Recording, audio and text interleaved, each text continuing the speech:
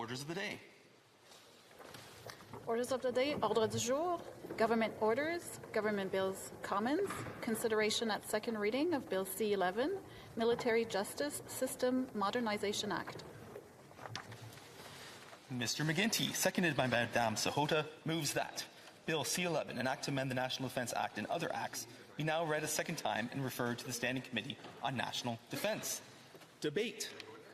The Honourable Minister of National Defence.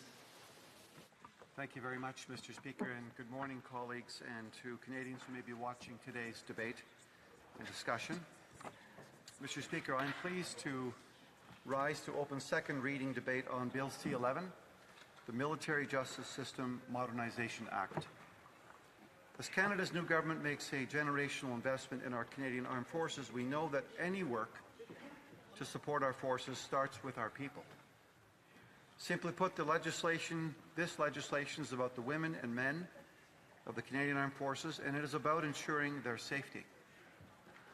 The people of the Canadian Armed Forces are at the heart of everything we do, whether they are defending our sovereignty at home, supporting our allies abroad, or serving at bases and wings across Canada.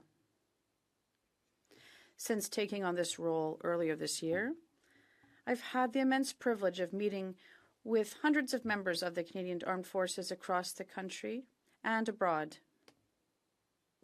Individuals one could meet, and I'm sure all parliamentarians, are deeply grateful for their steadfast dedication to Canada and Canadians.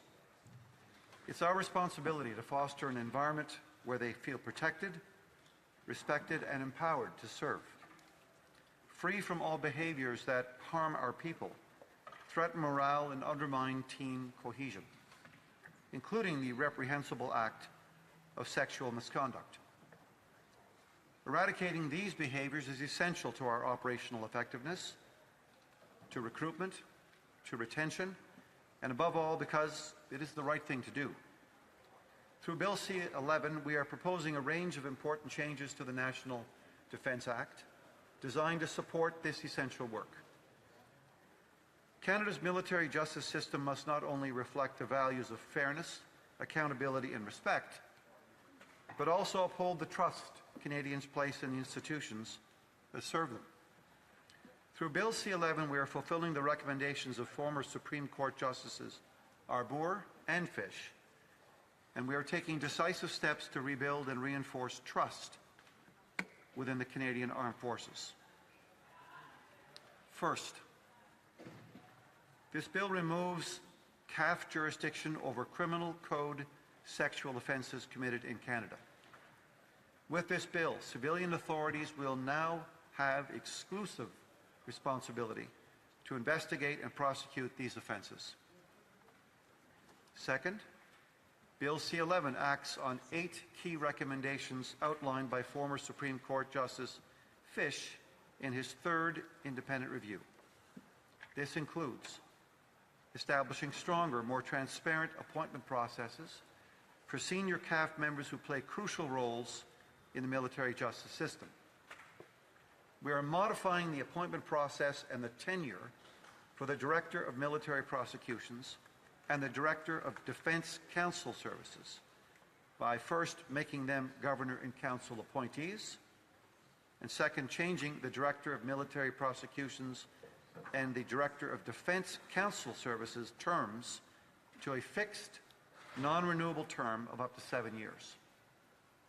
Modifying the process and authority for the appointment of the Canadian Forces Provost Marshal appointed by the Governor-in-Council. And finally, changing the title from Canadian Forces Provost Marshal to Provost Marshal General to align with the title of other senior designations in the CAF, such as the Surgeon General, the Chaplain General, and the Judge Advocate General. C-11 also builds on supports provided under the Declaration of Victims' Rights by expanding access to victim liaison officers to individuals acting on behalf of a victim. And fourth, it harmonizes the provisions of the military justice system concerning information on sex offenders and publication bans with the amendments already made to the Criminal Code in 2023. Mr. Speaker, these comprehensive recommendations to reform our military justice system are only a part of a broader transformation of our institution. We are making crucial changes to how we screen new recruits, to how we manage Canada's 2 military colleges, and to how we collect, store, and use data on workplace harassment and more. For example, we've instituted a probationary period for new recruits, which allows applicants to enroll and begin their training while the administrative work related to their application file is completed. During this probationary period, applicants must pass the required security clearance check, meet medical standards, and show that they live by the CAF's ethics and values. We need to ensure our military better reflects the country it serves, drawing from the very, very best people Canada has to offer. And we're starting to see our recruitment efforts pay off. Last fiscal year, we surpassed our recruitment goals, bringing in over 6,700 new regular force members. That's a 55% increase from the year before. But we still have work to do to build a culture that is truly rooted in dignity, inclusion, and respect for everyone who serves. We know we need to keep our foot on the gas and remain laser-focused on creating lasting change. As I previously mentioned, Bill C-11 fulfills several recommendations put forward in the reviews conducted by former Supreme Court Justices Arbour and Fish. We are also making important progress on many of their other recommendations to aid in our broader culture change efforts. In the independent external comprehensive review, Justice Arbour detailed 48 recommendations on everything from recruitment to training to oversight. En date de juillet, As of July, the Department had successfully implemented 36 of these recommendations, and we expect to have implemented the remaining 12 by the end of the year, although the full implementation of some will take much longer than others. we're making progress on Madame Arbour's first and second recommendations, strengthening our approach to addressing sexual misconduct by clarifying the full spectrum of terms and definitions into 3 categories: conduct deficiencies of a sexual nature, sexual harassment, and sexual assault. This ensures that we're better able to address each form of inappropriate conduct through the proper legal, administrative, and disciplinary means. The CAF has also adopted the Canada Labour Code definitions of harassment and violence. This change has made it so that the defence team has one single approach for dealing with harassment and violence in the workplace, applicable to both DND public service employees and CAF members. All incidents of harassment and violence in the defence team will be managed by the Workplace Harassment and Violence Prevention Program. This addressed Madame Arbour's third recommendation. Nous avons aussi donné...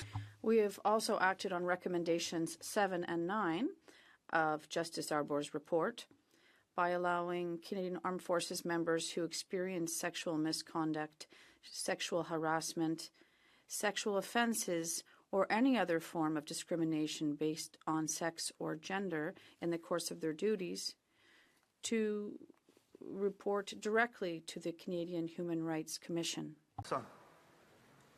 As many of you know, the external monitor, Madame Jocelyne Thérien, provides regular public evaluations of our progress in implementing these recommendations, including releasing biannual status reports. Elle a publié son... She published her 5th report in early July. In this report, she highlighted the sincere desire to improve working condition for defense team members across our organization as well as the concrete progress we have made, particularly with regard to integrating new recruits and promoting current staff to leadership positions. Her final and sixth report is expected in the coming weeks. Madame Thérien's thorough and objective assessment of our progress has been critical in informing how we're implementing these recommendations, and we thank her, Mr. Speaker, for her commitment, her good guidance, and her dedication. In April 2021, DND and the Canadian Armed Forces launched a comprehensive initiative to align the culture of defence and the professional conduct of its personnel with the fundamental values and ethical principles we aspire to uphold as a national institution. Since then, we have taken important steps to evolve our culture and bring about concrete change, including taking action to eliminate systemic racism and discrimination. This work encompasses a wide range of responsibilities, such as developing policies and programs that address systemic misconduct, improving mechanisms for monitoring and reporting misconduct, and overseeing the creation of a framework for professional conduct and culture that fights discrimination, harmful behavior, prejudice, and systemic barriers. To support these efforts, as we reaffirmed in Budget 2024, we're investing nearly $1 billion over 20 years to support these changes to the Canadian Armed Forces and introducing amendments to the National Defence Act to deliver key recommendations to advance culture change. Last year, we also launched a comprehensive implementation plan to guide efforts to address the various recommendations we've received. Mr. Speaker, we know that culture change is incremental. We know it's a step-by-step process that takes time. We know it requires a sustained and continuous effort. But we also know it is absolutely essential to the well-being and operational readiness of the Canadian Armed Forces. We continue to listen to defence team members, external stakeholders, communities, and partners, and learn from them as we strive to create a safer and more inclusive work environment. We are making real, concrete progress, but we recognize there is still much work to be done. Work to modernize our military justice system and change our culture. We also need to ensure that those affected by sexual misconduct get the support, the care, and the resources they need. Much of that work comes from the Sexual Misconduct Support and Resource Centre. This centre, which is independent in the chain of command and is celebrating its 10th anniversary, provides expert advice, guidance, and recommendations to armed forces and national defence personnel on all matters related to sexual misconduct. It includes a 24/7 helpline,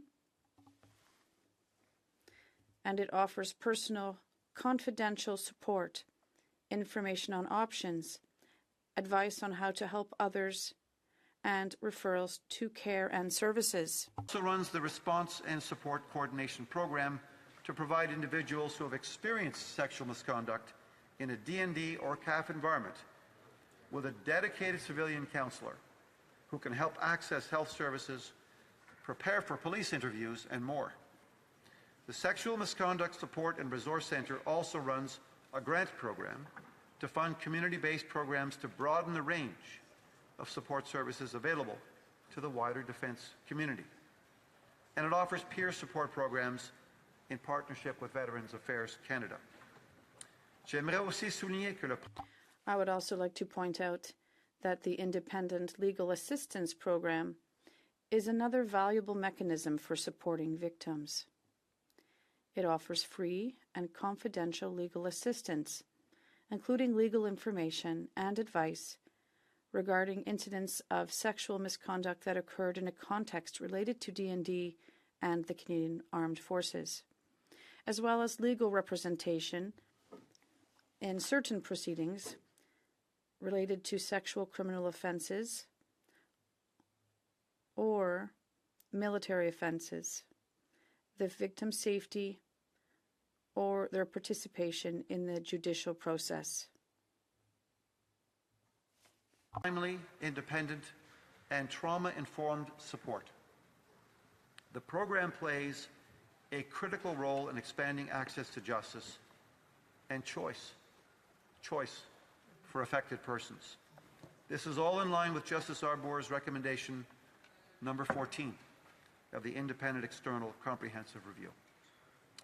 So, Mr. Speaker, the work I have outlined today is comprehensive, it's meaningful, and we believe, and I think at all sides of the House we would agree, it's important. We're taking decisive steps to rebuild and reinforce trust within the Canadian Armed Forces and confidence in our military justice system. As the House begins debate a second reading of this important piece of legislation, I will close by saying this. The time has come for C-11 to be moved swiftly through the House to the committee where it can undergo thorough study and perhaps, with the goodwill and good faith of all members on all sides of the House, Mr. Speaker, be passed forthwith. Thank you, Mr. Speaker. I look forward to questions and comments from my colleagues. Questions and comments? Interlake Eastman. Thank you, Mr. Speaker, and I'd like to thank the Minister on bringing this bill forward. It was Bill C-66 in the last Parliament, and we never got it complete at second reading. The Minister talked about trust, and I want to ask him about why should Canadians and those in the Canadian Armed Forces trust him and trust these Liberals. We have to remember that one of his predecessors, Harjit Sajjan, was complicit in a cover-up of sexual misconduct of one of the very highest-ranking officers in Canada, former Chief of Defence Staff John Vance. And when the Minister at that time was presented with evidence of sexual misconduct by John Vance, Minister Sajjan refused to accept it. We have 10 minutes here, Mr. Speaker. I just want to get this on the record. And I would ask, why should Canadians trust this minister when his predecessor covered up for 3 long years the sexual misconduct and refused to accept evidence? His Prime Minister of the day, Justin Trudeau, was complicit in that cover-up for those 3 years. And the final question on this is that they also sat on the Justice Deschamps report that was commissioned under our previous government, and they never acted on any of those recommendations at that time. The Honourable Minister of National Defence. Mr. Speaker, there are a few things. First of all, thank you for the questions. I think it's important for members of the House to trust a few things. The first thing they should trust is the incredibly important and probative and complete work done by Mr. Justice Fish and Madam Justice Arbour and their recommendations for improvement. The second thing they should trust is the judgment that has been exercised through those commissions of inquiry, which basically indicate that we need to take the question of criminal code sexual offences out of the situation where they are located now, which is inside the Canadian Armed Forces, subject to CAF investigation and CAF prosecution, and to take them and put them into the police of local jurisdiction. This is something that's received widespread support, including on all sides of this House, with the previous bill that my colleague has mentioned. I think we should really rely on the trust and the judgment of those 2 independent thinkers, and for that matter, the victims' groups, who've spoken very clearly about this, Mr. Speaker. Questions, comments? Question commentaire. Député Laurentides-Labelle. The Honourable Member for Laurentides-Labelle. Thank you very much, Mr. Speaker. First of all, let's be clear. This issue should have been dealt with decades ago. when people say that we haven't done enough since the recommendation in 2021, well, I think both parties present here should really look inward and see why nothing has been done. So, of course, we agree. It's high time. That said, Mr. Speaker, I'm the Vice Chair of the Veterans Affairs Committee.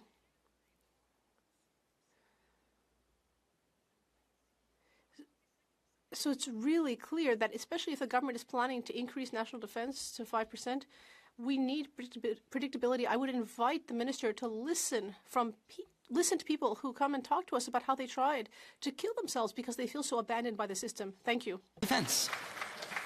Merci, Monsieur le Président. Merci à ma collègue. Thank you, Mr. Speaker. I'd like to thank my colleague. She is entirely correct. It is a matter now of listening. I'm looking forward to seeing what happens at committee. I'm looking forward to hearing from these witnesses. I'm looking forward to hearing their personal stories. We are entirely open to seeing whether we can improve the bill. There is much work to be done. And today, we are focusing on the future and implementing change. Yes, it's taken too long. This bill was brought in March 2024. Then there was an election.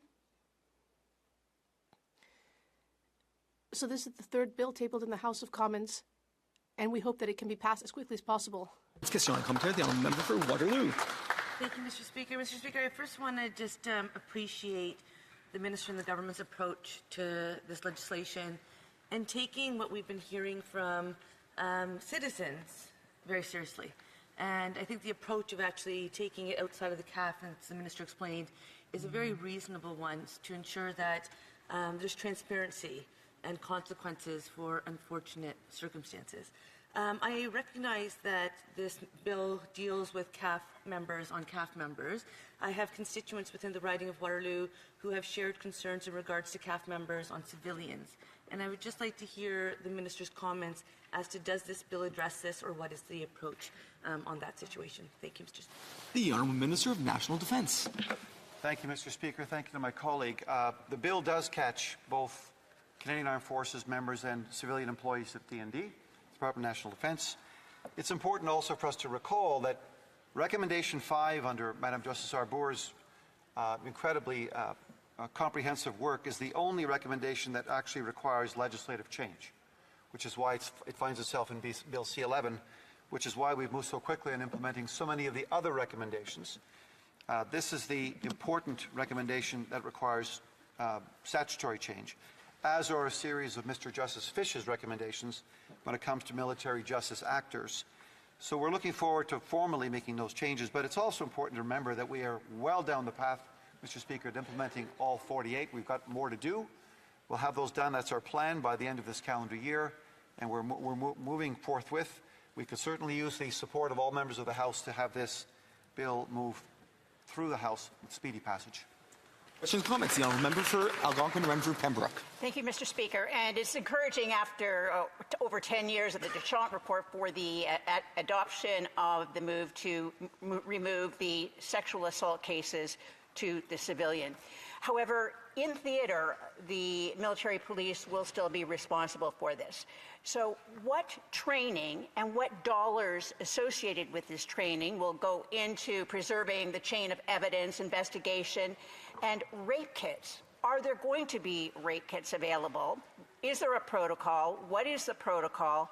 And most importantly, for military police here at home and deployed abroad, when is their pay increase coming? The Honourable Minister of National Defence. Thank you for that, Mr. Speaker. Thank you for reminding me.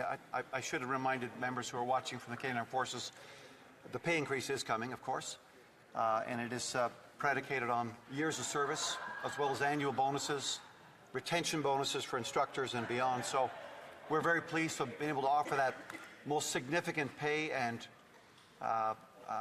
pay package increase in a generation. We hope that it will help with the retention and recruitment. I think we're seeing it in the early numbers, as I mentioned in my speech. But the member raises some very important questions around the capacity of our military police overseas, in particular, in theatre or on ships, for example. That's a very good question, which I will take back. I will look into the question of rape kits, and I will endeavour to get back to her with more detail. Questions and comments. Question and commentary. Député de... The Honourable Member for Abitibi-Témiscamingue. Thank you very much. Mr. Speaker. Well, we're talking today about justice for victims in the Army, victims of the Army's opacity. Recently, I went to see a film, Solo Combat, with Sandra Perron, who was the first female infantry officer in Canada. It was a fascinating and upsetting film. She created an excellent initiative, and I'd like to hear from the minister, considering this kind of situation. Are there measures that will be brought in to support victims throughout the entire process, especially by investing in initiatives like Sandra Perron's initiative to support women? The Honourable Minister. Thank you, Mr. Speaker. I was lucky enough to meet Sandra at the National Arts Centre a few days ago. It was an extraordinary film and story. What an extraordinary person Sandra Perron is. She is inspiring. She helped a lot with the details in this bill. And we hope that the voices of Sandra and others will be heard here.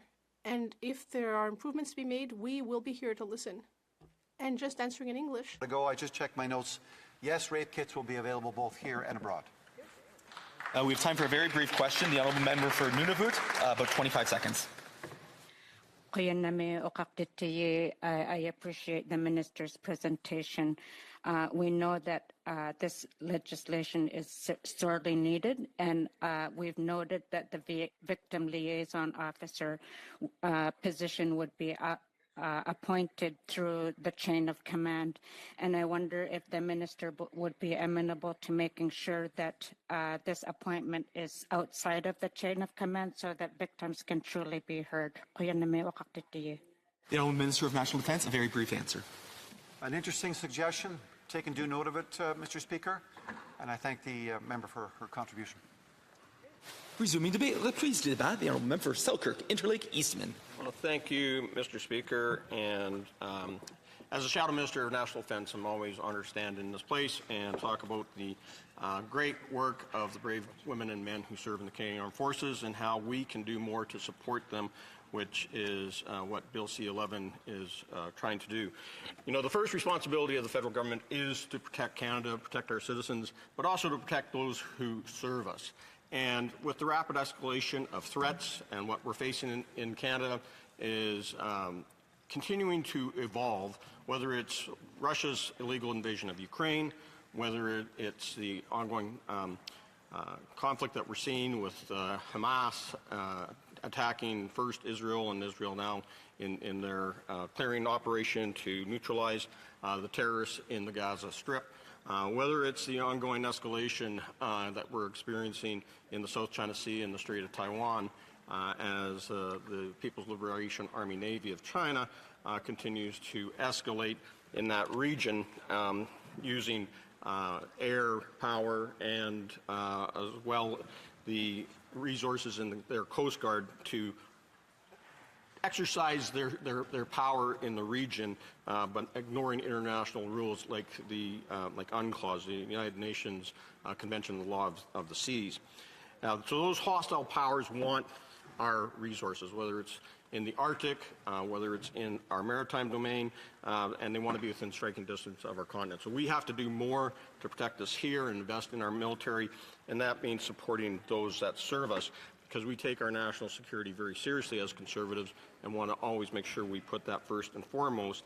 And that's why we have to invest in the people. That's why we have to invest in the kit that they have, invest in the training that they need to undertake to deal with the hybrid warfare, the asymmetrical warfare that we're experiencing around the world. And as you look at this particular bill, I'll just say this first and foremost, that Conservatives have always said, that we've always believed that those that serve, that proudly put on the uniform, the best of the best that Canada has to offer, deserve to have a respectful workplace, a place that's free of discrimination, free of racism, free of sexual misconduct, and free of abuse of authority and position, because all members deserve to be respected. And we also believe that the victims of those that are dealing with military sexual trauma deserve to have justice. And we hope that that is going to accumulate from the move from the military justice system to the civilian system if the capacity is there and if it will actually result in prosecutions and true justice for the victims of sexual military trauma. Now, we really do think that, it's been years. This Liberal government has been in power for 10 years. And they talked 2 reports. There's actually been 3 reports. The first report came out in 2015. And it's interesting to note that the only time that the current Minister of Defense and I have had an interchange in the House on military sexual misconduct was when he was a member of the third party when the Liberals were sitting way down in that far corner, and I was the Parliamentary Secretary to Defense, and he asked a question about what steps we were taking. And we had initiated at that time the Madam Justice Deschamps report, and she had made 10 recommendations. And of course we had the election, and that report sat on the corner of the desk of both former Chief of Defense Staff John Vance and former Minister of Defense Harjit Sajjan, and sat there and collected dust. They did nothing during that time. And so we had John Vance scandal and all that, and I'll talk about that a little bit later. But we know that through that process that the Liberals finally took action and had the Deschamps report, or had the Arbor report and now the Fish report that brought about some of the things that are happening in C-11. But it's taken 10 years to get to where we are today. 10 long years that they have sat on their hands and done nothing to actually change the National Defense Act and the military justice system under it. So when we look at Bill C-11, we are concerned about that it's going to potentially open the door for more political interference. There's going to be an opportunity here for partisan-styled appointments, such as they're giving more power to the Minister of National Defense to issue guidelines with respect to prosecutions. That wouldn't happen in the normal system here in Canada because that would be considered political interference. And they're changing the appointment process that the Director of Military Prosecution, the Director of Defense Council Services, and the Provost Marshal General are all now going to be appointed by a governor in council rather than by the minister himself. Again, we know that when things go into the PMO and into cabinet, things become quite political and partisan in there. So we'll continue to proudly support those in the armed forces, and we're going to make sure that we're carefully studying Bill C-11 to ensure that concerns from all stakeholders, whether they are those that are in the military justice system, those that are in the defense industry, those victim rights groups, and especially those who serve in the Canadian Armed Forces, that their voices are heard when we study this at committee. Now, this is, as I said earlier, C-11 is the former C-66 with only some minor tweaks on language in translations and interpretation of certain clauses in 67 and 68 and Clause 6. It amends the National Defense Act to transfer jurisdiction of offenses of the sexual nature from the military justice system to the civilian authorities, which includes the courts, municipal police, provincial police, and the RCMP, depending on the jurisdiction that the offense takes place, with the exception if there is a sexual offense that takes place outside of Canada when troops are deployed. And then those who are deployed will have access to the current definitions under the military justice system in the National Defense Act, and would still have military police and the JAG, the Judge Advocate General's Office, undertake those investigations with the National Investigative Service. Now, we know that Section 273 of the National Defense Act provides for that. It has provided for the way that this has been dealt with historically, but there is concern, will the civilian courts have the capacity to take on extra cases in those jurisdictions, both from the standpoint of at the court level as well as the police level? What are they going to do with historic cases? Because we already know that historic cases that have been transferred into the civilian court system has not resulted in actual convictions. Instead, we've seen high-level flag officers and general officers that were found innocent, and or their proceedings were stayed, or the Crown itself rejected it because of the way the evidence was collected by the military, police, and National Investigative Service of the Canadian Armed Forces. We question whether that provides the justice that the victims were looking for. We definitely want to make sure that, that those are all given a fair trial and support those that were erroneously charged in the first place. So what are we doing about the issue of capacity, as was previously asked by my colleague, within the military, police, National Investigative Service, for when they have to do investigations outside of Canada, and how do they coordinate with provincial, municipal, and the RCMP police agencies when we are talking about things that have happened on base and will require the investigations done by local authorities. Within C-11, it seeks to increase the independence. One of the recommendations coming from Madam Arbour and Justice Fish was to see more independence within the military so that we would avoid the situation what happened with John Vance.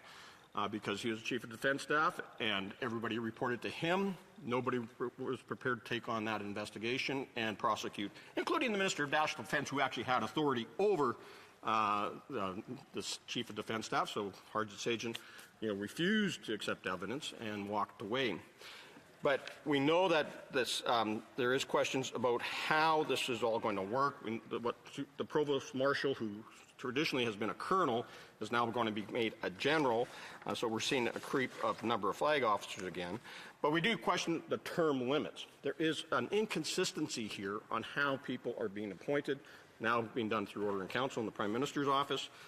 And we know that there's going to be the ongoing issue of the length of terms. So some are for 4 years, some are going to be eligible for reappointment, some are not going to be eligible for reappointment, some are for 7 years, some are for 10 years. It just gets a little bit confusing on how this is going to all work, and we just want to make sure that when we talk about the Provost Marshal General, the Director of Military Prosecutions, the Director of Defense Counsel Services, that there is a criteria as to what we want to see as to capabilities to service, what positions that normally would have reported to the Vice Chief of Defence Staff and or the Judge Advocate General. Now those things are going to be actually give these guys their independence, so they go straight to the minister and to the government. So questions about chain of command and how that's going to work. But these are things that we can look at committee. Same is true for the Director of Defence Counsel Services. So consistency is important here. Qualifications is important in these appointments. And we want to make sure that the partisanship that happens within the Prime Minister's office does not percolate into those that serve the Canadian Armed Forces. Now, the Minister talked about trust. And as I said in my question to him, that the Liberals can't be trusted, especially when it comes talking about bad political appointments. When we look at 2022, the Liberals appointed Laith Moriaf to do a project. Turned out was an anti-Semite, and they're supposed to be working on diversity. The Liberals appointed Martine Richard for the Ethics Commissioner, who she had to drop out because she was related to one of the cabinet ministers who currently sits here today. Complete conflict of interest. They appointed Burju Datani as a human rights commissioner who turned out to be anti-Semitic. And, of course, another terrible appointment by the Liberals. And, of course, Justin Trudeau completely ignored the ethics commissioner warning about appointing Annette Verschuren as the head of the Green Slush Fund. And, of course, resulted into a huge scandal of over $2.1 billion that her and her cohorts were able to take from that Liberal slush fund and stuff into their own pockets. So, and we should never forget that this Prime Minister just recently appointed Doug Guzman as CEO to the Defense Investment Agency. Well, it turns out that Doug Guzman is his former banking buddy of the Prime Minister's at Goldman Sachs. So I don't know if we need to have these close personal friends and, partisan bagmen that work for the Liberals actually getting these types of appointments, and I hate to see that turn out to be the case as we look at appointments within the National Defense apparatus when it looks at those who are going to be in charge of our military justice system. That would not be fair. Now, the Liberals also can't be trusted when it comes down to criminal justice. They've been soft on crime right from the beginning. Bill C-75, brought in the whole principle of restraint that puts the least onerous conditions for those that are seeking bail. And so this is where we get bail, not jail. And repeat violent offenders are going back on the street. Now, potentially, those who are committing sexual assaults within the Canadian Armed Forces will have access to that same lax and soft on crime approach that the Liberals have done. Bill C-5, another reason why we should not trust the Liberals when it comes down to reforming the military justice system, because Bill C-5 reformed the criminal justice system by repealing mandatory jail time and allowing very serious violent offenders to serve those sentences at home. And that includes that you can get house arrest and not jail time if you commit sexual assault, sexual interference, and sexual exploitation. And those conditions are now going to be transferred from the military justice system out of the Department of National Defense and the Canadian Armed Forces to the civilian system, which the Liberals have almost completely destroyed. And as I mentioned earlier, we can't trust these Liberals when it comes down to dealing with sexual assault in the Canadian Armed Forces.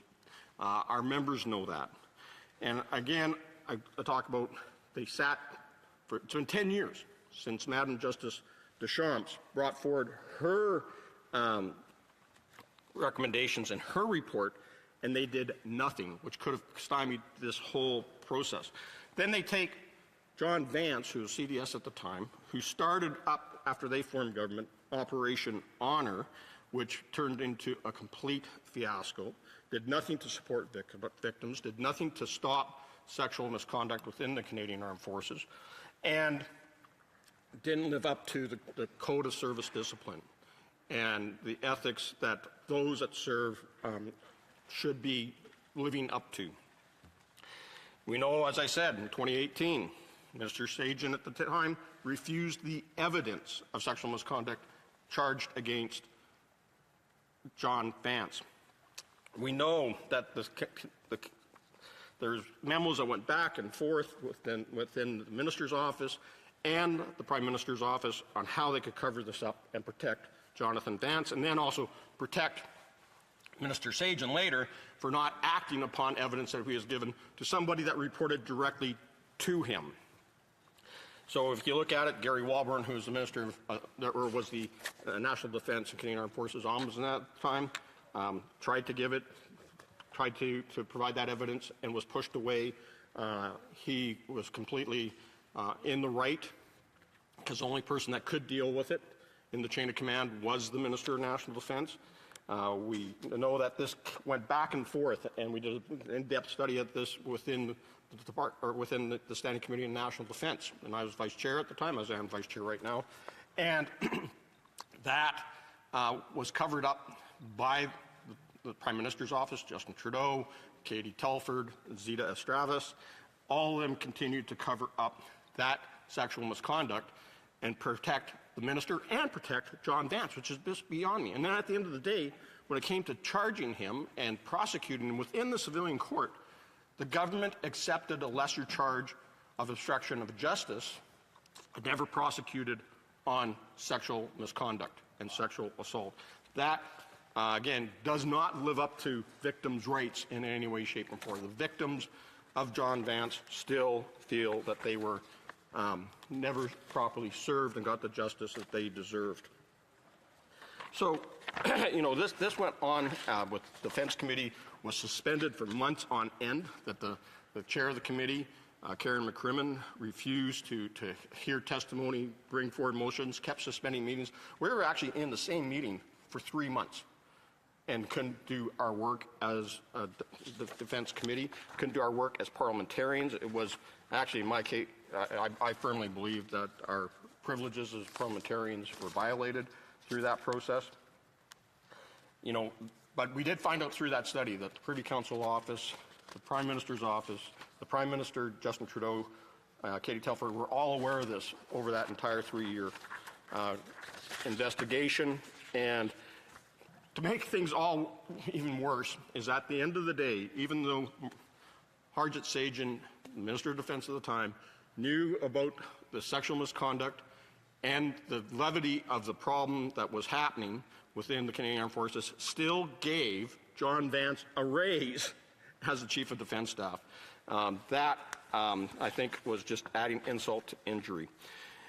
And we know when it comes down to political interference, Mr. Speaker, that these Liberals just can't be trusted. You know, you look at how they continue the ongoing F-35 debacle and continue to politicize that procurement, that our Royal Canadian Air Force and our Canadian Armed Forces, right to the Chief of Defense Staff today, have all said this is the jet that we need. We should be buying more of them. And of course, the Liberals continue to play political football, kick the can, and delay that procurement, which is only undermining the ability of the Royal Canadian Air Force to protect us here at home and to work alongside our allies. We know things like cash for access with wealthy Chinese billionaires that Justin Trudeau was involved in. We know that they tried to cover up the expensive holiday that the Prime Minister took on his private island. Ethics Commissioner has found multiple breaches. We know that the witch hunt that went on after Vice Admiral Mark Norman back in 2018. That was all politically motivated. So, Mr. Speaker, I'll just say this. We can't trust the Liberals because they have failed our Canadian Armed Forces. They have failed our brave women and men. You know, our warships continue to rust out, our jets are worn out, the Army has been hollowed out, and our troops no longer feel like they're respected and honored by this government. When we really do dig in, we look at Liberal policies, you know, the Book of Empty Promises in their 2017 defense policy, the defense policy update, they're all irrelevant. They have allowed money to lapse. And that, because of the lack of respect that our forces have, we have a recruitment problem. We're over 13,000 troops short today. Over 10,000 are undertrained and underdeployed. There's over 67 houses that are short for our forces. And Mr. Speaker, I just say this. Conservatives will rectify all the mismanagement and wrongs by the Liberal government in serving our Canadian Armed Forces.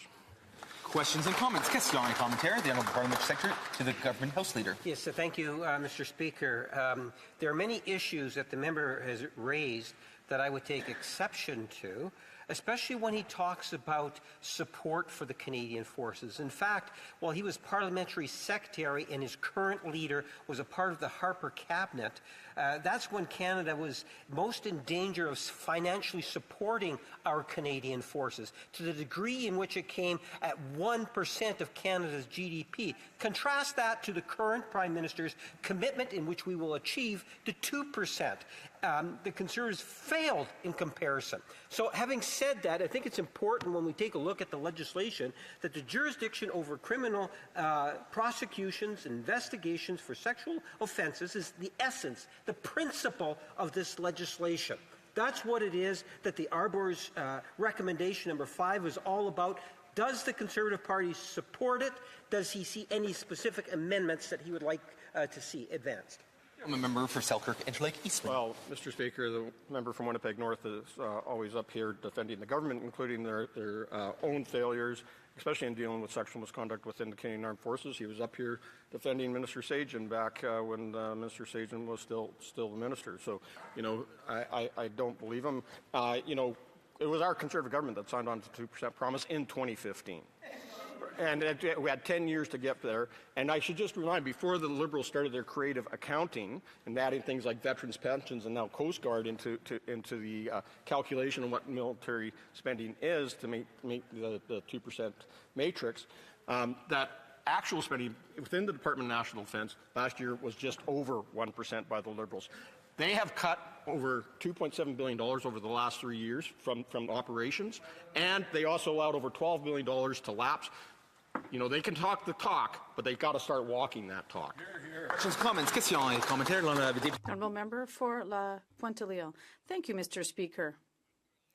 Our colleague talked a lot about the case of Jonathan Vance, but in that case, both the Conservatives and the Liberals had their heads in the sand, because when there were allegations and rumors against Mr. Vance, the Conservatives still appointed him Chief of Staff and responsible for operations for misconduct. And at that time, the CAF was the object of allegations and was being severely criticized for the way they were managing sexual misconduct cases. So why did the Conservatives not then decide to appoint someone who was irreproachable? And instead of appointing Mr. Vance, even though there were already rumors of sexual misconduct involving him? So I'll just say that first and foremost, you know, that was at the end days of our government when John Vance was appointed. I'd also say that it was the bloc that helped the Liberals shut down the study in 2021 into sexual misconduct within the Canadian Armed Forces, and particularly Minister Sajan's mismanagement and refusal to deal with the sexual misconduct of John Vance. So I wouldn't think the bloc could take much high ground on this one. I would just remind everyone again that we started the Madame Deschamps report looking into addressing sexual misconduct in the Canadian Armed Forces. The government had a chance to act upon it, but they didn't. Comments, the honourable member for Sarnia-Lambton, Bouquet-Renouang. Thank you, Mr. Speaker. I'd like to thank my colleague for an excellent speech. Obviously, I agree with the Deschamps recommendations in the Arbor report to move sexual misconduct allegations out of the military justice system and into the criminal justice system. But I think the record of the Liberals in the criminal justice system, we've seen that sexual assault is up 76%, and that mostly these repeat offenders are let out on bail. And so my concern is that there won't be any justice in the criminal justice system. Does my colleague share that concern? The honourable member for Selkirk, Interlake Eastman. Well, as I said, both Bill C-75 that reduces the conditions on the principle of restraint, allowing those that commit sexual offenses to be released on bail very easily, allows them to be repeat offenders. So that now will permeate into the Canadian Armed Forces as well, because of the soft on crime approach that has been taken by the Liberals. And on Bill C-5, they got rid of a lot of our mandatory minimums, and so repeat sexual offenders can now actually serve their sentences at home. That includes sexual assault, sexual exploitation, and sexual interference. And so what is the purpose then if those that are committing these crimes are allowed to continue to serve in the Canadian Armed Forces at their leisure? Comments, the honourable member from Moncton Dieppe. Much, Mr. Speaker. I want to first of all take a moment, I guess, to thank my colleague for his speech today. But I have to say, during his remarks today, he mentioned about talking the talk. Having worked with victims of crime for over 23 years before I became a parliamentarian, I've seen firsthand the impacts of sexual violence on many victims. And today I was really hoping to hear, and I was listening attentively, to hear comments talk about how important it is to have a trauma-informed response, talking about the rights of victim. And instead we heard partisan, garble.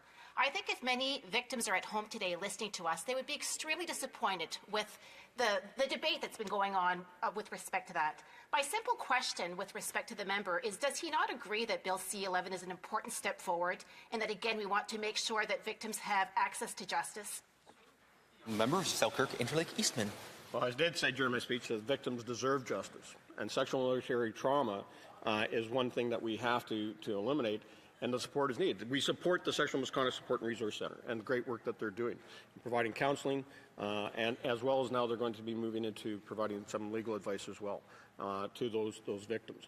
Victims' rights have to be paramount. That's why we supported Bill C-77 when that came through to address making sure that we codified the victim's rights from the criminal code and moved it into the National Defense Act as part of military justice. So we'll continue to fight for victims because that's what this is all about. But that's why I raised the flag that can we trust this government who have ignored victims' rights for all too long by letting the repeat offenders back out on our streets, which now is going to permeate within the Canadian Armed Forces as well.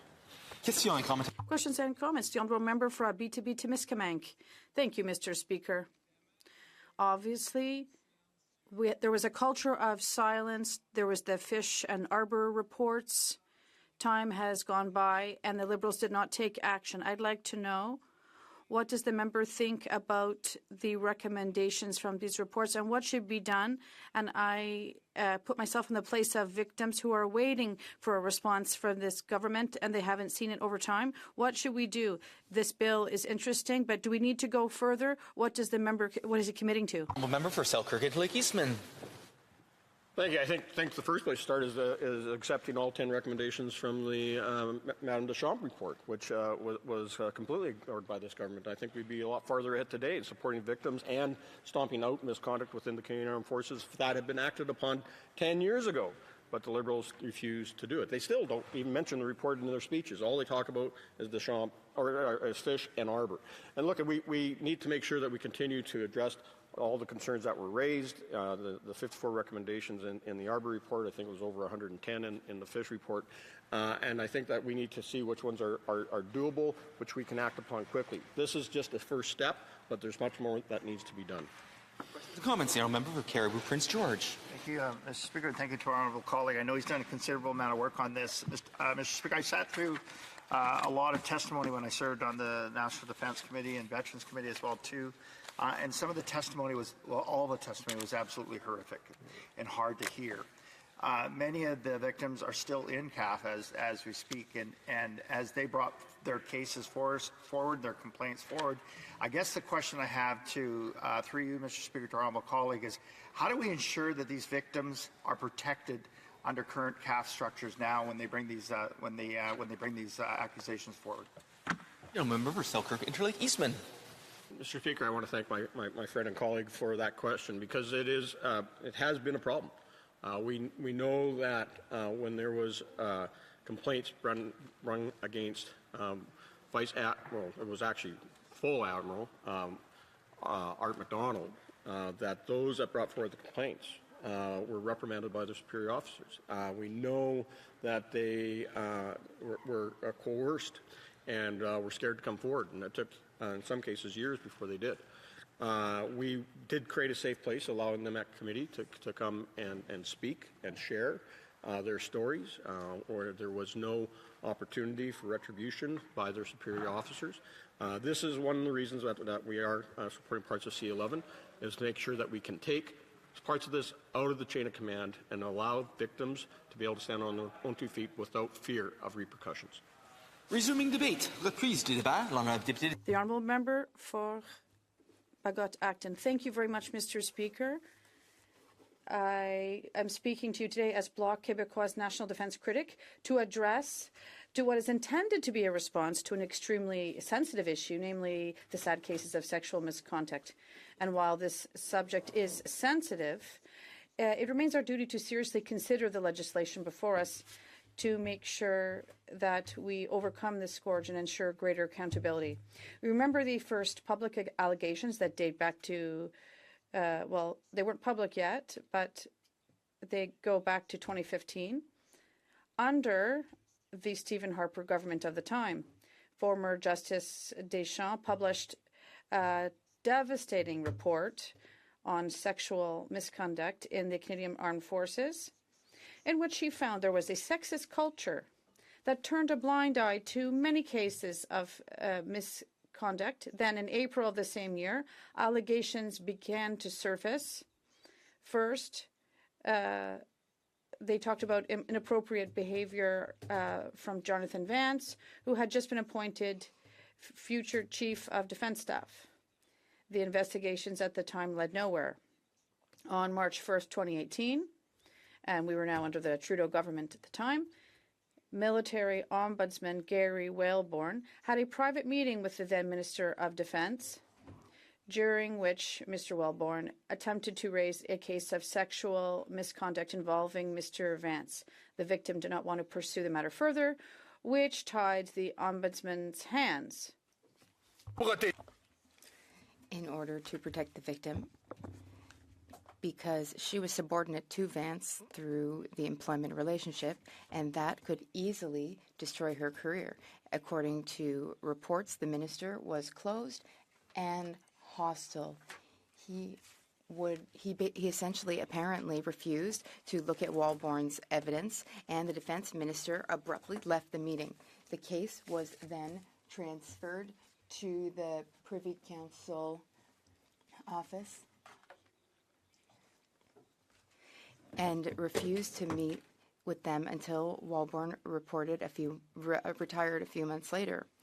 The minister's office and others exchanged emails to discuss the situation. On March 5th, 2018, Janine Sherman from the Privy Council, finally this case ended up before the Privy Council, wrote to Walborn to request more information. On March 5th, the minister's chief of staff contacted Walborn by email to request more information. Then, on March 9th, Vice Admiral Mark Norman was accused of having shared with journalists documents showing that the Liberals were trying to cancel a contract at the Davie shipyard in favor of Irving. Well, the Liberals, in that case, immediately called for an inquiry into Norman. Justin Trudeau himself personally stepped in to say that Norman should face justice. So that's clearly a double standard, Mr. Speaker. On March 16th, 2018, the Privy Council representative met with the victim, confirmed that the victim did not want to take things further, and withdrew her complaint because she had not received any guarantee that the Minister of Defence would protect her. That's very serious, Mr. Speaker.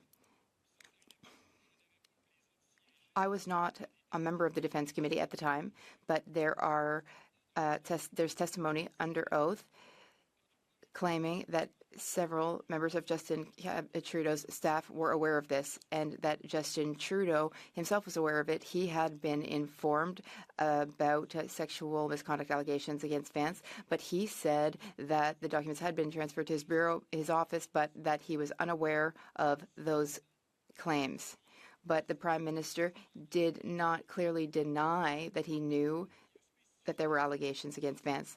He specified that he did not know that there were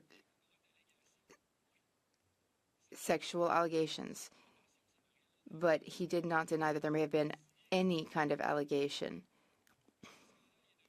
So the scandal went public in February of 2021 when Global News reported on cases of inconduct being brought against Vance, including relationships with inferiors, including an event in 2012 with a woman much younger than him.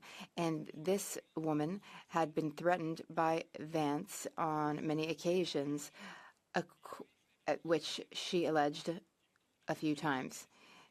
Vance said that he was in charge of the investigation service of the Canadian Armed Forces, and he said at the time, before all this erupted, that he said, it's all good because I'm in control of the process. This is basically takes us back centuries to a monarchy system led by a king. Now, when former Minister Sajjan was called for the first time, he said that he had found out about allegations about Vance in the media, and he systematically refused to reply to questions. He insisted that he could not answer questions because the case was before the courts. Now, Gary Walborg, he was ombudsman, confirmed that he had informed Minister Sajjan, but that Minister Sajjan had not had any interest in even looking at the file. That was very damning to the government. Other testimony in committee confirmed that the minister should have taken action and that the minister had many tools to open an investigation into Vance. Sajjan returned before the committee in March 2021. On that occasion, he decided to defend how he handled the situation. He admitted that he had declined to look into the Walborg investigation, He gave an explanation of that, but it made no sense at all. The Liberals did not hesitate to engage in obstruction and to block the committee from calling Liberal employees.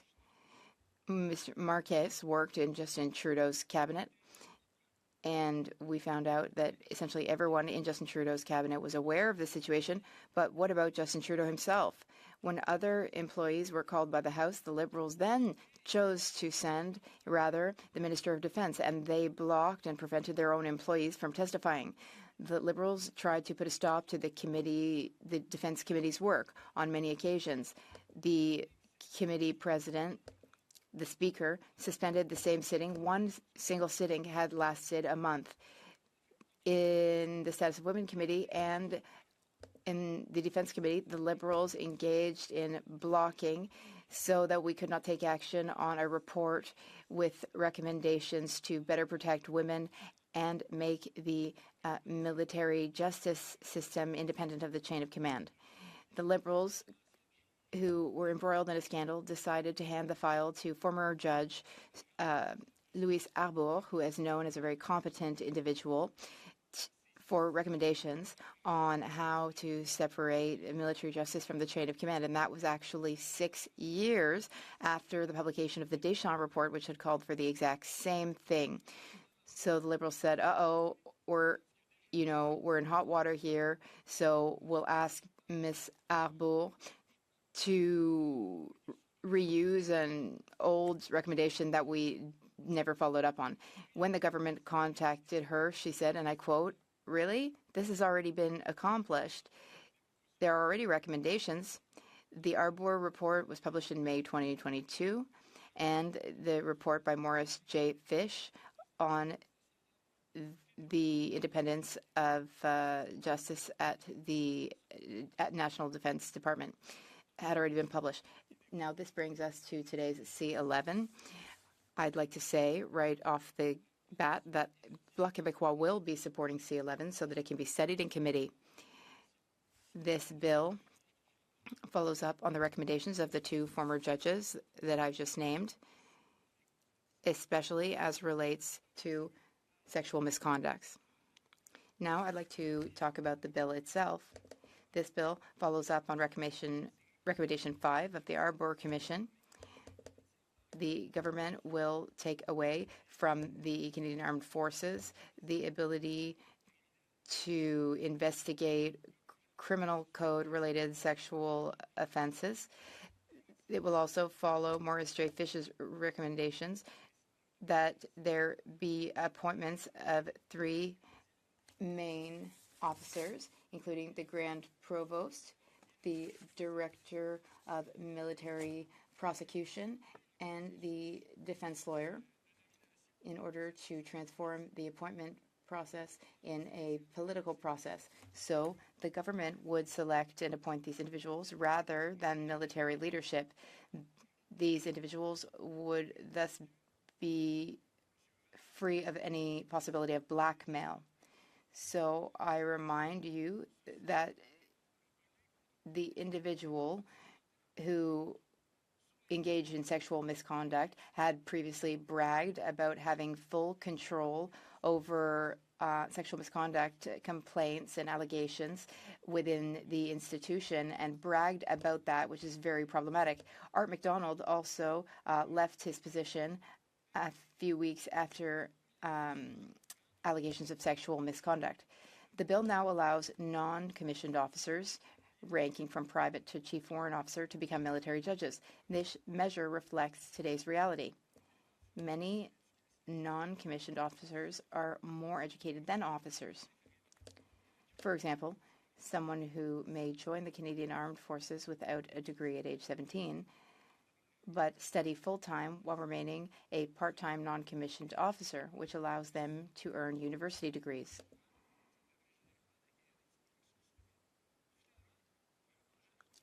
Finally, the bill makes other less substantial changes, such as allowing victims to be assisted by a victim liaison officer. That's the term that the bill calls for, and it's a good idea. Bill C-11 follows up on recommendations of the Arbor and Fish reports, which called for legislative changes and should have been passed years ago. Many of these measures require some agreement with the provinces. One of the most important measures in the bill is the removal of the Canadian Armed Forces jurisdiction over investigations and prosecutions of sexual offences under the Criminal Code when they were committed in Canada or have deemed to have been committed in Canada. In other words, civil courts will now handle these offences. In the case of former Supreme Court Justice Louise Arbour's report, this recommendation, number 5, was the only one which required legislation to implement, which is why it is the only recommendation from Justice Arbour in this bill. However, the military may arrest the accused and collect elements of evidence pending the arrival of civil authorities. That's an important nuance. It will be necessary, however, to determine whether restricting civil jurisdiction over offences committed in Canada could be problematic. While, at first glance, the bill only applies to offences committed in Canada may seem problematic, it should be remembered that Canadian jurisdiction normally applies during operational deployments abroad. Otherwise, local jurisdiction would apply. For example, when a member of the military goes on holiday abroad or participates in training abroad. This ultimately amounts to the same thing, despite the fact that transferring the case to civil authorities will take longer during a deployment abroad. Justice Arbour wrote the following in her report, and I quote, "When the offence occurs outside Canada, the military police may take initial action to secure evidence and begin an investigation, but they must contact the civilian law enforcement authorities as soon as possible." In other words, the bill goes as far as possible in terms of law enforcement by civilian authorities, while remaining reasonable thanks to several conditions that allow the military to collect evidence. For instance, if the military is caught in the act. The bill also responds to 8 recommendations in the report by former Judge Fish, notably to remove from the military hierarchy the power to appoint certain persons responsible for justice. These recommendations include Recommendation 2, a recommendation by Mr. Fish.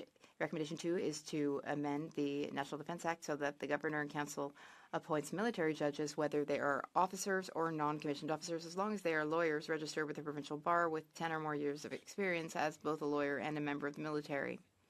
Recommendation 7 is that the Director of Military Prosecutions and the Director of Defence Council Services be appointed on the recommendation of the Minister of Defence for terms of up to 7 years. Recommendation 8 calls for the repeal of subsections and sections which enable the Judge Advocate General to establish guidelines or give instructions for a particular prosecution. This power will now go to the Minister of Defence with C-11 through amendments and repeal. Recommendation 10 seeks to amend a section which states that the Judge Advocate General exercises authority over all matters relating to the administration of military justice within the Canadian Armed Forces, to specify that the exercise of this authority must be carried out with respect for the independence of military prosecutors, Military Defence Council, and other statutory actors within the military justice system. C-11 therefore amends this section by adding provisions to specify the independence of the Provost Marshal General, the Director of Military Prosecutions, and the Director of Defence Council Services. There are some other positive recommendations, for instance, that the appointment of the Canadian Armed Forces Provost Marshal be made by the government, and that the title of this position is named Provost Marshal General. And another positive recommendation to ensure that the Provost Marshal General holds at least the rank of Brigadier General, the lowest rank for generals. Appointment by politicians and the impossibility for the military to revoke the appointment gives the Provost Marshal General greater independence. This avoids the situation we saw with General Vance, who boasted about having control over the judiciary.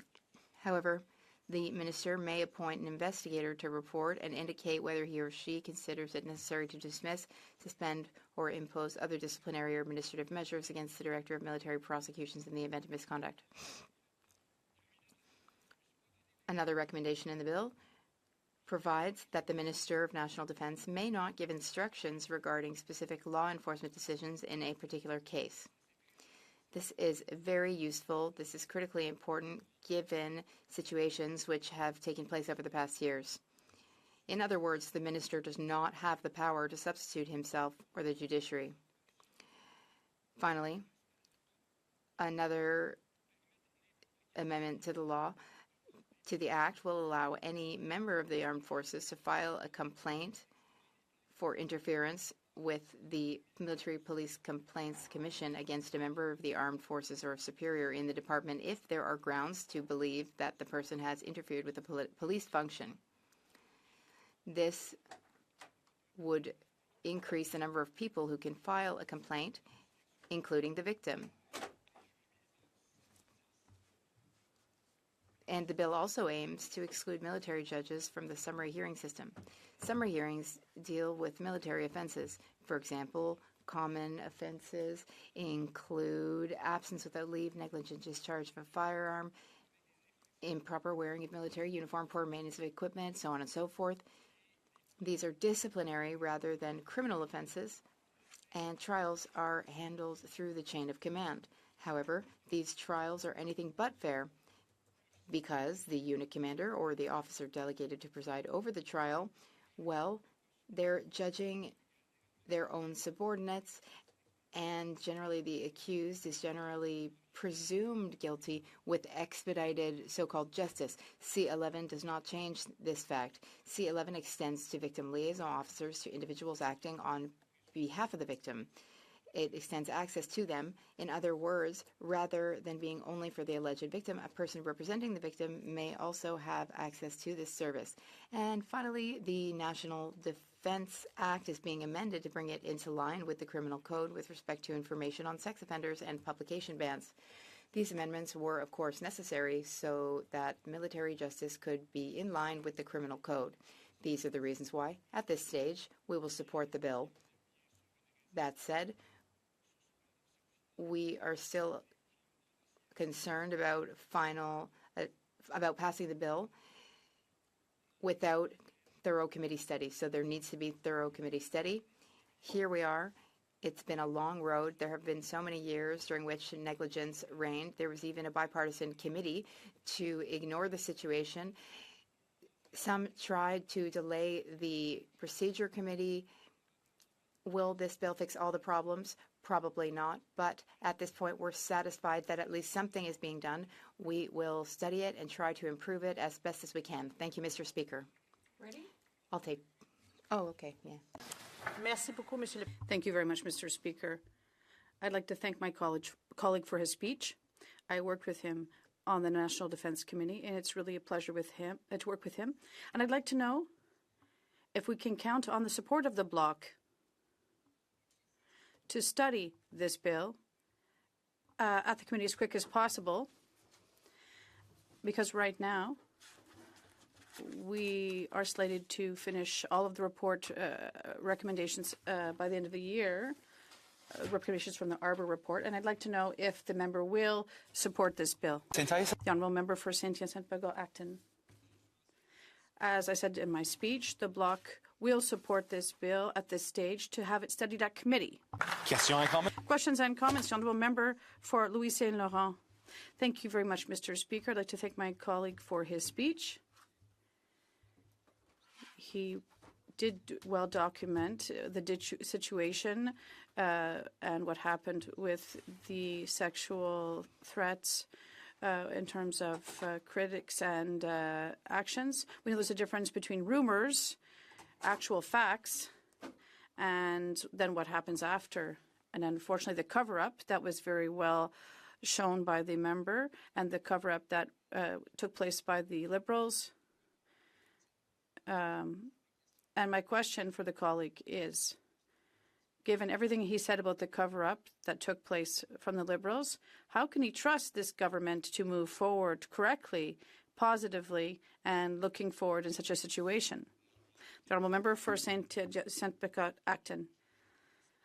I know my colleague well enough to know that he appreciates this type of rhetoric questions, and often the answer is in the question itself. At least he's smiling. I think the hat fits, but it was a real scandal, and I appreciate his nuance between allegations and actual facts that have been demonstrated. We still have more to learn with the necessary prudence that is required. But in terms of moving forward, this was already the idea that was already put forward to have specialized courts. Well, we're really going back to the military cases here, but I don't have an excess of confidence in the Liberal government, but we do have a bill at this stage that needs to be looked at closely, and then there seem to be enough interesting elements. And then, of course, if we can approve it, we will. If there's still cover-up operations, like he says, well, we will work as the opposition to put the necessary pressure on the government so this doesn't take place. But at this stage, there are enough interesting elements so that we can support it. Questions and comments, Honourable Member for Abitibi Timiskaming. Thank you very much, Mr. Speaker. I'd like to thank my colleague for Cynthia Sapagot Acton for his excellent speech and for the very interesting this culture of silence that he underscored. Well, in terms of silence, there's also the Minister Sajjan, who was silent, and now we're going to give the minister even more responsibility. What happens if we have another passive minister? Can we trust them and give so much power to a minister in the current context? We'll need amendments at committee. Thank you, Mr. Speaker. The honourable member.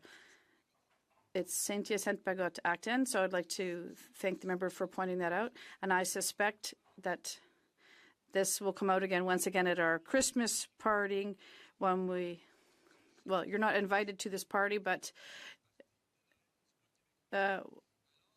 well, and this being said, there are some aspects where I think that the answer, I will be looking at this closely, we'll be looking at the bill carefully, and several people have mentioned the issue that the bill, well, the former bill died on the order paper. But, well, we'll be looking at this bill carefully. But I approve the reason why we want to increase this power. We have to keep it out of military oversight. The answer, well, we'll have to look at it under careful consideration very soon. Thank you. Questions and comments? The Honourable Member for Moncton Dieppe. Thank you, Mr. Speaker. I'd like to thank my colleague from the bloc for his very good speech. I really appreciated the oversight he provided. And we have to make sure our victims do have access to justice. We also want to make sure that the victims will have access to the resources they need and the services they need when things are tough. And also, I think that we also want to make sure we always have an approach that is trauma-informed. And I understand the bloc will be supporting C11. They talked a bit about keeping some reservations. And what does the bloc member, can he tell us what recommendations that he would like to see to improve C11? Thank you. The Honourable Member for Cynthia Saint-Bagot Acton. My only reservation is that we can't give anyone full confidence. It's a very voluminous bill. It does, well, the devil is in the details, as it always is with such documents. We really do have to do our work correctly. And a bill like this that comes from the government, we can't just say in the opposition that we can accept it blindly. It's in that spirit that we're going to look at it closely. Thank you. Comments, Honourable Member for Langley Township, Fraser Heights. Thank you, and I'd like to thank my colleague from Quebec for his speech. He's signaling that the Bloc Québécois is going to support this bill. An important part of the bill is that trials for sexual assault and sexual harassment will be taken out of the military courts into the civilian courts. But given delays in our civilian courts, is the member confident that victims of sexual assault and sexual harassment will see justice speedier and in a more fair way in the civilian courts. The Honourable Member for Saint-Hyacinthe-Bagot-Acton.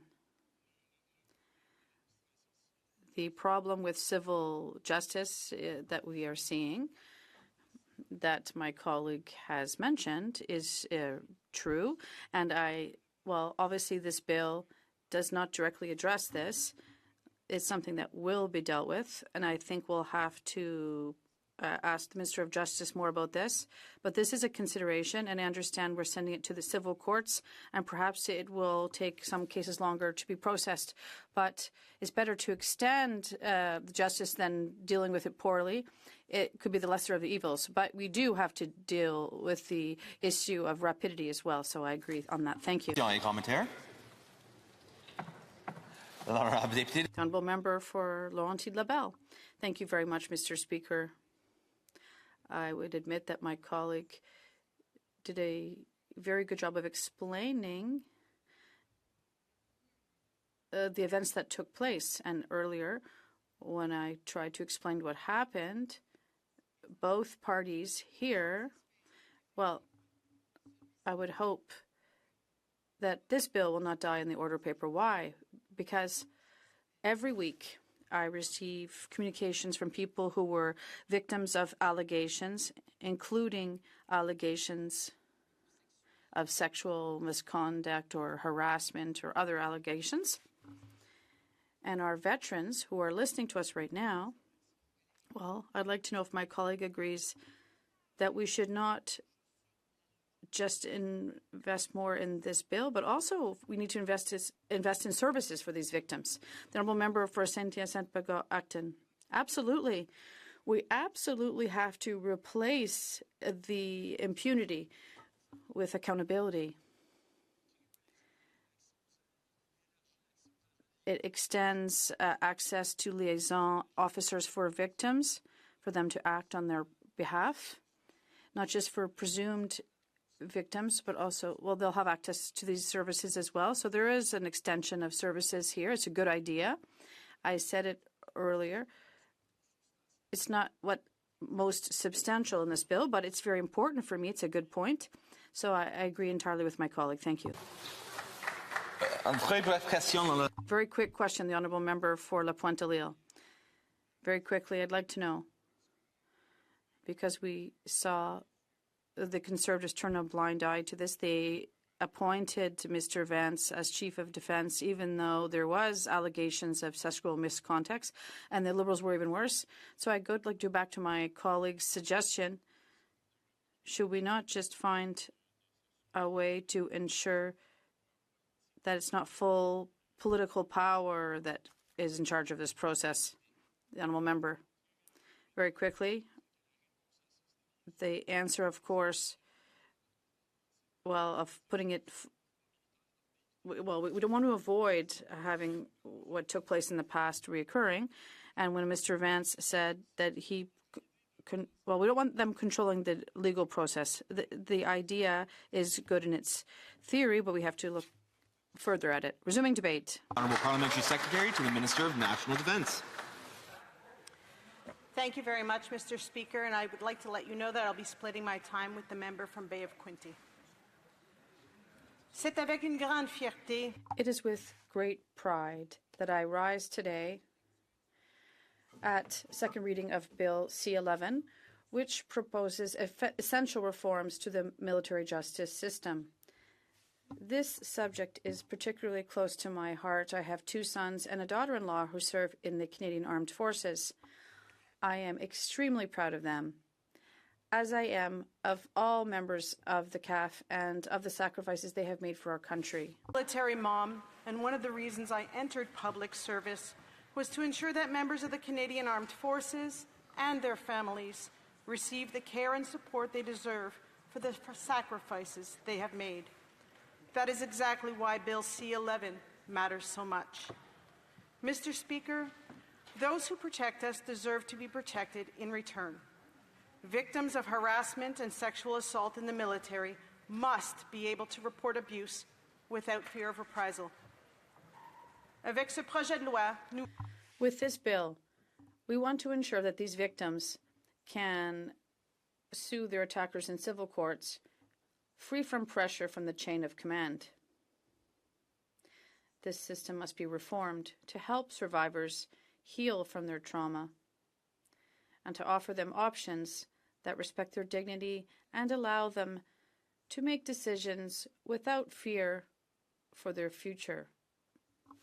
Bill C-11 is grounded in two landmark independent reviews, one by former Supreme Court Justice Morris Fish and the other by former Supreme Court Justice Louise Arbour. Justice Fish's independent external comprehensive review, published in 2021, examined how our military justice system functions, from investigations to court-martials to oversight and accountability. He found that while the military justice system is vital to maintaining discipline and operational effectiveness, it must also align with the core principles of Canadian justice: independence, fairness, and respect for the rule of law. Justice Fish made 107 recommendations, several of which aim to strengthen civilian oversight, refer sexual offences to civilian courts, and increase accountability within the chain of command. Bill C-11 directly addresses these recommendations by modernizing the system and bringing the military process more in line with the civilian process. A year later, Justice Louise Arbour was asked to go even deeper, to look not just at policies, but at the culture and power structures that shape behavior inside the Canadian Armed Forces and the Department of National Defence. In the preface to her report, she wrote words that should stop us all, and I quote, "For years, women were simply shut out. When finally allowed to serve, they were made to feel they did not belong. They were harassed, humiliated, abused, and assaulted, and appallingly, many continue to be targeted today. The exposure of sexual misconduct in the CAF has caused as much damage as defeat in combat would have to demoralize the troops and shock Canadians." End quote. Monsieur le Président, ces mots... Mr. Speaker, these words are a call to action. Justice Arbour's review includes 48 recommendations for rebuilding trust and accountability.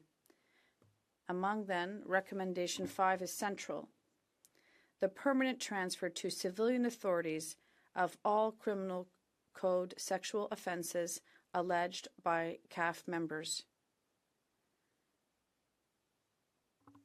Bill C-11 implements these recommendations. Serious offences, including sexual offences, will now be dealt with by the civilian justice system, offering survivors the same protection as all Canadians. The government has already acted on an interim basis to implement this recommendation. Since late 2021, all new allegations of criminal code sexual offences involving CAF members have been referred to civilian police and prosecutors. Bill C-11 now makes that practice permanent, providing clarity, consistency, and confidence to survivors and to the system as a whole. General Jenny Carignan, when she was Chief of Professional Conduct and Culture, met with over 16,000 members of the Defence Team and the Canadian Armed Forces.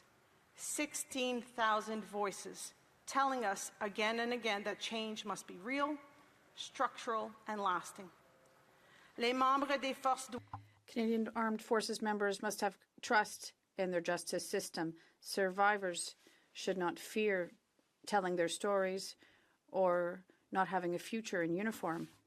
In our North, strong and free, harassment, discrimination, and violence in any form have no place in the Canadian Armed Forces. Such behavior causes lasting harm and undermines Canadians' trust in their military institutions. C'est pourquoi il est impératif.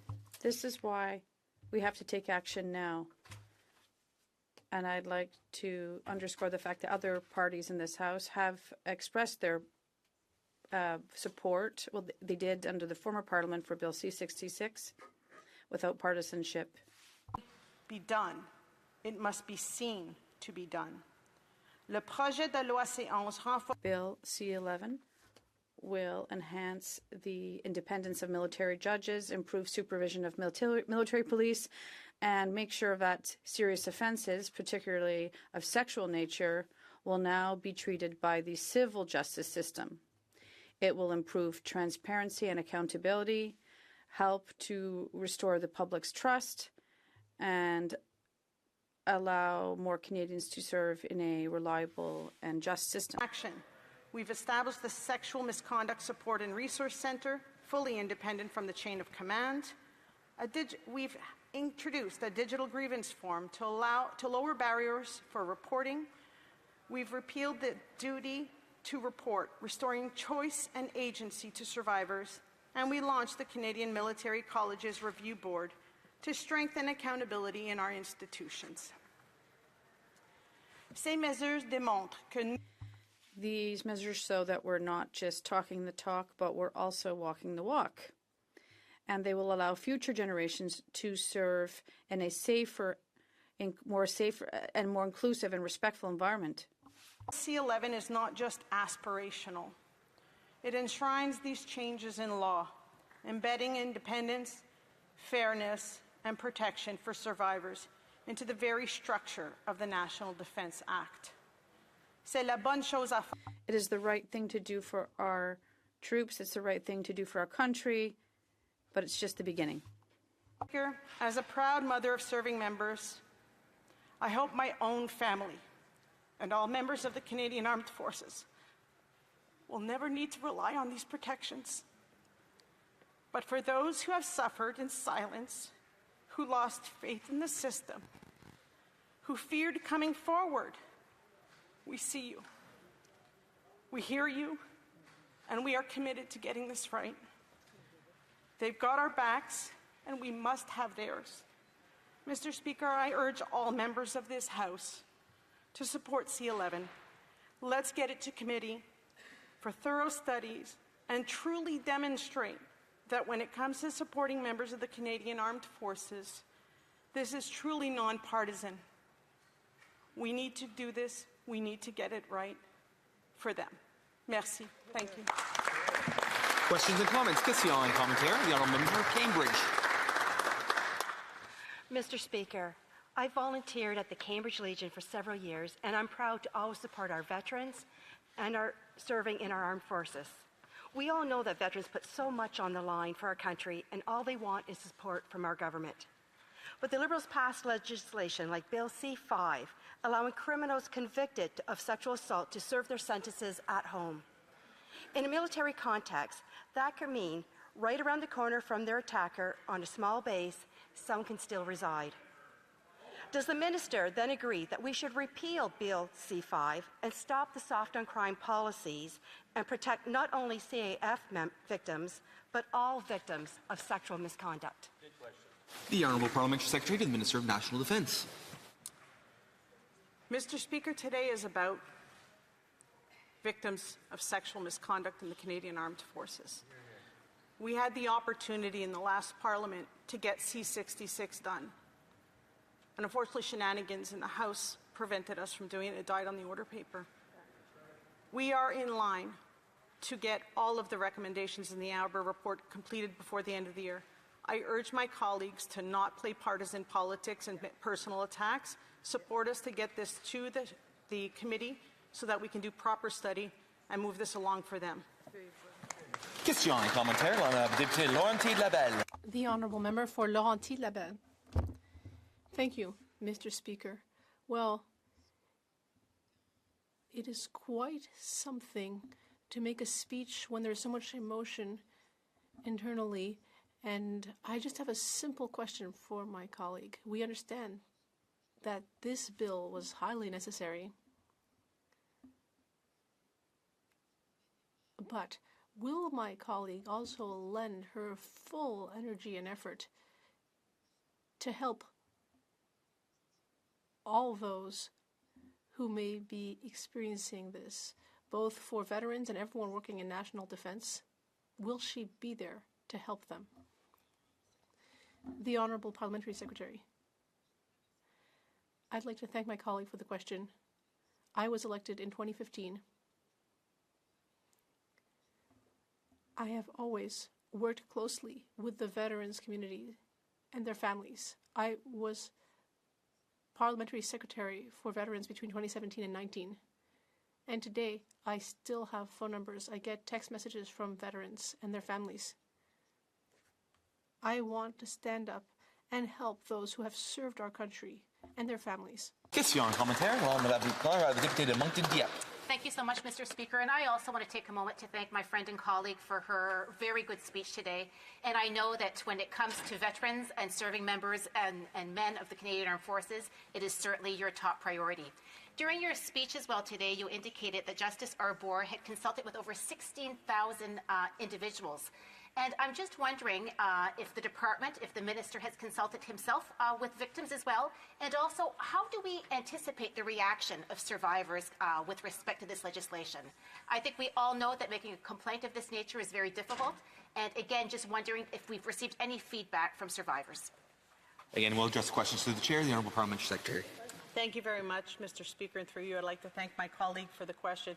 It was actually Jenny Carignan, the current CDS, who has met with over 16,000 members of the Canadian Armed Forces, and I know that the Minister of National Defence is always speaking to members of the Canadian Armed Forces, veterans, and their families, and they asked us, based on Justice Arbour's recommendation to move the investigation and prosecution of sexual assault cases to the civilian system. We are listening to them. We will continue to listen to them. We will always listen to them. It's time for a brief question. The Honourable Member for Bruce Grey, Owen Sound. Thank you, Mr. Speaker, and I do appreciate this member's commitment to our veterans and to our military and our own families' sacrifices that they made to serve this country. But my one question she brought up in her speech was that this is to make permanent something that's already been brought into effect, I believe 2021, with respect to civilian prosecutions of sexual misconduct cases. I don't know if the member has the data at her hands, but if she could commit to providing that when this does get to committee on how many of these cases have been sent to the civilian authorities, how many have been denied, and any sort of results that she could provide.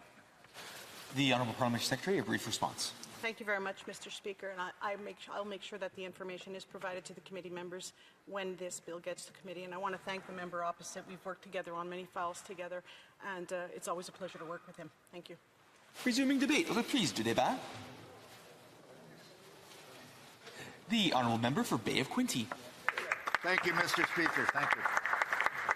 Mr. Speaker, dear colleagues, before I begin, I want to thank the brave men and women of our Canadian Armed Forces for their service to Canada and Canadians. Hear, hear. It is with great pride that I rise today to speak at second reading to Bill C-11, the Military Justice Modernization Act. Now more than ever, we need to invest in the tens of thousands of brave men and women of our Canadian Armed Forces who work hard every day to protect Canada's sovereignty and security. Every day, Canadian Armed Forces members don the uniform and stand ready to protect and defend the people of Canada. That's why our people remain at the core of everything the Canadian Armed Forces does. When one chooses to serve Canada, Mr. Speaker, to serve our country, it is our duty as government to make sure that they have every tool necessary to do so. But it's also our duty to make sure they are treated right. Victims of harassment and sexual crimes in the Canadian Armed Forces should not have to worry about the consequences of reporting what happened to them to their superiors or to an internal legal system. With the legislation we are proposing, we will make sure that this no longer happens. We want to ensure that these victims can pursue their cases in civil court outside the military system, far from reprisals from their superiors. To bring about meaningful cultural change and change that will stand the test of time, we must reform the system to help victims and survivors of sexual misconduct in the Canadian Armed Forces. We must give them options, recourse that does not ostracize them or isolate them, but rather the opposite. We must ensure that they feel free to make their own decisions without impacting their future careers in the Canadian Armed Forces. They've got our back, Mr. Speaker. We must have theirs. Make no mistake, supporting our Canadian Armed Forces is a top priority for our government. We will ensure fairness and justice for victims and survivors. These proposed changes in this legislation will have a direct impact on members of the Canadian Armed Forces in my very own riding, Mr. Speaker, the Bay of Quinte. My riding is home to CFB Trenton, also known as 8-Wing Trenton, which is Canada's largest and most strategically important Air Force base. CFB Trenton is also the largest employer in Quinte West with more than 4,500 personnel and has a significant economic impact in the region. These are precisely the people we are supporting through this legislation, Mr. Speaker. C-11 will help us build a more inclusive, respectful, and safe workplace for all of our Canadian Armed Forces members to survive, thrive, including members who serve at CFB Trenton. We have made considerable progress over the last several years to enact meaningful and durable culture change in the Canadian Armed Forces, including by working to implement all 48 of former Supreme Court Justice Louise Arbour's recommendations, as was previously outlined.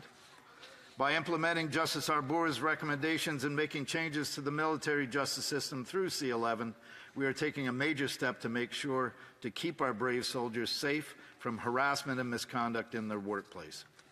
A career with the Canadian Armed Forces, Mr. Speaker, is a source of unique pride and confidence among those who have the privilege to serve. Our priority then as government is to build a more inclusive and supportive fighting force. It is important to grow a Canadian Armed Forces that reflects the diversity of Canada and Canadians. We know that a more modern military with an inclusive culture will also have a positive impact on recruiting and retaining members. We're building a 21st century workplace where Canadian Armed Forces members will feel safe to report incidents. Our forces expect this of us. They expect a workplace where CAF members are treated fairly. In other words, changing the culture of DND and CAF is not simply the right thing to do, it's also essential to the readiness and operational effectiveness of our institution. And it has tangible impacts. This year, recruitment has reached a 10-year high. We are on an upward trajectory, but there is more to be done, and C-11 is part of our plan to create a safe workplace environment and changing the culture inside the Canadian Armed Forces. Our government has heard the voices of our people loudly and clearly, Mr. Speaker. We listened and we have acted. We now know there's much more work to be done, but we're making concrete and measurable progress. C-11 demonstrates that anyone who wishes to join the CAF will have access to a fair and reliable legal system. I want to reiterate, Mr. Speaker, the importance of C-11.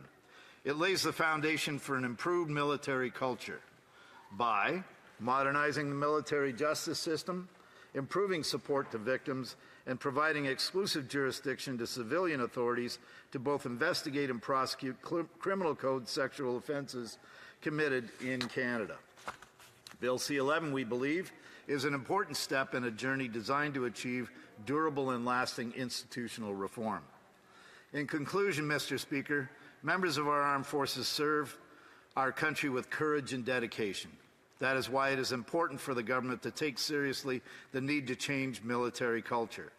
Therefore, I encourage all my colleagues to support this crucial bill to change the lives for the better for our men and women in the Canadian Armed Forces. I hope we can all work together to make sure that C-11 passes quickly. Our forces are counting on us. In closing, I want to thank our brave armed forces, and especially those in my riding in CFB Trenton, for their sacrifice and service to our country. Thank you, Mr. Speaker. Questions and comments. Question and commentary. The honourable member for Simcoe Grey.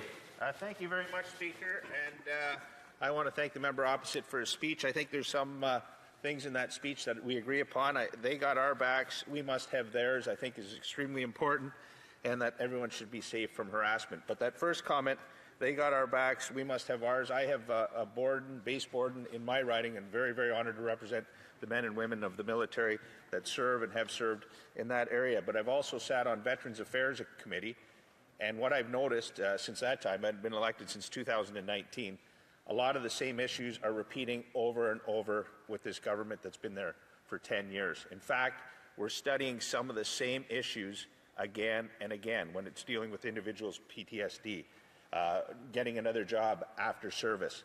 So my question is, why would the public now believe that any of this is actually going to help any of the people that are serving today and those that have served? Because for 10 years, it's been the same thing over and over, lots of promises, and absolutely no delivery. Thank you. The honourable member for Bay of Quinte. Thank you, Mr. Speaker, and I thank the member opposite for his service to his riding and to the men and women of CFB Borden.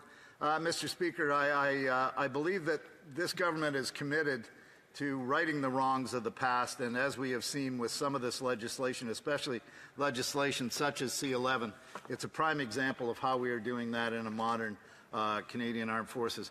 Mr. Speaker, Major General Jenny Carignan is a prime example of the kind of personnel that we have shepherding this kind of change. Mr. Speaker, in my previous life, prior to being elected, I was actually employed at CFB Trenton and had time to sit in and listen to a town hall by Major General Carignan. I can tell you, Major General Carignan had unequivocally said exactly what the member opposite was saying. We are making change and we mean what we say. Thank you, Mr. Speaker. Question commentaire, la députée de Laurentides-Labelle. The honourable member for Laurentides-Labelle. Thank you, Mr. Speaker. Earlier, I was asking my colleague if the needs of people who have PTSD or have experienced assault. I asked my colleague about this, and my colleague said that there would definitely be help for these people. So my question for my colleague, how will he respond, given that there's this 5% defense increase, and that we have a few days left to figure out if there will be money set aside for prevention and for response? What will my colleague do to ensure that that happens? The honourable member for Bay of Quinte. I thank you, Mr. Speaker, and my colleague opposite. We are very much committed in the new funding of the Defence Force for our Canadian Armed Forces to providing those services, veteran services for those with PTSD. In fact, in my own riding office, Mr. Speaker, I employ a veteran who looks specifically after the needs of members having served, current and past, and I can tell you we are addressing those needs directly and immediately. We take it very seriously, Mr. Speaker. Questions and comments? The Honourable Parliamentary Secretary, the Government House Leader. Yes, thank you, Mr. Speaker. You know, Madam Arbour had, I believe, it was 48 recommendations in total. Many of those recommendations have already been put into place. Others we're hoping to be able to get passed this year. It's interesting when we hear some criticism in terms of why it's taking as long. It's important to recognize that in 2021, we had to receive the report, interim report, and within the year, we already then started to see cases being shuffled over to the civil, through the civil system. The legislation that we're debating today will actually put into law the process, and I'm wondering if he could just provide his thoughts in regards, wouldn't it be nice to see the law in place before the end of the year so we can say all 48 potentially will have actually been adhered to by. The Honourable Member for Bay of Quinte. Thank you, Mr. Speaker, and I thank my colleague for the question. I had the occasion in my previous life as a journalist to cover sexual assault trials in the court-martial system, and I can tell my colleague that that system, while it was efficient, it got the job done, if you will. It was in no way, in any way, shape, or form, the proper system whereby the victim has all the protections in the civil case. This legislation, Mr. Speaker, is guaranteed to right that wrong, and we've listened. We will get the job done. Thank you. Resuming debate, reprise du débat. Je vais demander au député. I would just like to ask the member to, yes, exactly, thank you. The honourable member for Charlebourg-Saint-Charles. Thank you, Mr. Speaker. I will be sharing my time with my honourable colleague for Bruce Gray, Owen Sound.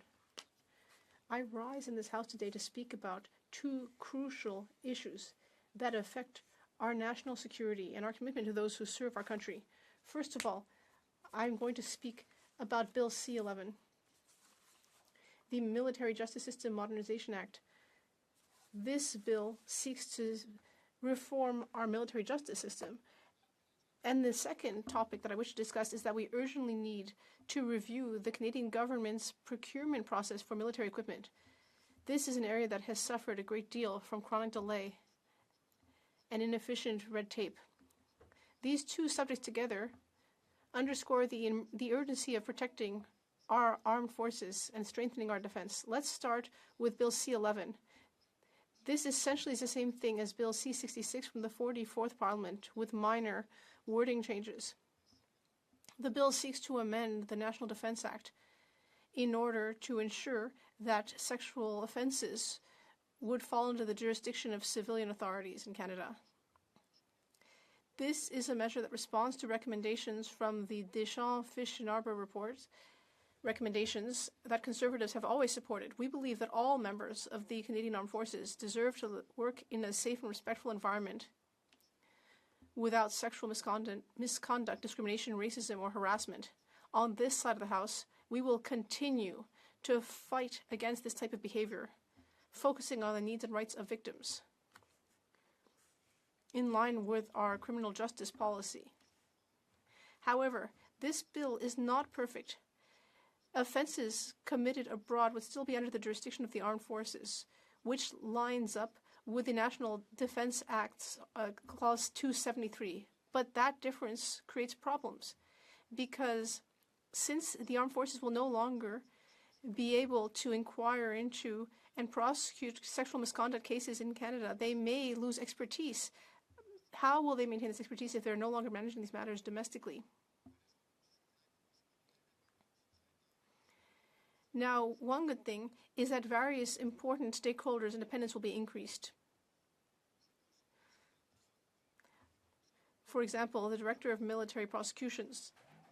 In future, these positions will be under the Governor and Council appointment system, right under the Department of National Defence with limited mandates, and that will increase the independence of the chain of command. However, there are still areas that are very inconsistent. The matters of term length and the matter of renewing terms vary arbitrarily between a number of important positions. In addition, this bill gives the Minister of National Defence increased powers to issue instructions or written directives on specific prosecutions, which may lead to political interference.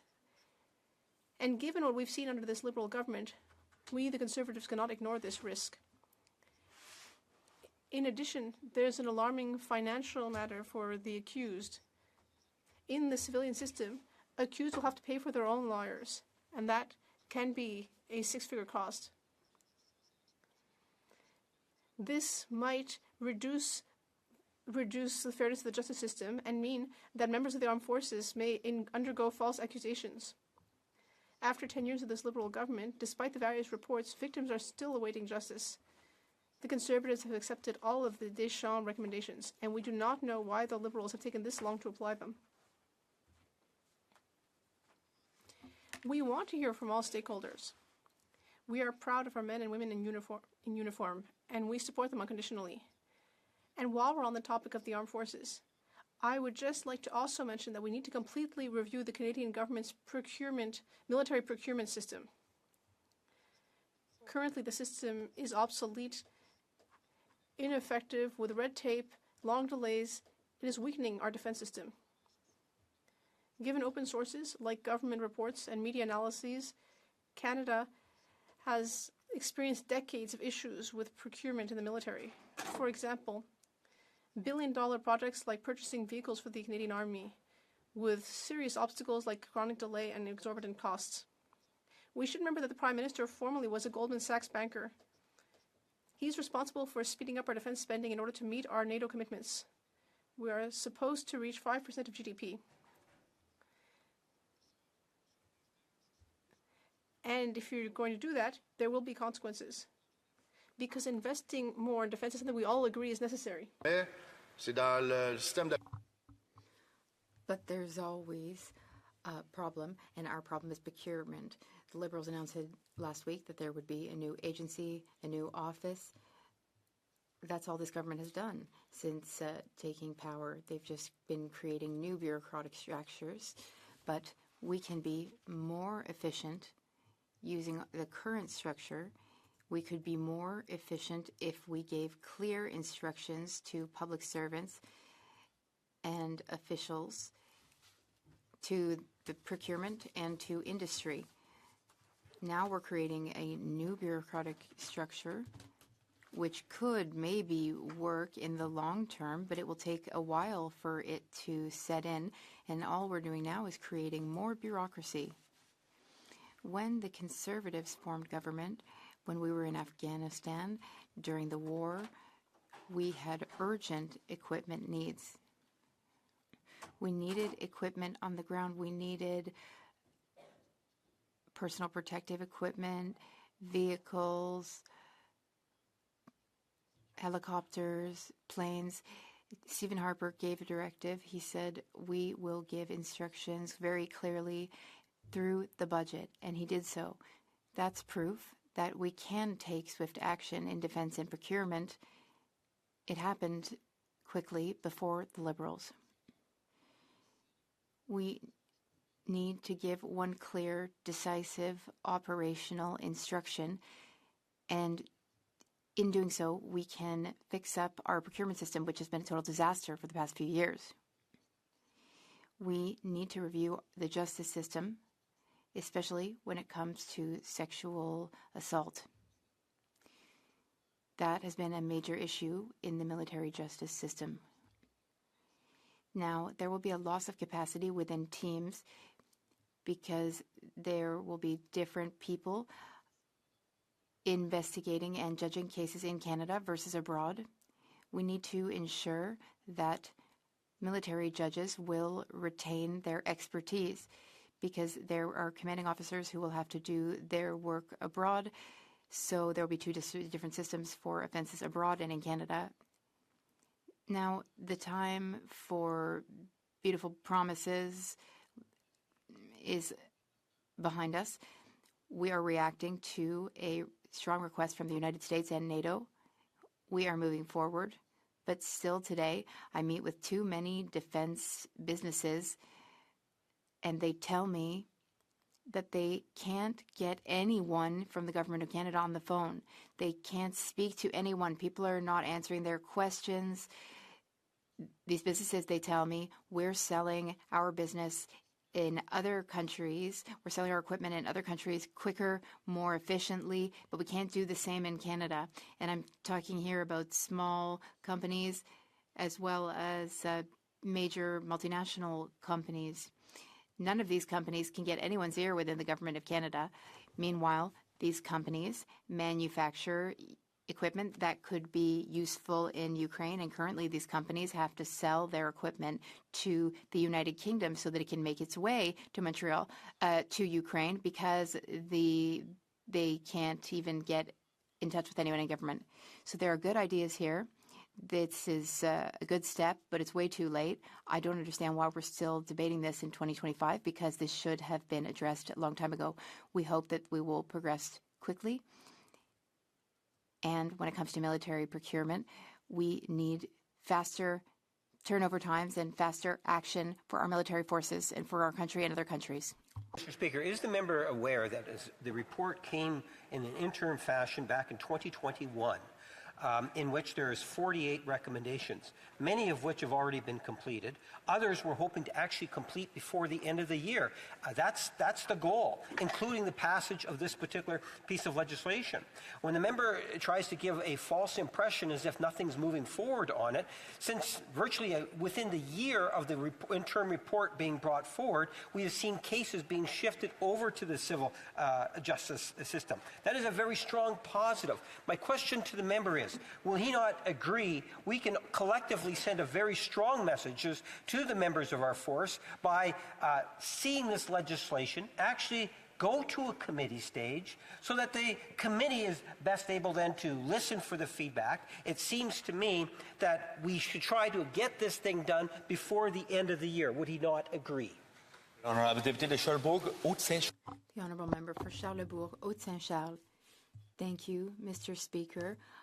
I think I may have, that some things I said maybe didn't make it through with translation. I said that this is taking too long, but that we generally support this bill. We support it going to committee. And in committee, that will be when we can make necessary adjustments and amendments. But on the whole, what I spoke out against is how long this is taking. We do acknowledge that some action has been taken. The Honourable Member for Laurentides-Labelle. Thank you, Mr. Speaker. It's rare to see all parties in agreement to move forward with the legislative process. Based on my understanding, Mr. Speaker, we will do most of the work in committee. Here's my question for my colleague. Does our desire to find the right recommendations and the right bill, will my colleague's party contribute and help so that we can finally get this legislation done? Because this should have been done years ago. The Honourable Member for Charlebourg-Haute-Saint-Charles. I thank my colleague for her question. As I said in my speech, we supported the Deschamps, Fitch, and Arbour reports. We were the ones who requested the first report. We've always felt that this is a critical issue to be solved. What we are taking issue with is slow action from the government. But we need to make amendments to legislation to improve things. We don't move amendments just to slow things down. If we move an amendment, it's because we think it's legislatively critical. The government, if they accept conservative amendments, then everything will go faster. Thank you, Mr. Speaker. I want to thank my colleague for his own service in uniform. I know he's, as a former commanding officer, he was responsible for discipline and maintaining the Code of Service discipline and the National Defence Act within his unit. One of the concerns he addressed in his speech is the fact that these cases are going to, and have already started going over to civilian courts, but we see such a backlog. Is he concerned about the victims actually getting justice in the civilian courts due to the challenges that we're seeing right across this country right now with the civilian justice system? The Honourable Member for Charlebourg-Haute-Saint-Charles. I thank my colleague, who is also a veteran and a former unit commander, who likely led some processes, as did I. There are civil cases which end up in the same pile, which are dealt with through civil justice, and that can ultimately harm the victim. That's one of the Conservative Party's recommendations. We agree with the bill in principle, but we don't want to bring back other justice problems for our military members. So we do need to find a solution, a way through that issue. Thank you, Mr. Speaker. I'd like to add to the words of my member, the colleague for Bruce Grey Owen Sound, in thanking the member for Charlebourg-Haute-Saint-Charles for his service to our country. Here's my question. At this point, does the Conservative Party support the passage of C-11? The Honourable Member for Charlebourg-Haute-Saint-Charles. Mr. Speaker, as I said in my speech, there are many issues which we need to fix. That's why we call on the government to make some amendments and changes before going forward, because some of these changes are, in our view, fundamental. Currently, we have to deal with some issues which have not been solved. Great. Owen Sound. Thank you, Mr. Speaker.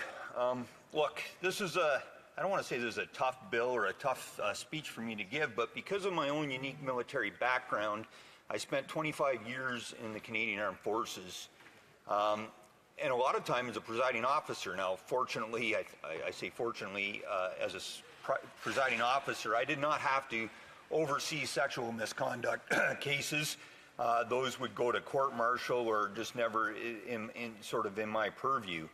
But to back up to how we got to where we are today, so there's been reference made to obviously Madame Arbour's report, before that Madame Deschamps, and I just want to share with everybody here how shocked and disappointed I was when the Deschamps report came out, because I was flabbergasted, literally. I mean, the Canadian Armed Forces is representative of Canadian society. We're a cross-section of Canadian society.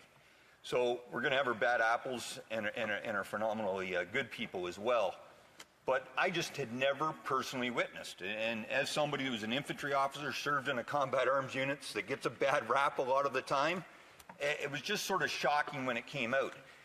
And the reason why I was shocked, because I didn't even have sort of this feedback shared with me from a lot of my former female colleagues in the Canadian Armed Forces, but I reached out once that report came out, and I asked some of them. Some of them were senior officers, and the horror stories that I heard just absolutely blew me away, because unfortunately there has been challenges within the Canadian Armed Forces when it comes to sexual misconduct and justice being delivered for the victims. So I'm sharing that because it's important that we get this right. We can't just overreact, and the military is no different than any other organization. Sometimes we come up with a solution and we've created two other problems. So we got to make sure we're looking at this from all angles, both for the victims and the accused. And the reason I'm going to bring up the accused is we just got to go back over the last, half dozen years or so, and we've had some very senior officers with allegations brought up against them that in the end turned out to be unsubstantiated, acquitted in some cases. One of my best friends, a still serving Brigadier General, has done a phenomenal job. This goes back to almost 10 years ago. I think it happened around the 2015 timeframe where he was unjustly, accused, and unfortunately, due to the system finally, sorting it out, he's actually been able to successfully maintain his career in the Canadian Armed Forces and has been, promoted a couple times since, and is currently serving. But I'm just bringing that up because it's important that the system works and is non-partial in taking care of addressing the issues, because we absolutely have to stamp out any sexual misconduct that occurs anywhere in society as far as I'm concerned. However, at the same time, we got to make sure due process is followed. So what's this bill doing? And there's about 5 elements to this bill from a summary perspective. I want to touch on each one of them slightly, except for one. So the first one is it obviously amends the National Defence Act to transfer jurisdiction of the sexual misconduct offences to civilian courses when they take place here in Canada. So the parliamentary secretary talked about this in her speech, and I asked her the question, and she's committed to getting the data because, and it ties to one of my other questions that I already asked, is how is it working so far? We now have about 3 years plus of data. How many cases are actually being accepted by the civilian courts? What are the findings? Are any of them being delayed? I'm concerned about the Jordan's principle because, again, if the justice is delayed, these victims are not getting the justice that they need.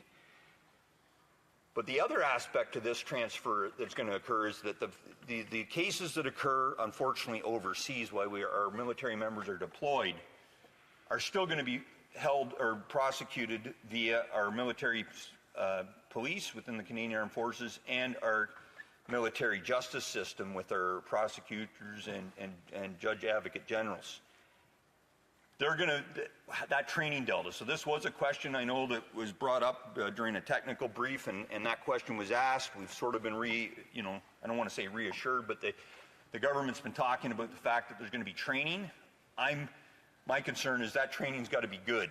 It's got to be really good, because why are we saying that our military police and our judge advocate generals and our military justice systems not good enough to deal with these cases here in Canada, but they are good enough to deal with them when they happen overseas? So that's sort of the first 2 points of the act that changes certain things.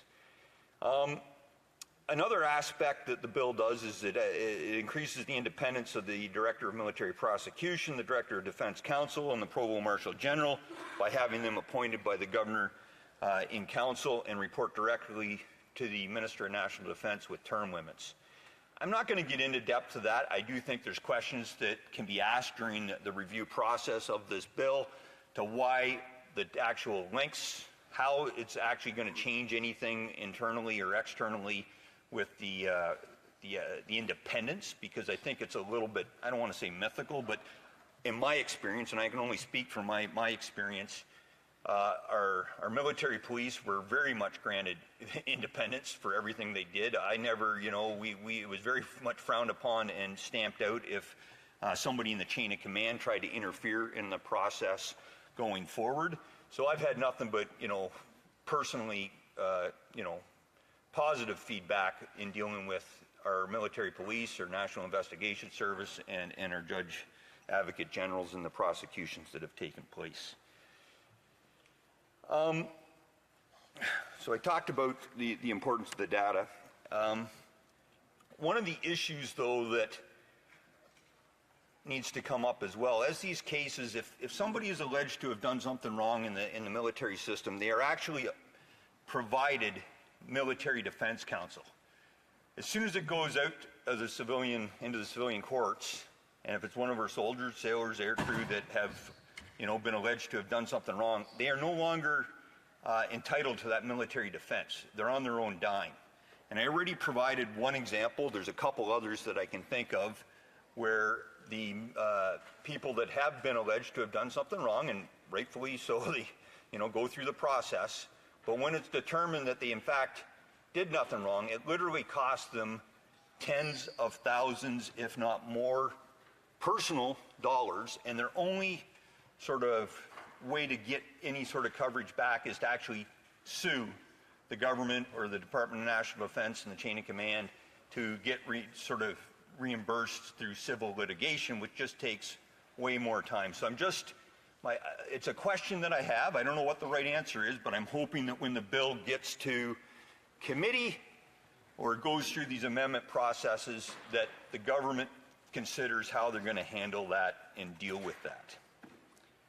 The last bit of my speech that I want to talk about, Mr. Speaker, is a bit more technical in nature. So I've asked the question. I haven't got a response back from the ministers or the department yet.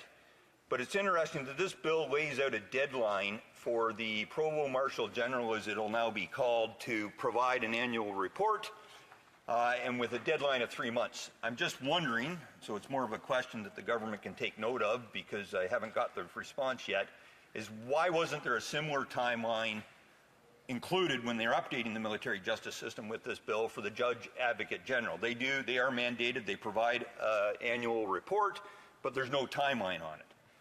The second question that I have tied to this is, what is the so what? What is the repercussions if the Provost Marshal General does not submit a report on time? What happens to them? So ultimately, Mr. Speaker, military justice system is a system that I believe is crucially needed within the military. It ensures service discipline. However, obviously, we need to make sure the victims are taken care of. And the decision's been made. This has gone forward. We're moving to civilian courts to prosecute any civil sexual misconduct, I should say.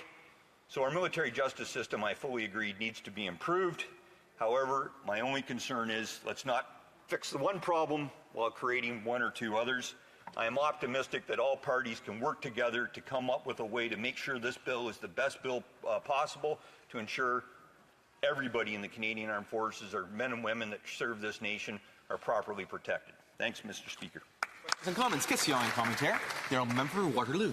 Thank you, Mr. Speaker. Mr. Speaker, I appreciated the way the member finished his speech and the comments that he shared, and I also want to thank him for his service.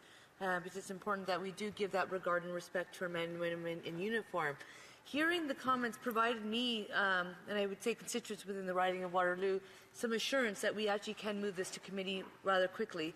I would like to hear from the member, how quickly does he believe it could progress so that we can get to scrutinizing it and making sure we're getting it right at committee? Thank you, Mr. Speaker. The honourable member for Bruce Grey Owen Sound. Thank you, Mr. Speaker. I really don't have a clue, right? I mean, ultimately, I'm sure her party follows a similar process than we do. This bill just got tabled. We will discuss it as a caucus. One of the key jobs that I know the Shadow Minister for Defence for us, his job is to determine who wants to speak to it. The unique challenge we have after just a federal election, there's like almost 50% of the MPs are brand new MPs in the House here. I'm a big believer. I always stand up that, and I've stated this before when the parliamentary secretary, the House leader speaks, that everybody should be entitled to speak just as much as he speaks in this chamber. Comments, questions et commentaires. The honourable member for La Pointe-à-L'Île.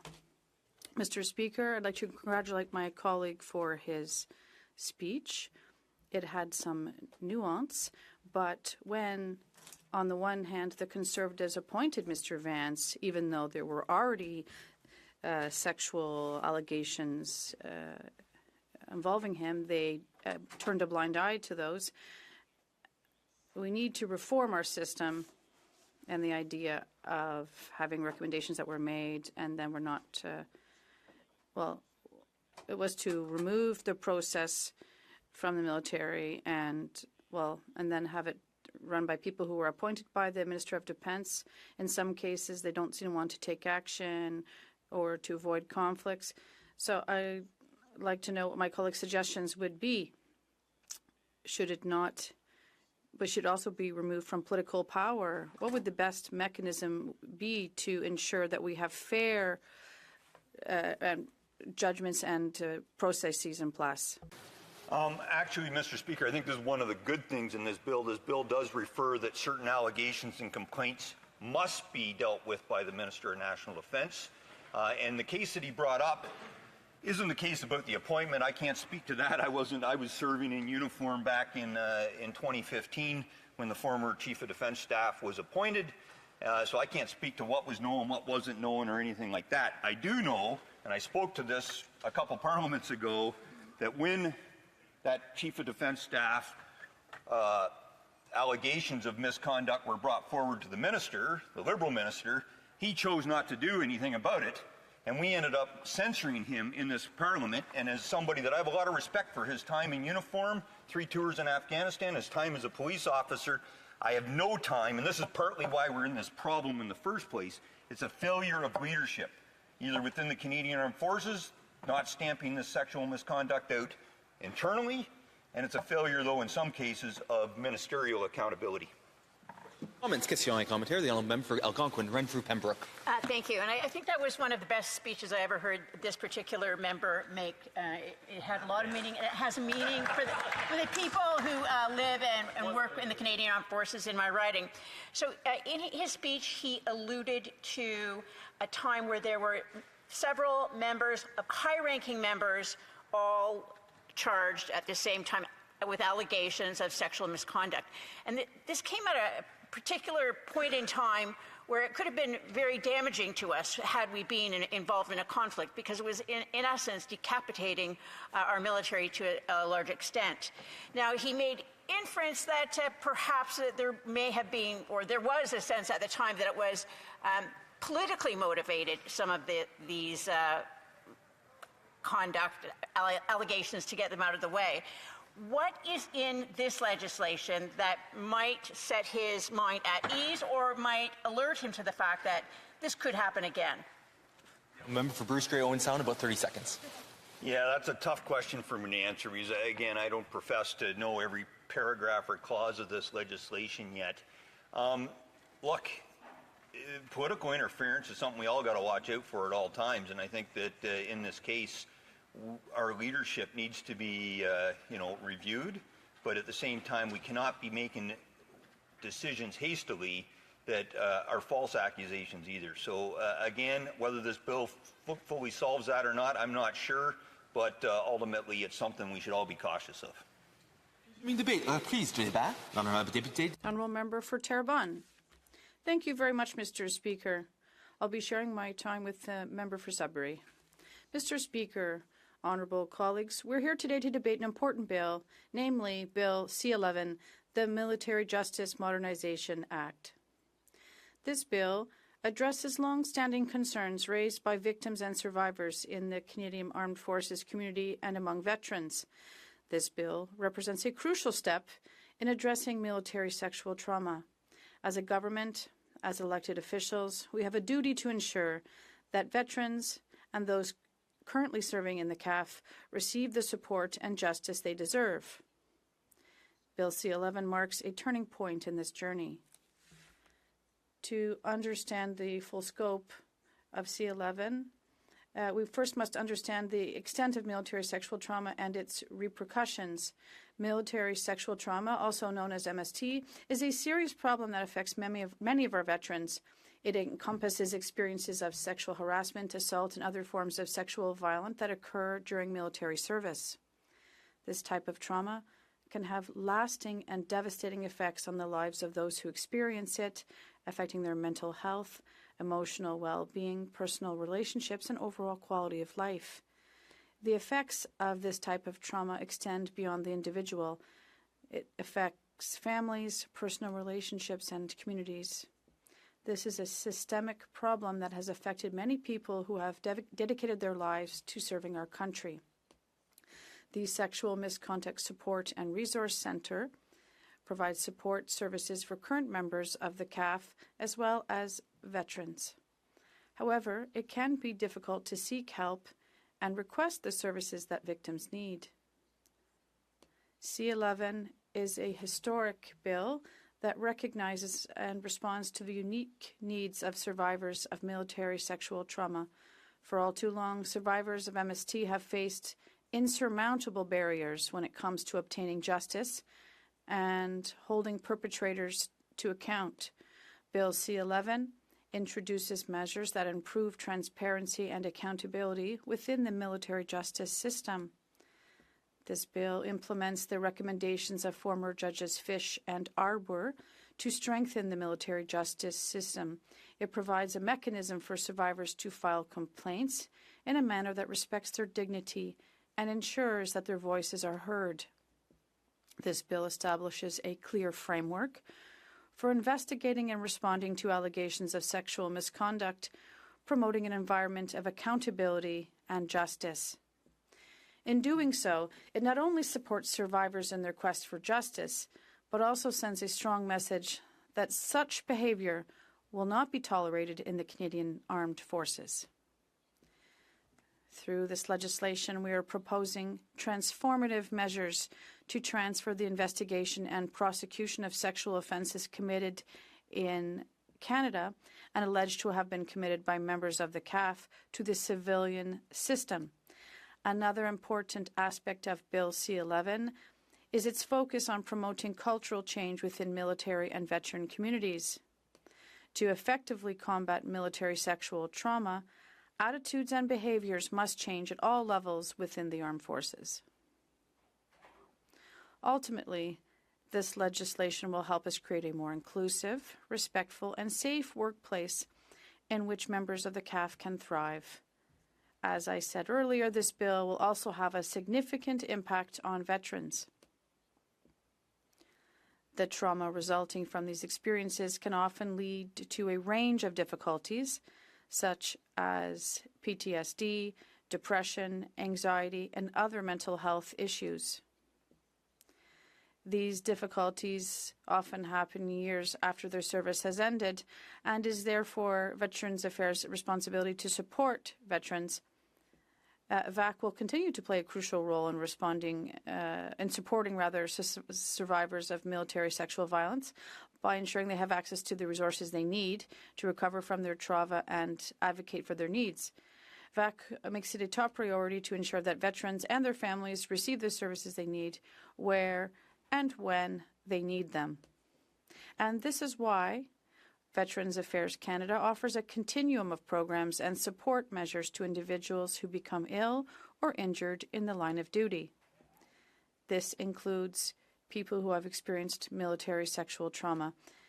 VAC ensures access to specialized services and support measures necessary to appropriately address the impact on their health and personal well-being. And we are committed to meeting their needs.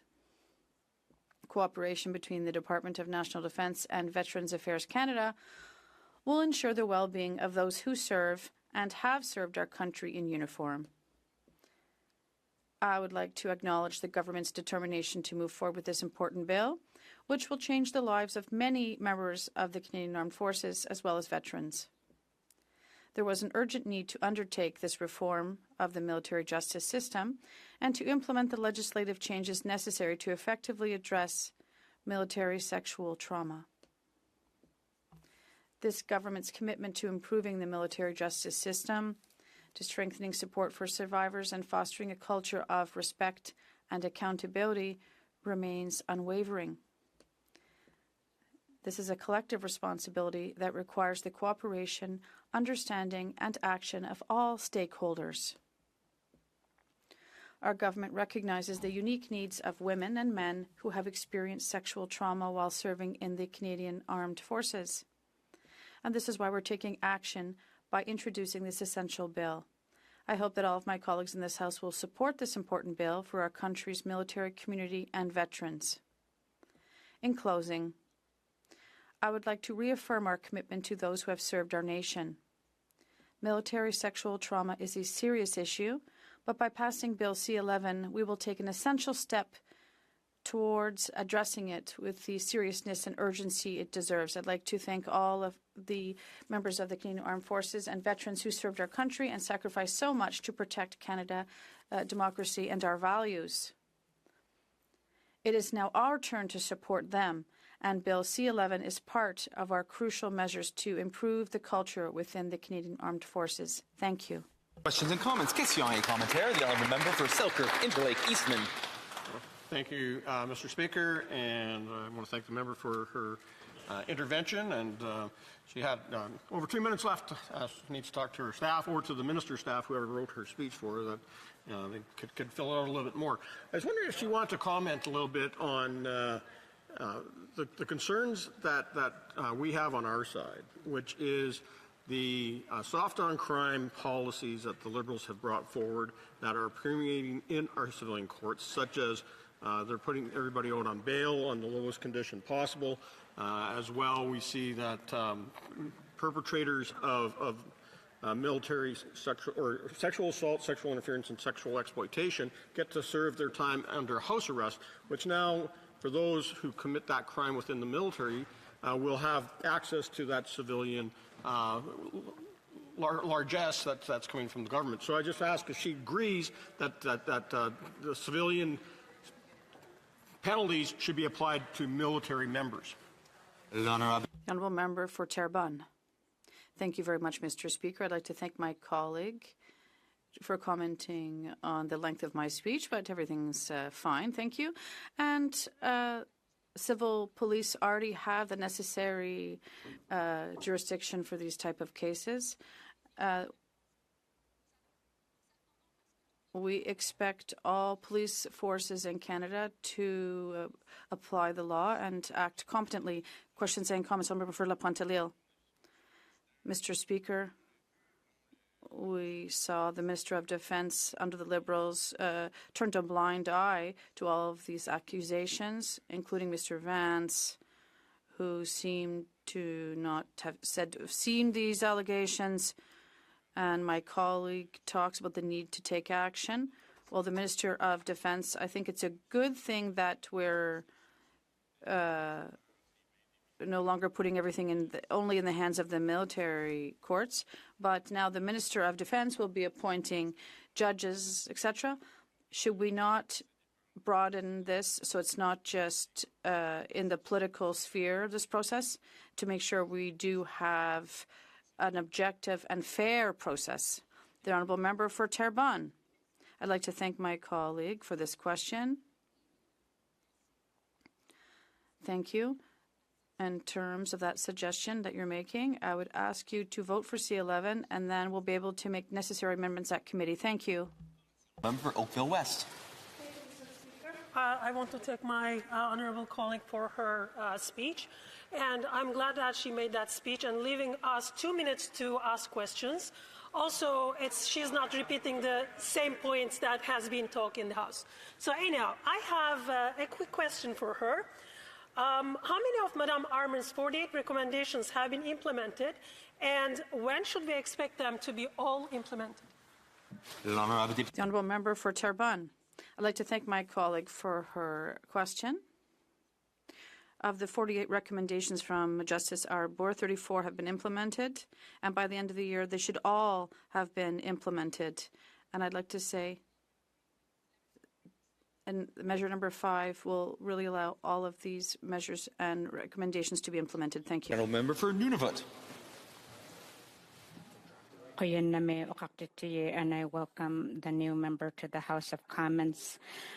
We have heard from survivors that the government did not consider the transfer of cases to civilian justice enough.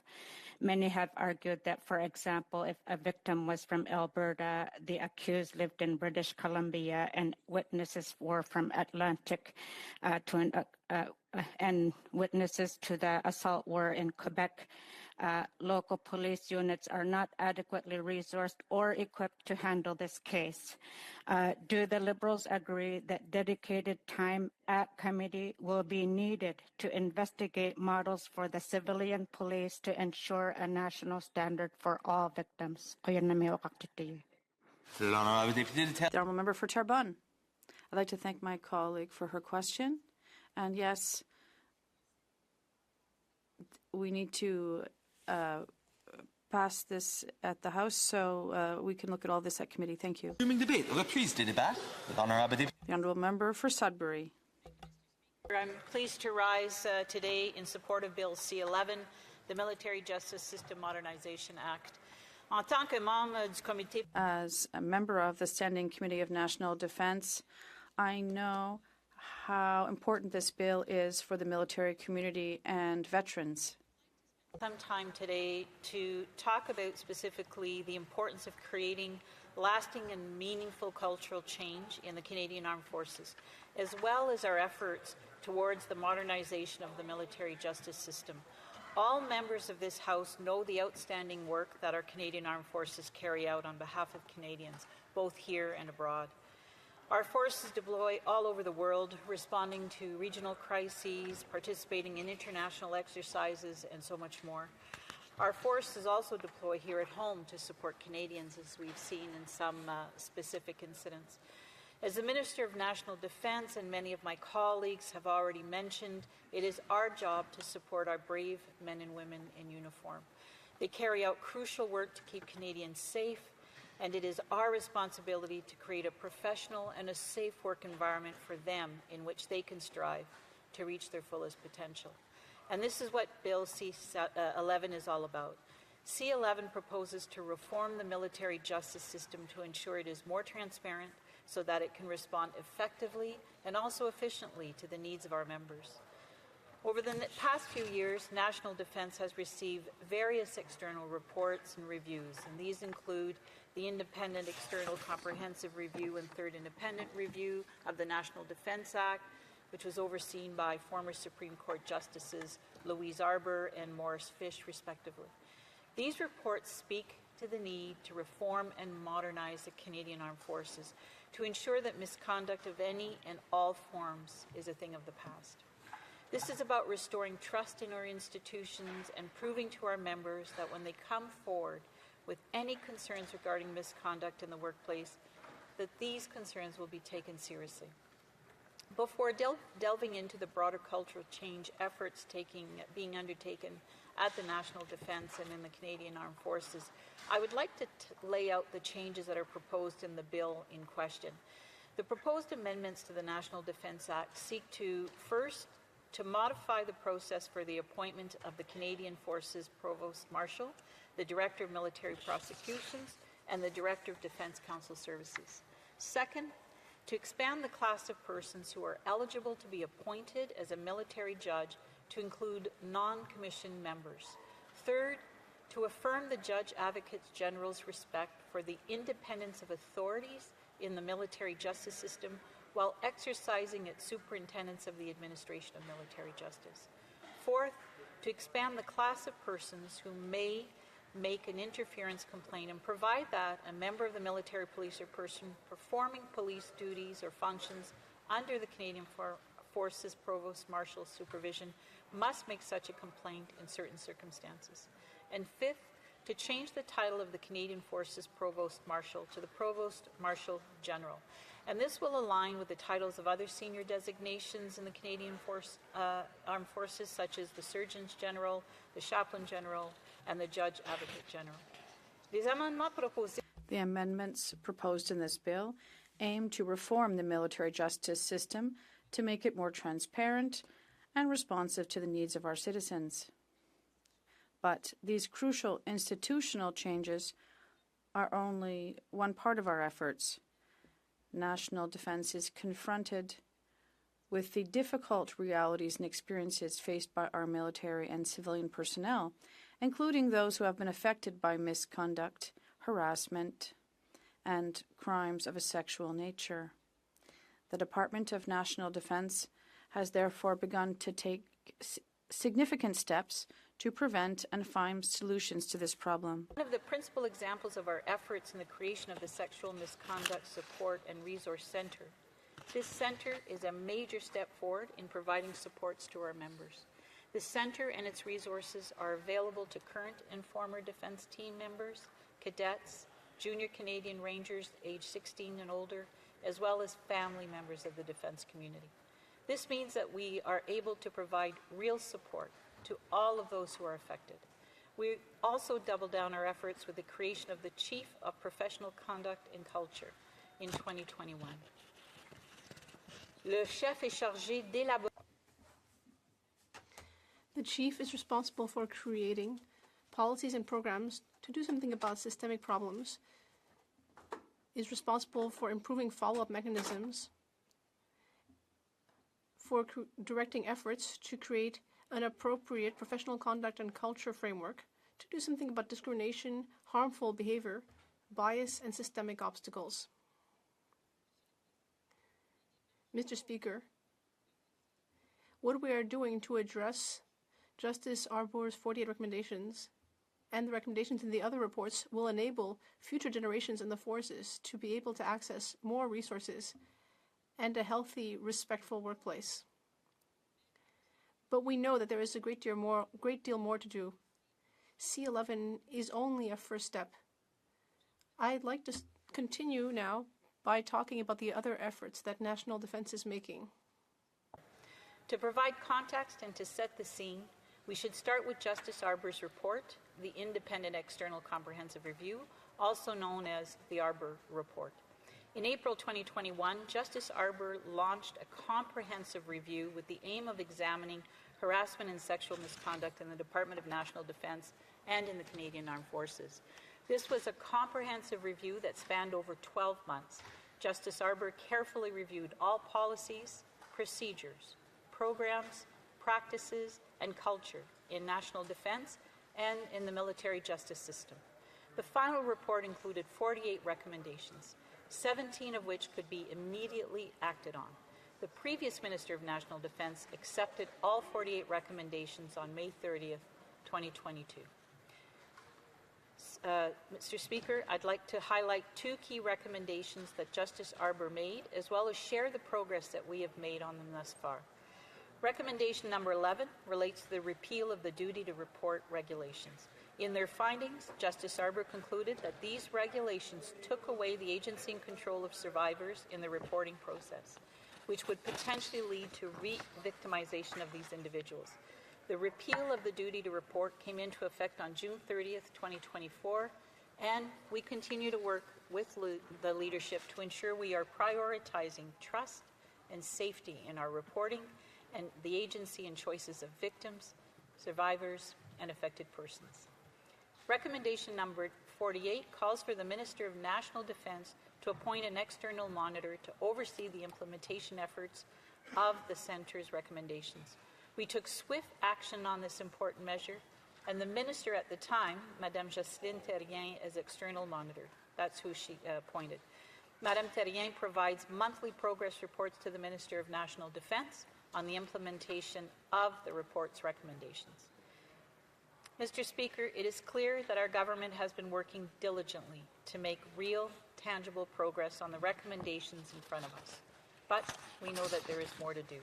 At its core, this legislation is about protecting, supporting, and empowering our people. We know that our forces and their families have our backs, and it's our responsibility to have theirs.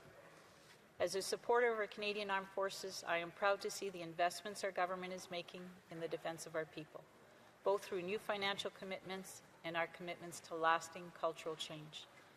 But let me be very clear. The Department of National Defence and the Canadian Armed Forces maintain an unwavering commitment to implementing the recommendations of former Supreme Court Justices Arbour and Fish.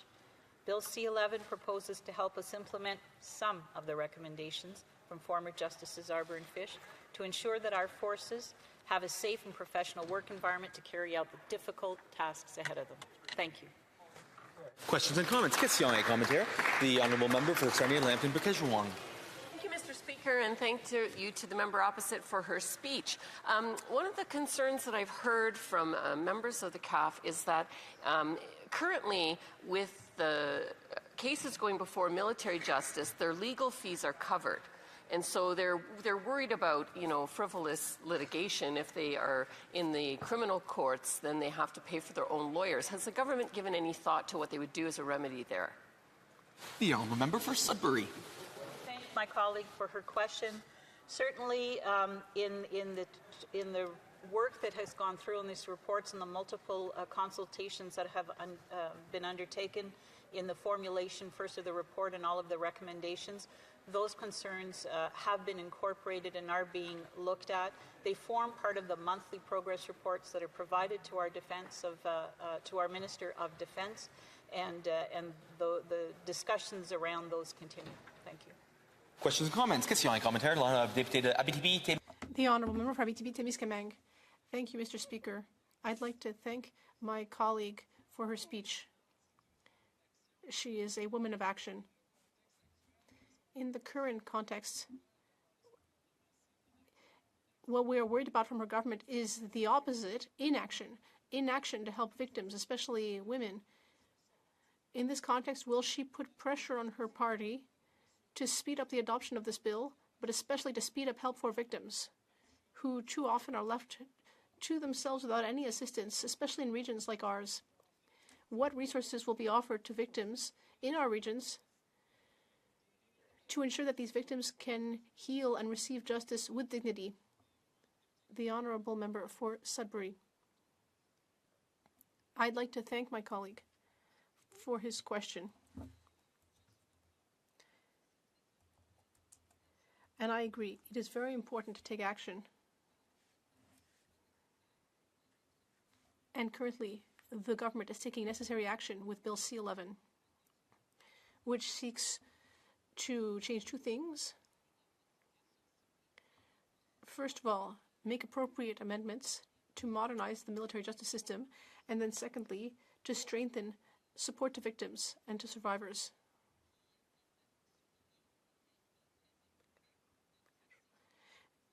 Both of those things are extremely important. Commentaire. La députée de Sherbrooke. The Honourable Member for Sherbrooke. Thank you, Mr. Speaker. I'd like to thank my colleague for her speech. I'd also like to thank Justice Arbour for her report. Around 20 of her recommendations have already been implemented. The nature, the face of our armed forces has changed over the decades. There are now more women, and I'm happy to be able to say that, who are joining the armed forces. I'd like to ask my colleague if she believes Bill C-11 also needs there to be a change of culture within the forces to ensure that women are better supported within the armed forces and that their needs are met. The Honourable Member for Sudbury. Yes, Mr. Speaker, this legislation will help us create a more inclusive, more respectful, and safer workplace in the forces. Members of the forces will be able to thrive in that context, and cultural change is key.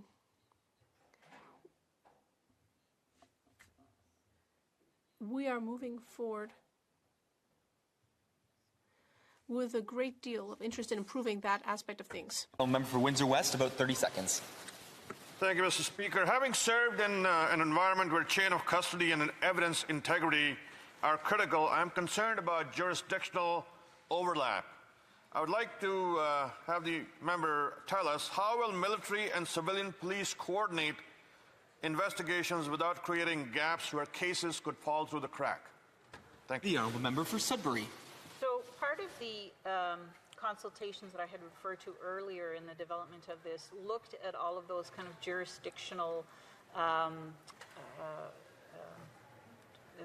that exist within the various parties that are involved in this. And this certainly did form part of the report and the recommendations, and certainly the military and civilian judicial processes are both equipped and ready to work together in bringing justice to these victims and their families. Debate. Will please to débat the honourable member for Vernon Lake Country, Monashee.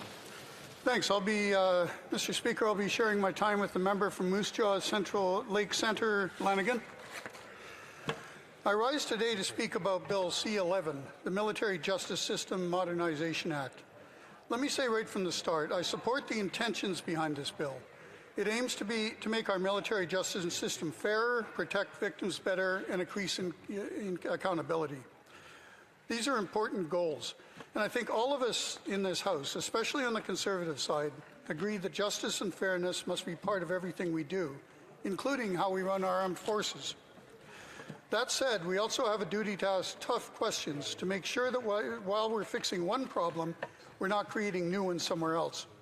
So I want to raise a few concerns, not political attacks, but honest concerns about how this will work in the real world, with real consequences for the men and women in uniform. One of the biggest changes in this bill is that sexual offences that occur in Canada will now be handled by civilian courts instead of the military. On paper, that makes sense. We want victims to feel safe coming forward and civilian courts to have experience in handling these cases. This could lead to better outcomes for victims. But here's the question. What happens when something like this happens overseas during a deployment or a mission? Our peacekeeping operates around the world, in peacekeeping, training, missions, and sometimes in combat zones. In many of those places, civilian police and courts aren't available. So if the military won't have jurisdiction over certain offenses, then who will handle those cases when they happen abroad? The bill implies that jurisdiction overseas will revert to the National Defence Act and be handled under the Code of Service Discipline. In other words, by the military. But if military justice isn't suitable in Canada, how is it suitable overseas? Will victims feel that justice has been served by a system not deemed good enough at home? This needs to be addressed. Second, command authority. Military discipline is different from civilian life. The military justice system exists to maintain order, morale, and operational effectiveness. It gives commanders the tools to act quickly and firmly. This bill risks taking too much control away from commanders. If issues have to go through a long civilian process with no clear chain of responsibility, then our ability to act fast in critical situations is compromised.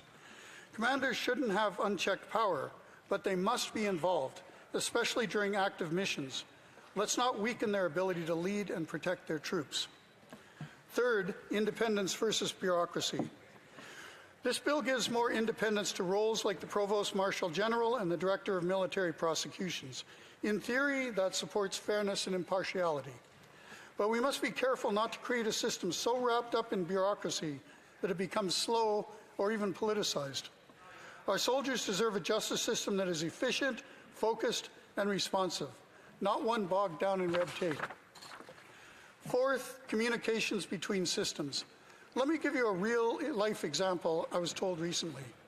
At a military camp last year, a serious incident of a sexual nature occurred. It was reported by the military to civilian authorities right away, and the RCMP took over the case, exactly as this bill envisions. But once the RCMP had the file, there was no communication back to the military.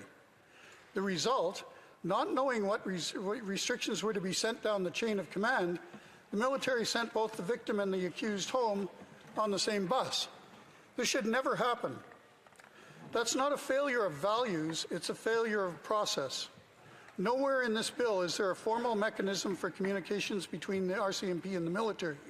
Without one, this kind of situation could happen again and again. If we're going to transfer cases to civilian courts, there must be clear communications every step of the way. The military still has to manage the members involved as long as they are active service members, and to protect both the rights of the accused and the safety of others. Finally, this can't be set it and forget it. We need to keep watching this bill as it rolls out. That means oversight, regular reviews, and honest discussion about what's working and what's not. Because we over-civilianize the military justice system, We forget that it serves a unique and high-pressure environment. We risk weakening it. And if we weaken military justice, we weaken our ability to maintain order, protect victims, and defend this country. In closing, Mr. Speaker, I support the goals of Bill C-11. I support protecting victims. I support making justice fair and seen to be fair. But we must think carefully about the real-world impacts of these changes. What happens when offenses occur overseas? What happens when communication breaks down? What happens if the military loses the ability to act quickly when it matters most? These are not hypotheticals. These are real questions that affect the lives of our armed forces members and their families. Let's pass this bill, but let's do it with our eyes open. Let's strengthen military justice, not slow it down. Let's protect victims and protect discipline. We can do both, and we must. Thank you.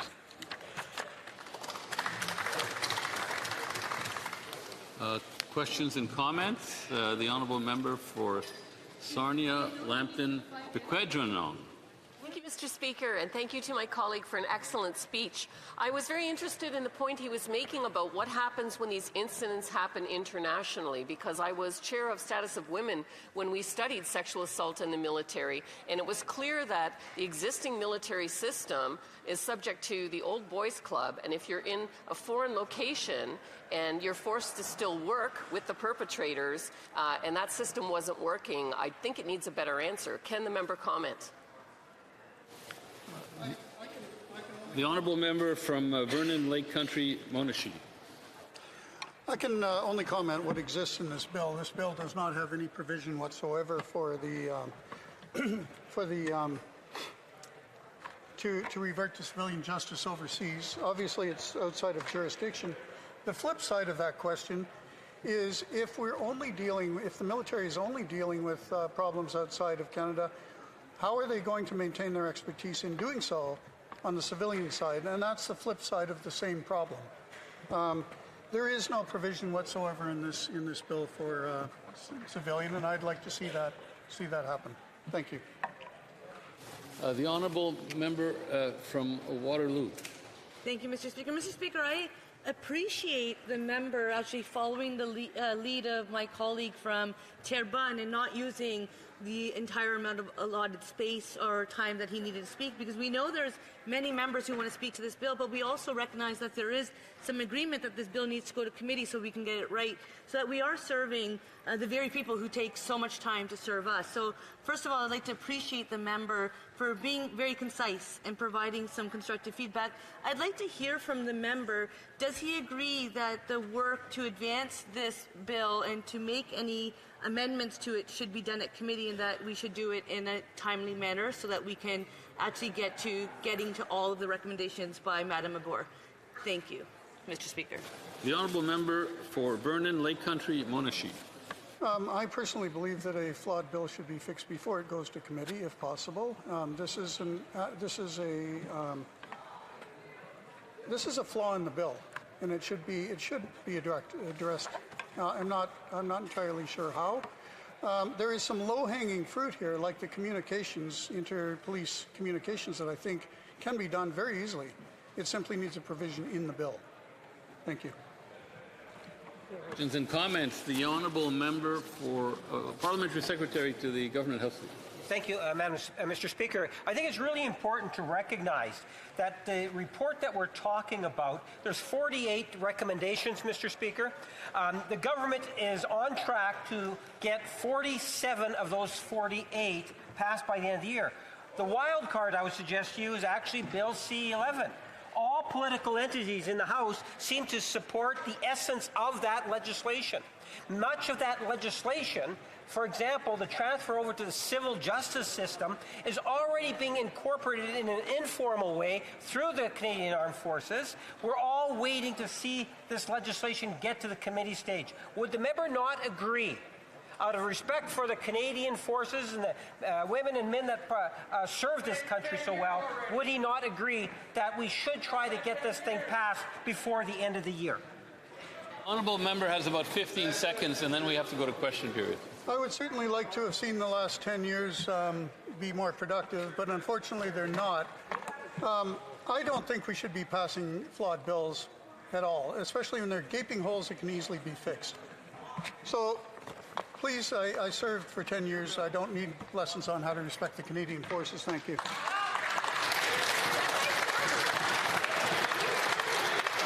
Statements by members. Déclaration de député. The honourable member for Don Valley North. Mr. Speaker, I rise to recognize the Police and Peace Officers National Memorial Day that falls on the last Sunday of September.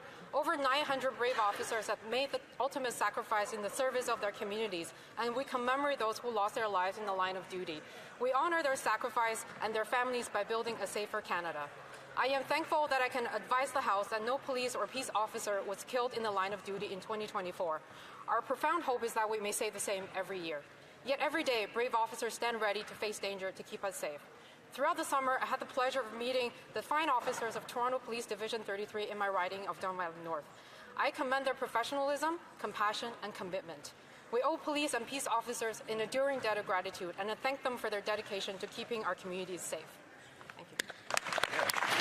The honourable member for Markham Unionville. Mr. Speaker, the Liberals broke our immigration system. We have legitimately vulnerable persons from Hong Kong, Ukraine, and Sudan that have been left in limbo on their path to permanent residency despite already being in Canada. Personally, I've met with over 500 people in the Hong Kong Pathways program across Toronto, Calgary, and Vancouver. They're all positively contributing in Canada. They are paying taxes and they are integrating into our society.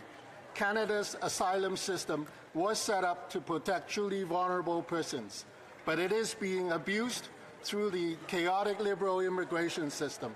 Mr. Speaker, Conservatives call for the Liberal government to fix the broken immigration system to help the many people who are being left behind. Thank you. L'honorable député. The honourable member for Sherbrooke. L'honorable. The honourable member for Sherbrooke. Wetaskiwin.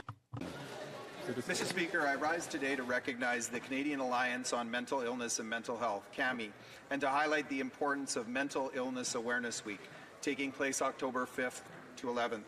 CAMI has spent the last 25 years ensuring mental health and substance use health remain national priorities, advocating for awareness, reducing stigma, and demanding life-changing care.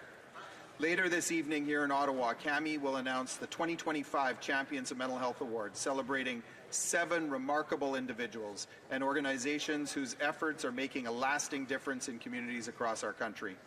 I want to extend my warmest congratulations to this year's honorees for their leadership and commitment to advancing mental health and substance use health. Each of these recipients is proof that change is possible when compassion is matched with concrete action. Together, let's continue striving for a Canada where mental health and substance use health are understood and supported with the same urgency as physical health, a Canada that meets our awesome potential for everyone. L'honorable député The honourable member for Alfred Pellan. Mr. Speaker, for the 4th year in a row, I had the privilege of distributing new school bags filled with school supplies to families in my riding of Alfred Pellan. For these families, the start of the school year can be difficult. This year, we distributed over 130 school bags thanks to the generosity of residents and thanks to the invaluable support of the Sésame organization, Sainte Françoise de Sales Parish, and the Centre Petit Espoir. I thank them all from the bottom of my heart. Seeing the children's big smiles as I hand them their school bags always reminds me how much of an impact a simple gesture can have. The start of the school year is an important time for young people. This program's support offers many families a positive and fair start to the year. Thank you, Mr. Speaker. I am proud to represent such a caring and supportive community. Miramichi Grand Lake. Mr. Speaker, across Canada tomorrow, rallies are being planned to celebrate the martyrs of Hamas. Let's be honest about who they are celebrating. They are not martyrs. They are monsters. They raped and tortured and murdered nearly 1,200 innocent Jews on October 7th. And now their supporters plan to dance in our streets. This is not free speech. It is hate speech meant to intimidate. This is not protest. It is glorifying terror. 80 years ago, the world said never again. The Nuremberg laws showed us that hate begins where it ends.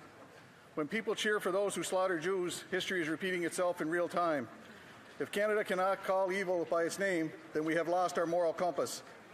We have lost more than our moral compass. We have lost our soul. I will not stay silent, Mr. Speaker. Shame on this government. Shame. The honourable member for Scarborough Agincourt.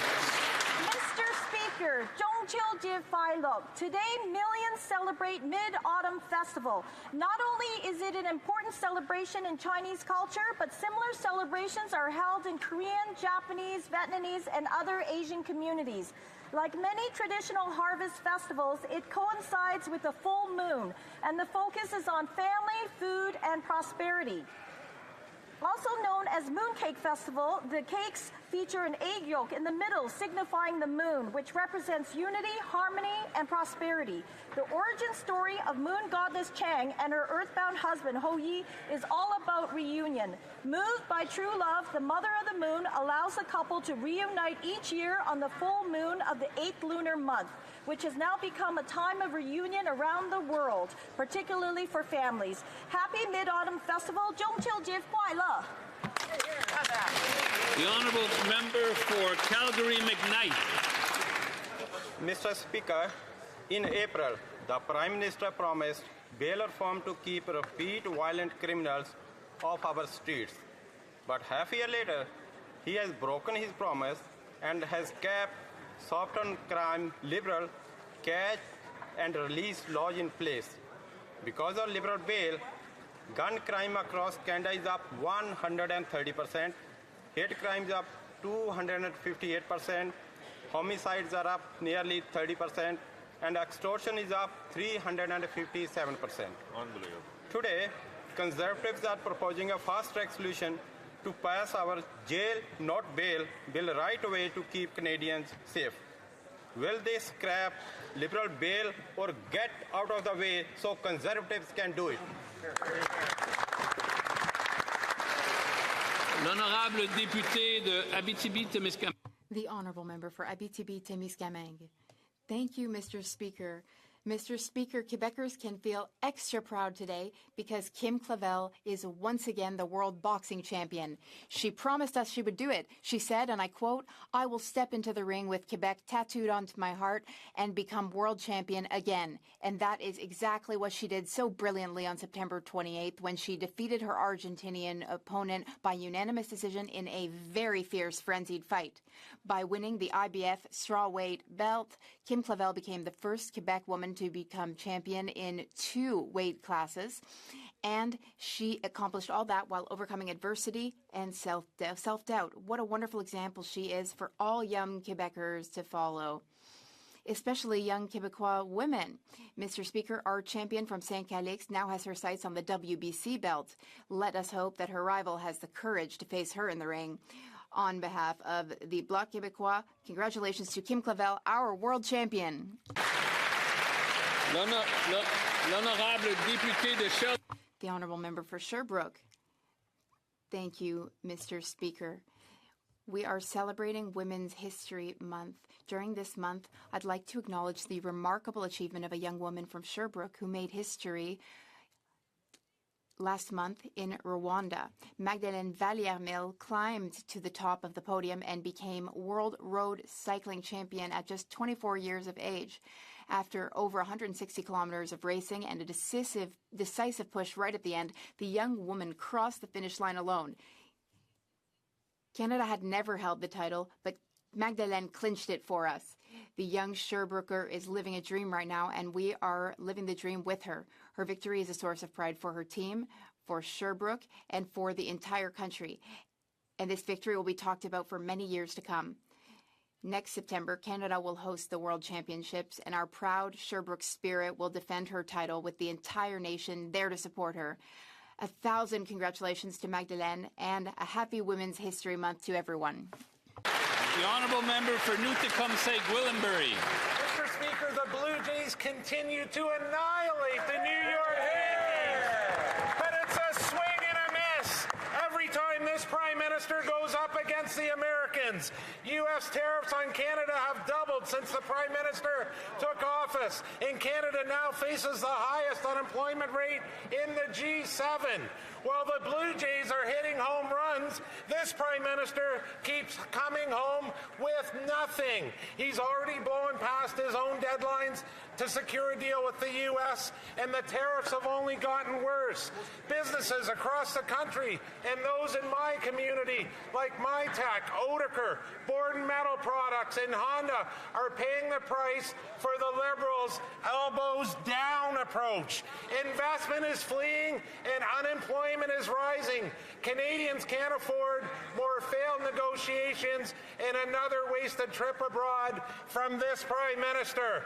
It's time for him to stop striking out and bring all the honourable member for Yukon.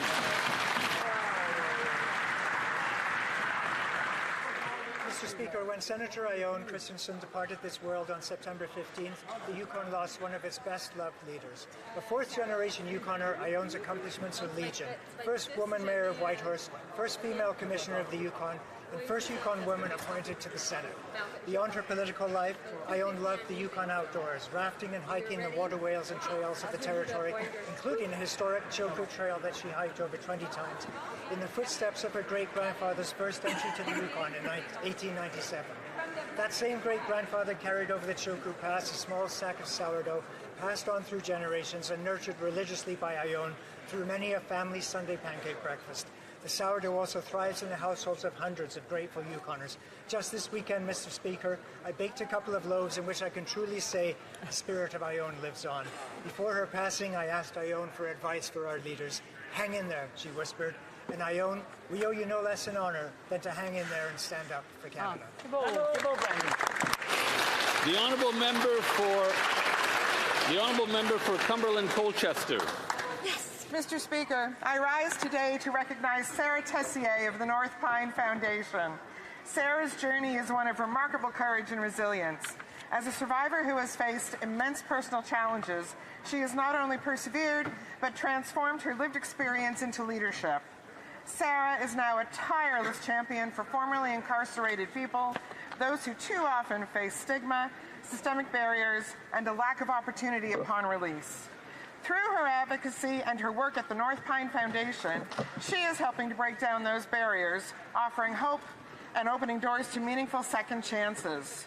Her story reminds us that recovery and redemption are possible, and that with support and opportunity, people can rebuild their lives and contribute greatly to our communities. Sarah Tessier is a fighter, a leader, and an inspiration to us all. The honourable member for Oxford. The tragic story of Bailey McCourt, who was murdered by her ex-partner in Kelowna, has been shared many times in the House before. Today I want to share a different perspective. Christopher Anderson, the bystander who was just walking by and rushed to save her, wrote to me, with his permission, I share you his words. He wrote, and I quote, "I ran towards them, but by the time I reached them, he was already hitting her in the head, over and over. I held her hand, and I told her she was safe and loved. I'm not writing to ask for anything specific. I just need you to know what happened. And I need others to know Bailey's name. She was a mother, a daughter, and a human being who deserved to live. People are dying in plain view. I don't believe we can afford to keep ignoring it." Unquote. Mr. Speaker, violent crime has countless victims. Those whose lives are taken, the bystanders, the first responders, communities, and the families who must carry on. I urge all members to remember Bailey, hear Christopher's plea, and put politics aside and pass the Jail Not Bail Act today.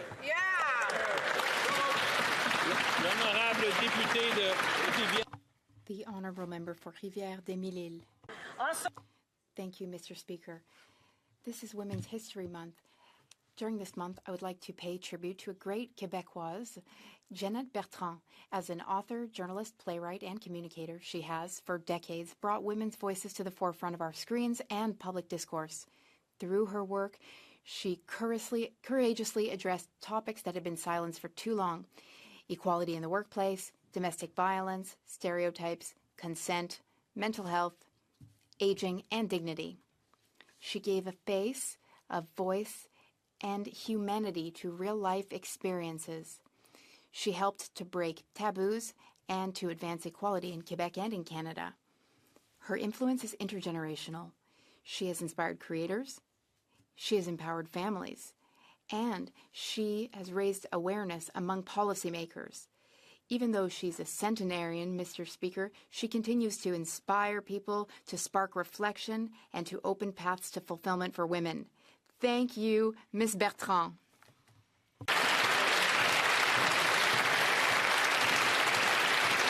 The honourable member for Elgin St. Thomas, London South.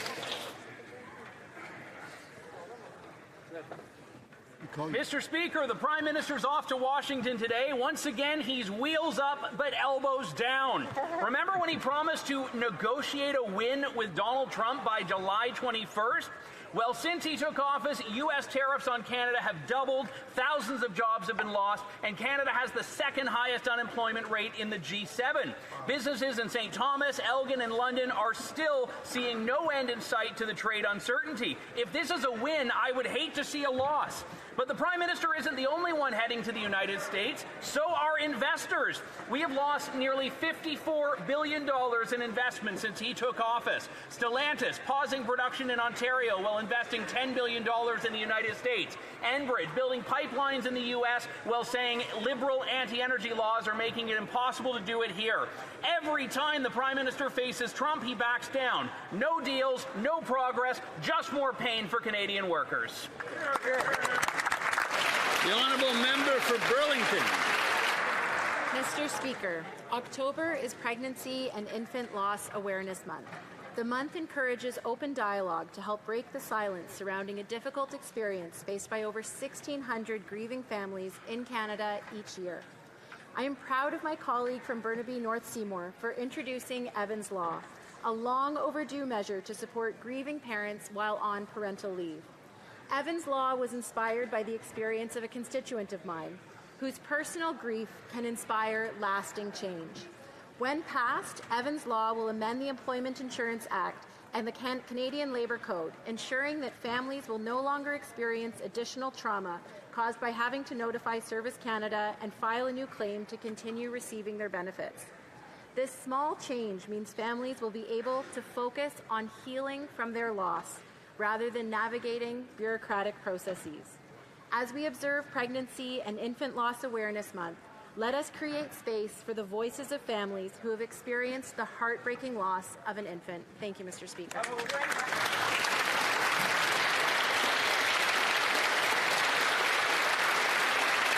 Oral questions, questions orales. The Honourable Leader of the Opposition.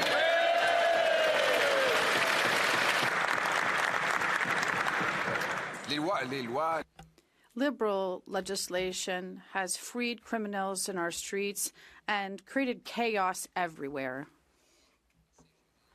In St. Jerome, a woman was killed by her spouse, a man who was arrested 30 times before and who violated his release conditions several times, and he was released by these Liberals. Today, we're voting on a Conservative motion to reverse these Liberal laws, put criminals back in prison, and restore security for all Canadians. Will the PM allow this to pass?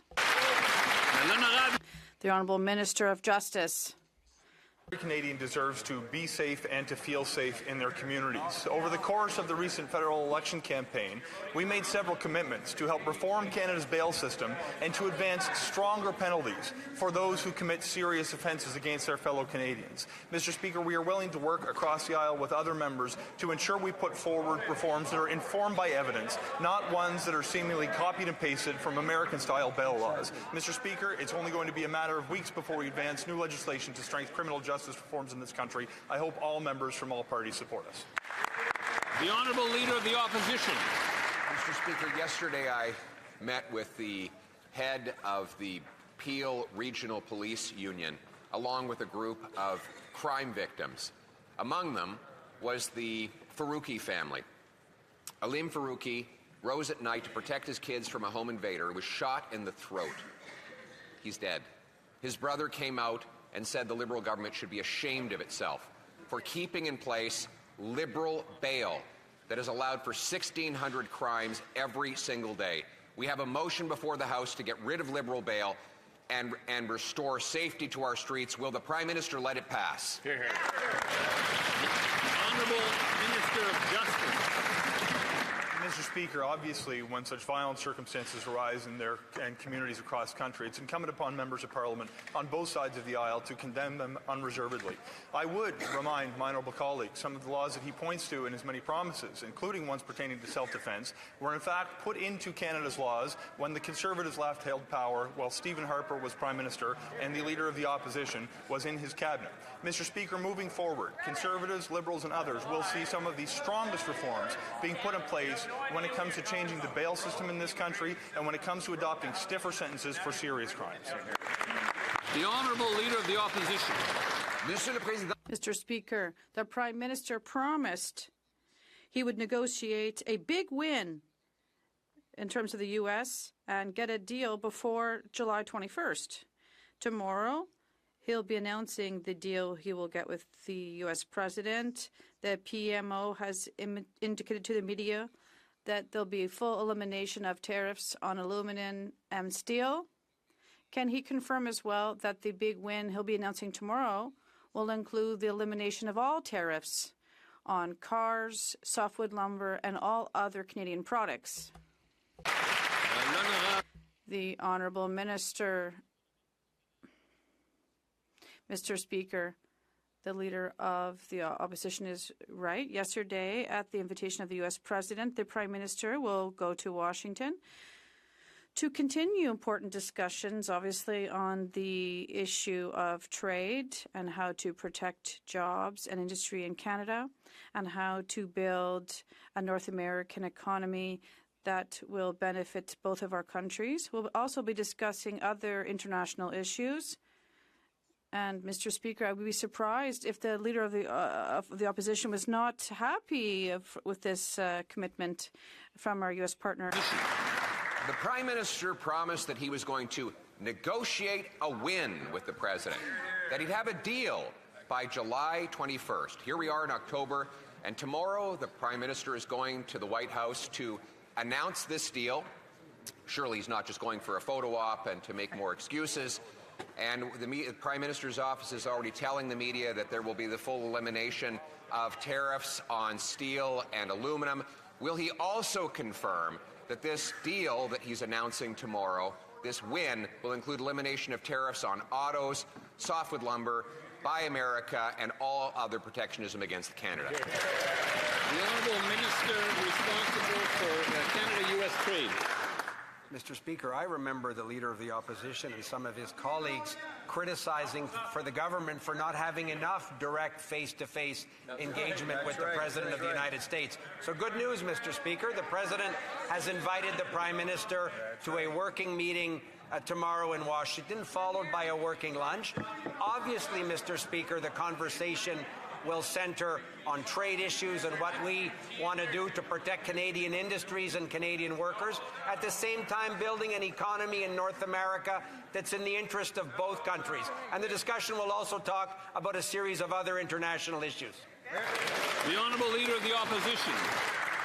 Surely, after promising to negotiate a win, to have a deal by July the 21st, the Prime Minister's not flying all the way to Washington, D.C., just to have lunch.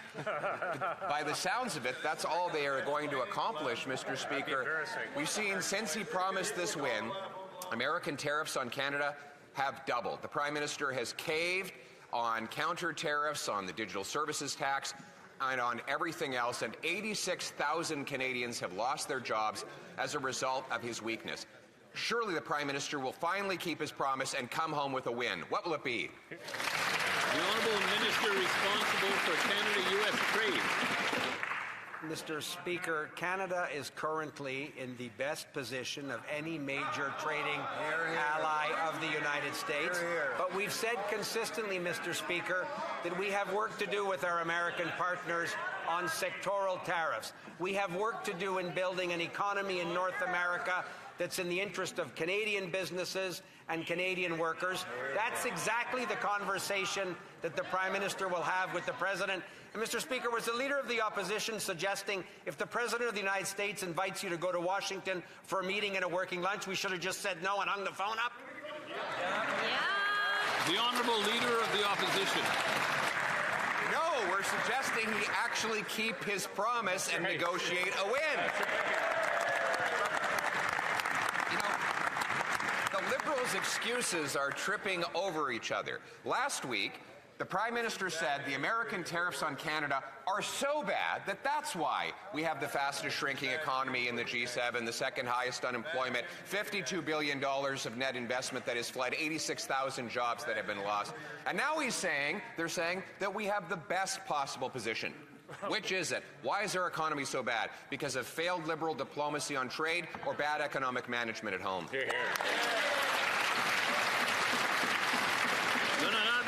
The Honourable Minister of Industry. We never talk down our workers, we never talk down our industries, and we never talk down our economy. Let me talk to you about good news, Mr. Speaker. 500 jobs new at Itachi in Varennes, Quebec. 150 jobs in Alstom, Saint-Bruno, Quebec. 400 new jobs in Kitimat, Cedar, LNG. 500 new jobs at Ferrero, Brantford, Ontario. Who doesn't like Nutella? 460 jobs at Stem Cell Technologies in Burnaby. Will continue to build Canada. The Honourable Member for Saint Jean. Mr. Speaker, we welcome the Prime Minister's visit to Washington. We asked for it, and it was high time. But now it's time for him to keep his election promise to boost the Quebec economy, because so far it's been concession after concession. He capitulated on the digital services tax. He has abandoned the global minimum tax for U.S. giants, and there's even more delays. And despite all of these concessions, not only is there no win, but Donald Trump has increased tariffs on our softwood. When will Quebec see some gains? The Honourable Minister responsible for Canada-U.S. trade. Mr. Speaker, as I said in an answer a few minutes ago, the Prime Minister will go to Washington later today for a working meeting at the invitation of the U.S. President in the Oval Office, and we'll be discussing issues that my Bloc colleague has mentioned. Obviously, we'll be discussing tariffs on softwood lumber. We'll be talking about other sectors, steel, aluminum, automobiles. These are exactly the discussions we're going to be having with our U.S. partners, Mr. Speaker, and we are going to continue to do the necessary work to get there. Thank you. The Honourable Member for Saint Jean. Mr. Speaker, what the PM announced is that he'd be focused on discussions on steel tariffs. Steel is important. Quebec's forests are also important, as is aluminum. But the Prime Minister is not addressing these issues in his discussions, and the federal aid announced in August for the forestry industry is still not available. While he's in Washington, the BM must talk about aluminum and wood. But in the meantime, right here in Ottawa, could he at least release his own financial assistance for Quebec's forestry industry? The Honourable Minister of Industry. Mr. Speaker, we're always going to be here for our various industries in Canada and in Quebec in particular. We'll be here for steel workers, but also for aluminum and also for softwood lumber and the automotive sector. We'll be here for all of our workers. In fact, we have several types of funding that will be available for different sectors, and we're having several discussions with these sectors, and I'd be happy to work with my colleague, who I appreciate greatly to find solutions for softwood lumber. The Honourable Member for Pierre Boucher, Les Patriotes Berchères. Mr. Speaker, there is a public danger on our roads, low-cost drivers. We're mainly talking about immigrant truck drivers from Ontario who are exploited by companies to save costs and who drive heavy goods vehicles without qualifications. This is a cause of fatal accidents, abuse of vulnerable people, and illegal competition for truckers who follow the rules. Ottawa must launch an investigation, tighten the screws on these companies, prohibit temporary immigrants from incorporating. It's simple. There's 10 steps to take, but the federal government is looking the other way. When will it put an end to these discount drivers? The Honourable Minister of Employment and Jobs. Our government knows that truckers advance our economy and they deserve all the protection set out under the Labour Code. That's why we create an inspection team that is specialized, that has already done more than 100,000 inspections in this sector, and we are enforcing the law rigorously and working with the provinces to fight against false classifications so we can grant truckers the rights and advantages that they are entitled to. For Regina Capel. For those of us keeping score at home, the Prime Minister is 0 for 3. He promised to, and I quote, negotiate a win with Trump by July 21st. There still is no deal, and tariffs are actually higher. He promised it would be elbows up. Then he quietly dropped counter tariffs. And what did he get in return? Nothing. He promised Canada would have the fastest growing economy in the G7. Instead, it's the fastest shrinking. The 86,000 Canadians who have lost their jobs since he took office can't afford to wait for the Prime Minister to get through this slump. So, when he comes home from Washington this week, will he have a deal to eliminate all U.S. tariffs, or is that promise just stuff he said during the election? The Honourable Minister of Finance.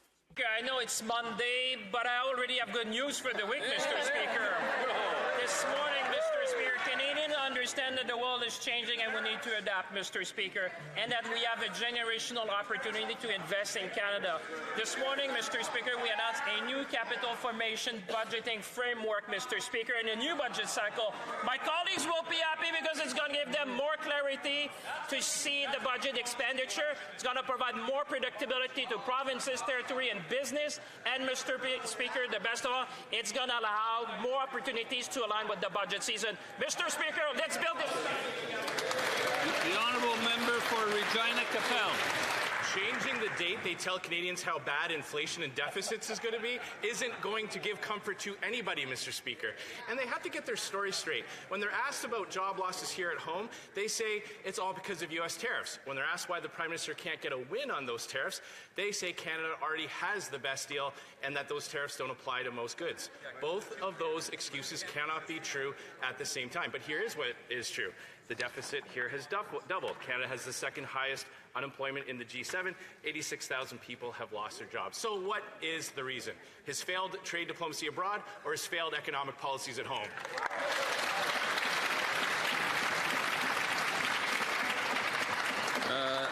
The Honourable Minister of Canada, responsible for Canada-US trade.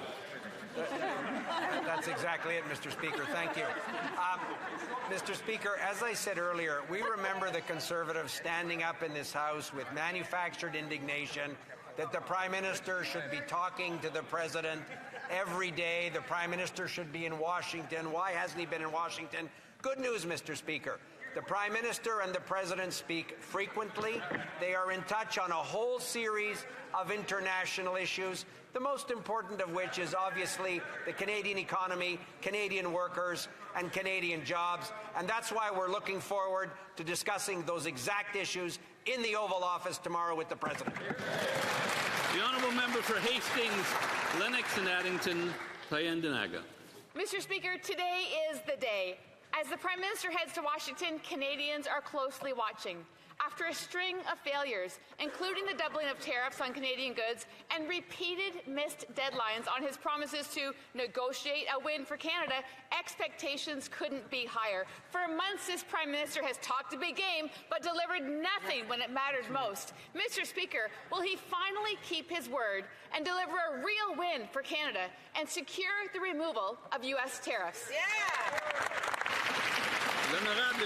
The Honourable Minister of Industry. We'll always stand up for workers, always stand up for our industries, and that's why also when it comes to different sectors that are being tariffed, we are there to support them.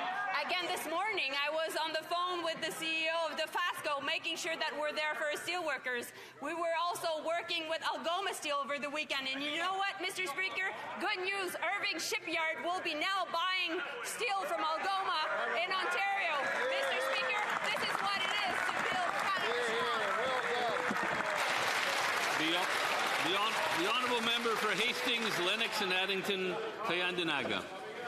This government's message on the economy has been all place, Mr. Speaker. On one hand, they blame U.S. tariffs for Canadians' shrinking economy while boasting about the best trade deal with the U.S. The facts tell a different story. The deficit has doubled, second highest unemployment and fastest shrinking economy in the G7, 54 billion in investment fled, and 86,000 people out of work. Mr. Speaker, is this bleak reality the result of this Prime Minister's failed economic policies here at home, his failure to secure results abroad, or both? The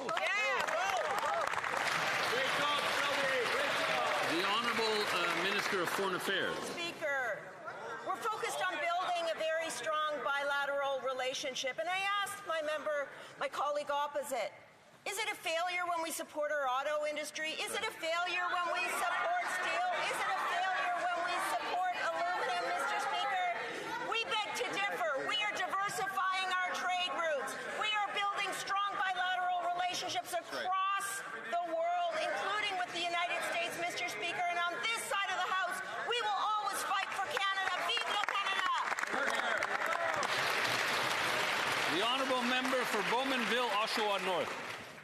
Mr. Speaker, GM is eliminating thousands of jobs in Oshawa, and Stellantis has idled its Windsor plant while sending $10 billion to the United States.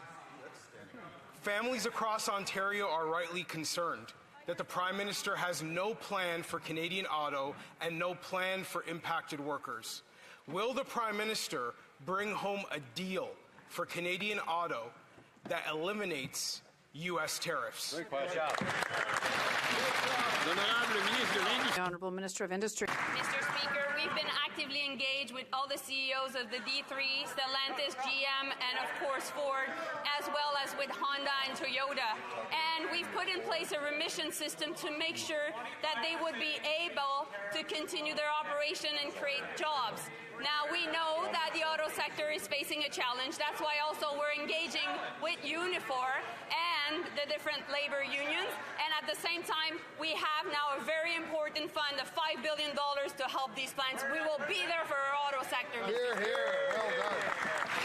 The Honourable Member for Mégantic-l'Érable-Lotbinière. The wait is over. Tomorrow will be a big day for this Liberal Prime Minister. A big day because tomorrow the PN will finally keep his promise and negotiate a win for Canada. Tomorrow, tariffs on steel, aluminum, automobiles, and lumber will be eliminated because that's what the PM promised, right? We encouraged the PM to keep his promise to negotiate a win with the U.S. by July 21st, but he did not keep his promise. His grand strategy was to bow to the demands of the U.S. president, and tariffs have doubled. Tomorrow, will the PM finally keep his promise to negotiate a win and eliminate all U.S. tariffs on Canada? The Honourable Minister of Finance. Mr. Speaker, today is a great day, Mr. Speaker. Canadians understand that the world has changed. We have to adapt. And in terms of capital investment, well, we presented a new budget framework and updated the budgetary cycle. This is good news. It provides clarity to my colleagues. It allows them to see budgetary measures. And it also allows companies and provinces and associations that depend on federal funds to have greater clarity and opportunity for construction in this country. When we'll consider to celebrate, they will be building a strong Canada. The Honourable Member for Mégantic-l'Érable. Clarity, Mr. Speaker? Let's talk about that. The Liberal position on the economy isn't clear. On the one hand, they claim that the collapse of the economy, well, the worst in the G7, is due to tariffs. On the other hand, they say they've reached an excellent deal on tariffs. But what do the real figures say? The deficit has doubled. Canada is the G7 economy with the sharpest contraction and the second highest unemployment. $52 billion in net investment has fled the country, and 86,000 people have lost their jobs. Is the Prime Minister a poor diplomat, or a poor comments for Canada, or just quite simply bad? The Honourable Minister. I'm really sad when I hear what the Conservatives are saying. Canada has an enviable position in the G7. We have the lowest debt to GDP ratio, and one of the two G7 countries that has a AAA rating. But instead of talking down the Canadian economy, they should be proud of making a strong Canada, that we're building a strong Canada together, investing and making generational investment. We're working for Canada and Canadians and workers. The Honourable Member for Laurentides-Laballe.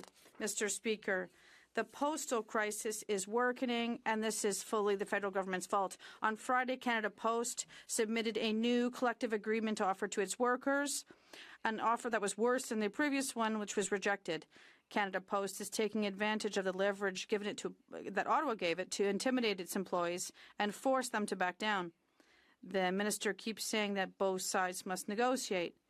But by getting involved in this conflict, he has poisoned the discussions. Does he realize that it's his fault today if no one's receiving their mail today? The Honourable Minister. Thank you very much, Mr. Speaker. For us, Canada Post is a vital, essential institution that is part of our fabric that needs to be saved. Why? Because Canada Post is losing $10 million a day, and that Canadians have to pay for this just to maintain its operations. Now, I understand that's acceptable for the Bloc, but it is not for us. We need to modernize and transform Canada Post, and I have trust that both the management and the Union will be able to take the necessary action to save it. The Honourable Member for Laurentides-Laballe. Mr. Speaker, before the Liberals got involved, the mail was being delivered. And since they got involved, the Postal Service has been completely paralyzed. And it's the regions, the small businesses, the most vulnerable who are paying the price. Before the Liberals got involved, Canada Post was making serious offers. And now we've never been further from an agreement. And we don't see how the parties could reach one. This fiasco is the doing of the Liberal Party of Canada. Will the government acknowledge its full responsibility in the Canada Post crisis? The Honourable Minister. Mr. Speaker, I find this question absolutely surprising when I have these Bloc members that have been saying for years that Canada Post has to be modernized. We've been waiting for 20 months, and when the employees were striking last Christmas, they said that it was this action from this government was causing issues, and now we're used to the Bloc living in some type of parallel universe. They're not recognizing that they're losing $10 million a day. We need to modernize Canada Post, and we expect both parties to reach an agreement. The Honourable Member for Kildonan St. Paul. Mr. Speaker, the Prime Minister promised he would negotiate a win with President Trump and have a deal by July 21st, but there's been no win and there is no deal. Major U.S. tariffs on Canada have doubled, and the Prime Minister has repeatedly conceded to Americans' demands. Now his office is telling media that all steel and aluminum tariffs may be lifted tomorrow, finally. But what about the auto sector, Mr. Speaker? Thousands of jobs are at risk. GM is cutting. Stellantis has idled its Windsor plant and moved $10 billion of investment to the U.S. Will the Prime Minister's long-promised, long-overdue deal include an end to U.S. tariffs on Canadian autos? Yes or no? The Honourable Minister of International Trade. Mr. Speaker, Canadians elected this government to protect, build and transform our economy. We are protecting and supporting our industries through the new $5 billion Strategic Response Fund, the $1 billion Tariff Release Initiative, which will give thousands of Canadian businesses financial support to access new global markets. We are building Canada with new nation-building projects, which will lead to thousands of new careers in skilled trades across Canada.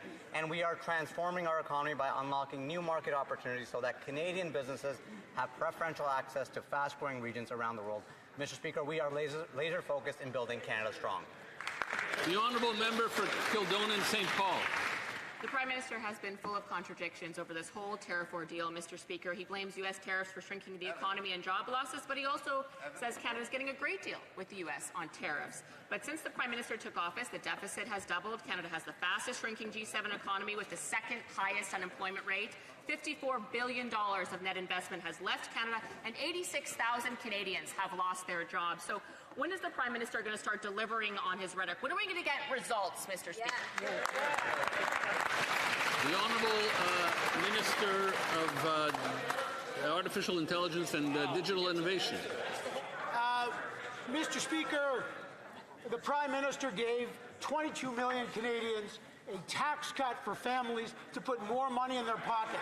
The Prime Minister is right now has a team negotiating negotiating with the United States to make sure that we protect Canada's position as the best country in the world with the lowest tariff rates. We are building the economy of the future together. I know the honourable member will support that. The honourable member for Prince George, Peace River, Northern Rockies. Mr. Speaker, the Prime Minister promised to, quote, negotiate a win with President Trump by July 21st. Still no win and still no deal. Because this Prime Minister failed to negotiate a deal, U.S. tariffs on Canadian softwood have jumped to 35% this summer, and next week they'll jump to 45%. Since 2015 in BC, 29 mills have closed, and we've lost over 68,000 jobs. For the sake of all British Columbians, will the Prime Minister finally get a deal done and end U.S. tariffs on softwood lumber? The Honourable Minister of Agriculture and Agri-Food. Thank you, Mr. Speaker. Mr. Speaker, Mr. Speaker, we're working extremely hard to open up new markets right across the country and around the world, Mr. Speaker. 96% of agriculture products are moving tariff-free across the border into the U.S. We're proud of that, Mr. Speaker. We're going to stand alongside our farmers. We signed a new bilateral agreement with Indonesia, Mr. Speaker, and we're continuing to work hard. Next week, Mr. Speaker, when a lot of people from this House will be put their feet up, we'll be in Mexico working on more deals. Thank you, Mr. Speaker. The honourable member for North Island, Powell River. The Prime Minister promised to, quote, negotiate a win with President Trump. He promised a deal by July 21st. Well, it's October, still no deal, still no win. Instead, tariffs on Canada have doubled. But now we hear the PMO is reportedly telling media that tomorrow all steel and aluminum tariffs will be lifted.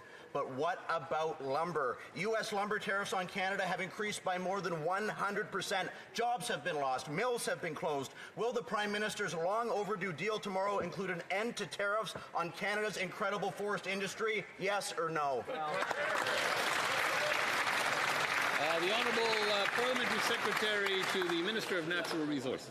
Mr. Speaker, we've been clear that U.S. tariffs on Canadian softwood lumber are absolutely unjustified, and we are working at every level to resolve the softwood lumber dispute.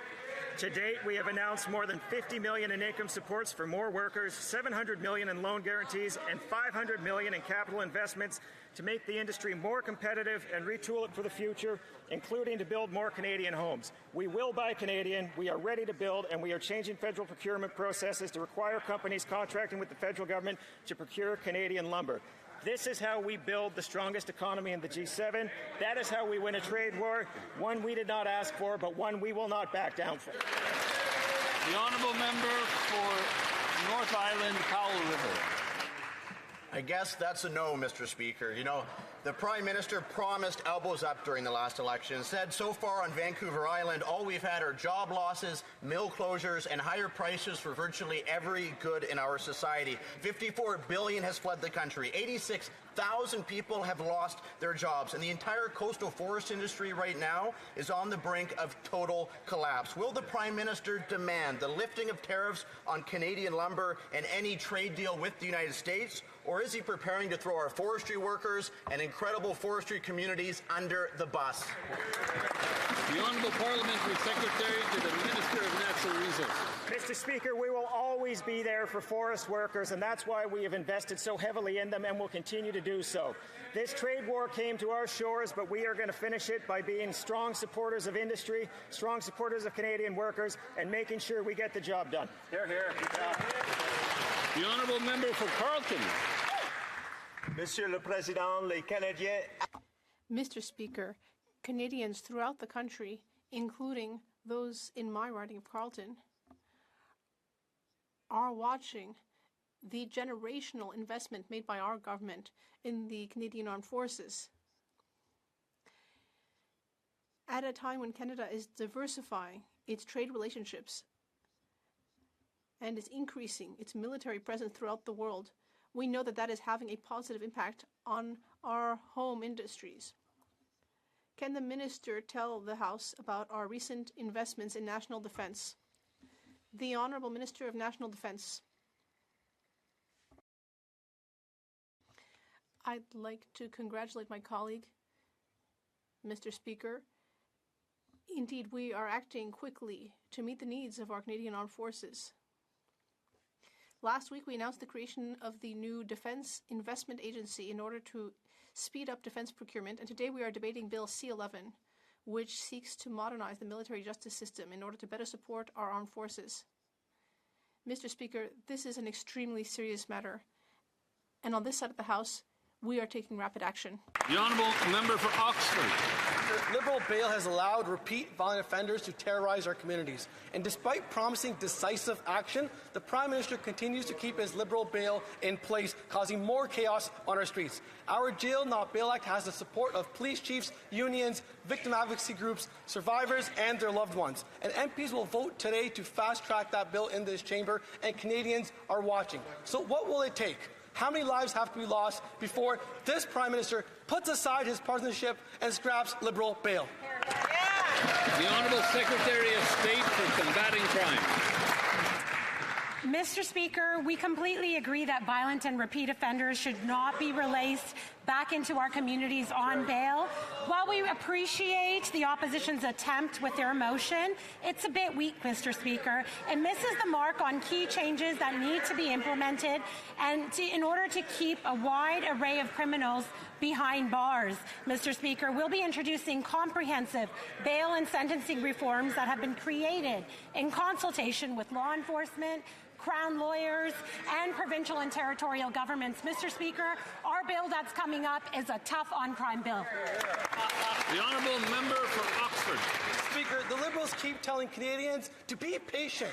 Say that to the families of the loved ones that have lost their children, their grandchildren on the streets of Canada. Every day the Liberals delay, 1,600 more violent crimes happen in our country. The Woodstock TD robbery, suspect was out on bail. The murder of Constable Perchella, the suspect was out on bail. The murder of Tory Dunn, the offender was out on bail. Enough is enough. It's time to scrap Liberal bail. So if the Prime Minister won't scrap Liberal bail, will he at least do the decent thing? Show some compassion and get out of the way. The Honourable Secretary of State for Combating Crime. Mr. Speaker, like I said, violent and repeat offenders should not be released on bail. Hear, hear. We agree with this. That is why we're bringing forward comprehensive bail reform. We want to get it right, Mr. Speaker. We don't want to pass something that is weak and lets violent offenders back out onto our streets. Hear. The honourable member for Brantford, Brant South, Six Nations. Liberal bail laws have unleashed a bloodbath of violent crime across this country. C-75, the catch and release Liberal bail law, is the problem. The Prime Minister has kept Liberal bail in place, causing more bloodshed over his last 6 months. Conservatives listened to police and to victims and drafted a bill to end Liberal bail and restore safe streets. The vote is today. Victims and frontline officers are watching this government. Will the Prime Minister stop protecting criminals, put politics aside, and vote to scrap the Liberal bail? The Honourable Minister of Justice. Mr. Speaker, listening to the member's question, it's clear there are several deficiencies with the approach that he's put forward. First, Bill C-75 actually makes it harder for offenders who've been charged with intimate partner violence to be released on bail. He would make it easier to have them get out into our communities. Second, Mr. Speaker, he claims to have engaged with law enforcement in the formation of this bill. When you actually look at the measures they're proposing to put forward, it barely scratches the surface of what law enforcement has told us in the first few minutes of conversations. We have a comprehensive set of reforms coming to the bail system that will be designed to make communities safer. I hope in the next number of weeks when this bill comes forward, Conservatives will finally do something in support. The honourable member for Brantford, Brant South, Six Nations. Let's look at some examples of government in action. In Vancouver, police had to arrest the same 40 offenders 6,000 times in 1 year. In Peel, police arrested 18 suspects for home invasions and carjackings. Half are already released on bail.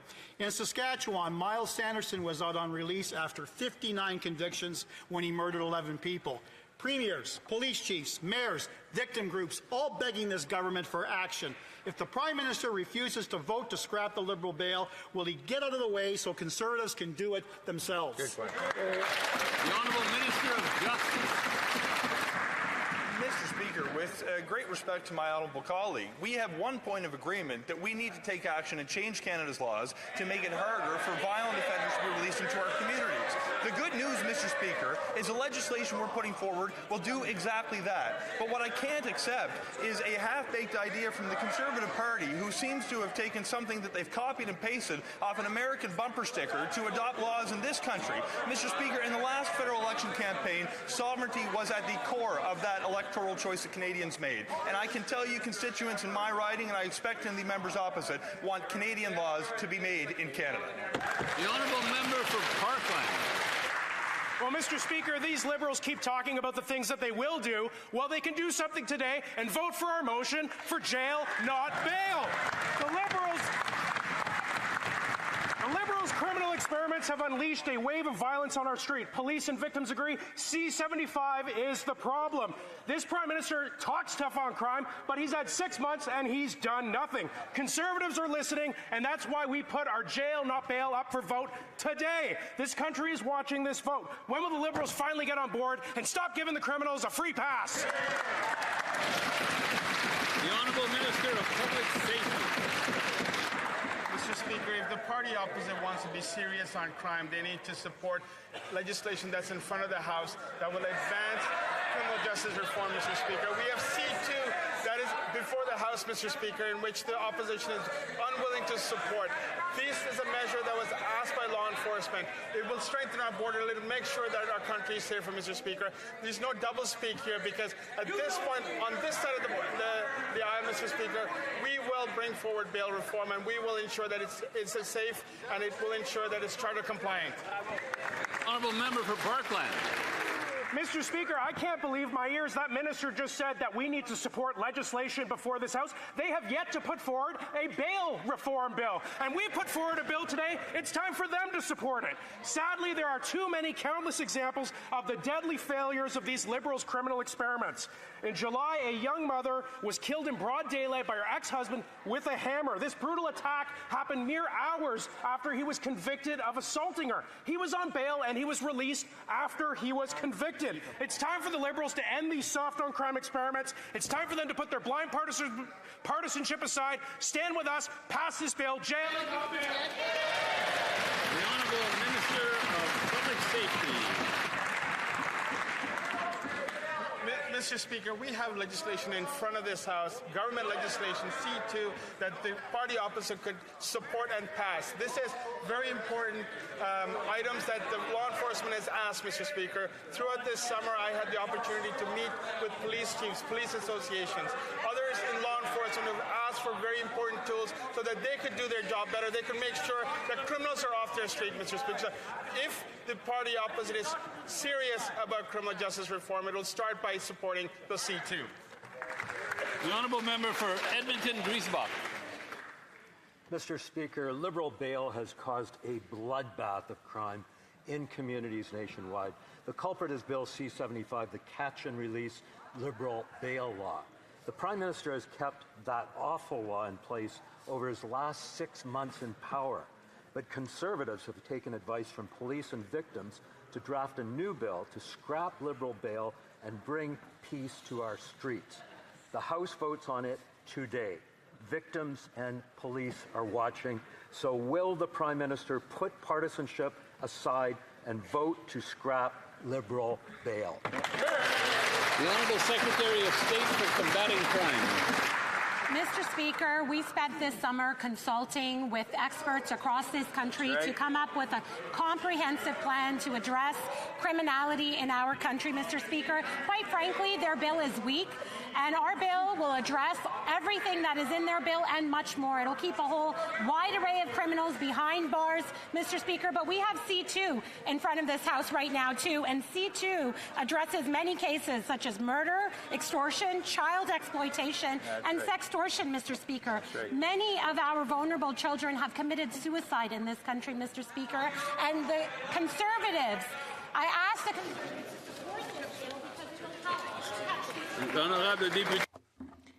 The Honourable Member for Charlesbourg-Haute-Saint-Charles. Mr. Speaker, I'm not sure if you're familiar with Gaby Renault. She was a woman who was killed in Saint-Jérôme 4 weeks ago by a man who had been arrested 30 times, had broken bail conditions 16 times. All of that because of liberal bail. But the good news is that my colleague for Oxford, with Bill C-242, in consultation with police officers and victims groups, that bill is ready to be passed. Will the Prime Minister tell his government, his members, to vote in favor after question period today? Yes or no? The Honourable Minister of Justice. Mr. Speaker, we need to change Canadian legislation to strengthen the bail system. But at the same time, Mr. Speaker, we recognize that the bill that's before us today has many problems. Not going to take a bill that is completely deficient, that does not scratch the surface of what law enforcement, provinces and territories and experts have informed us on over the last few months. Our job is not to pander with slogans, but to advance solutions to help Canadians save. That is what the government legislation is going to do. The Honourable Member for Charles-le-Bourg, Haute-Saint-Charles. Mr. Speaker, the gaps have been caused by the Liberals over the last decade. Bills like C-83, like C-75 have all led to crime going up in Canada. A bill has been tabled here in this House, a bill that is based on consultations with all stakeholders that will make our streets safer to help women avoid the fate that struck Gabi Renault. Will this government vote in favor of the bill today, yes or no? The Honourable Minister of Justice. My honourable colleague's argument is self-defeating. He suggests that one of the laws to blame when it comes to bail should be repealed, when in fact that would make it easier for someone charged with intimate partner violence to be released on bail. If you're going to be critical of a piece of legislation on the floor of the House of Commons, it is a good idea to read it first. Mr. Speaker, we have spent months engaging with law enforcement, with provincial and territorial counterparts, with constitutional experts, with those who advocate on behalf of victims to ensure that we are moving forward with policies that are actually going to keep Canada safe. People want solutions, not slogans, and that's what we'll deliver. The Honourable Member for Honoré Mercier. Mr. Speaker, too many women face obstacles when they try to access sexual and reproductive health services, whether it be because of lack of information, because of a discrimination or geographical isolation. We need to make more of an effort to develop resources, increase awareness, and provide logistical support. Can the Minister of Health tell us what the government is doing to increase the availability and accessibility of sexual and reproductive health information and services? The Honourable Minister of Health. Mr. Speaker, I'd like to thank the member for his question. Everyone deserves to be able to have access to sexual and reproductive health services, regardless of when or of where they live. That's why last week I was so happy to announce that we will be offering funding to groups like the Disabled Women's Network of Canada, the Canadian Association of Community Health Centres, and other organizations, which are offering community solutions to broaden access to sexual and reproductive health services.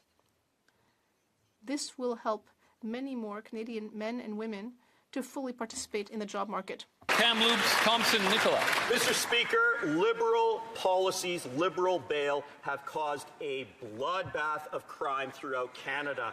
So much of this comes back to the Liberal bail provisions of Bill C-75. But Canadians should not have fear, Mr. Speaker, because we have a jail, not bail bill that we will be voting on today. In fact, Peel, Halton, and minutes ago, the Toronto Police Association endorsed our jail, not bail bill. So, when the Justice Minister says our bill is deficient, will he tell those police associations they're wrong? Yes or no? The Honourable Secretary of State for Combating Crime. Mr. Speaker, like I've said before, our comprehensive legislation that is just coming out. Well, we're going to take that one from the top. I suppose I could turn up the volume a little bit more, but I think I'd like to try to keep it at this level and see if we can respect that. So, the Secretary of State for Combating Crime. Thank you, Mr. Speaker. Like I said, we spent this summer consulting with police chiefs across the country, associations. The legislation, the comprehensive legislation that will be coming out in a few weeks is recommended by police agencies across this country, Mr. Speaker. It contains a lot more than the piece of legislation that is being offered by the Conservatives, Mr. Speaker. Quite frankly, their piece of legislation is weak. It doesn't address all aspects of crime. Everything that Canadians are looking for will be addressed in our upcoming bill. Member for Kamloops, Thompson Nicola. Well, Mr. Speaker, if the legislation is so weak, why are the Peel, Halton, and minutes ago Toronto Police Associations endorsing our legislation, Mr. Speaker? Mr. Speaker, the reality is that bail is out of control. In Kelowna, 15 people were responsible for 1,335 police calls. One person responsible for 223, alleged to violate bail 31 times, not showing up for court 32 times. These Liberals tell us what they're going to do. What have they done the last 10 years? Diddly poo. Will they pass our bill? Yes or no?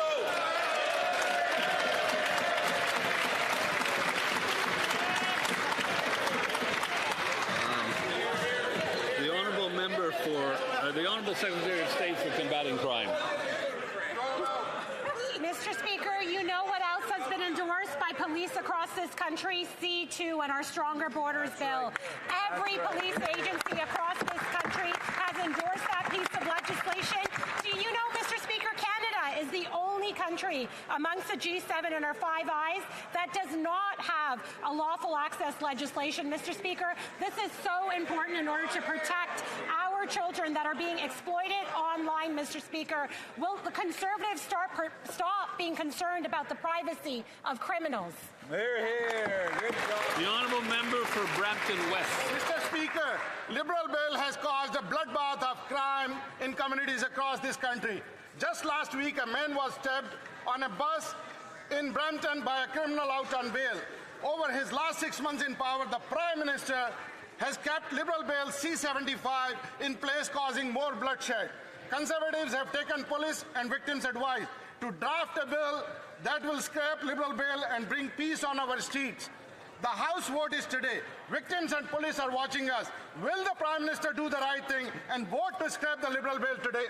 The Honourable Secretary of State for Combating Crime. Mr. Speaker, like I've already said, our bill is comprehensive and is much stronger than the Conservative bill. I believe the Conservatives will be happy to see it in the coming days.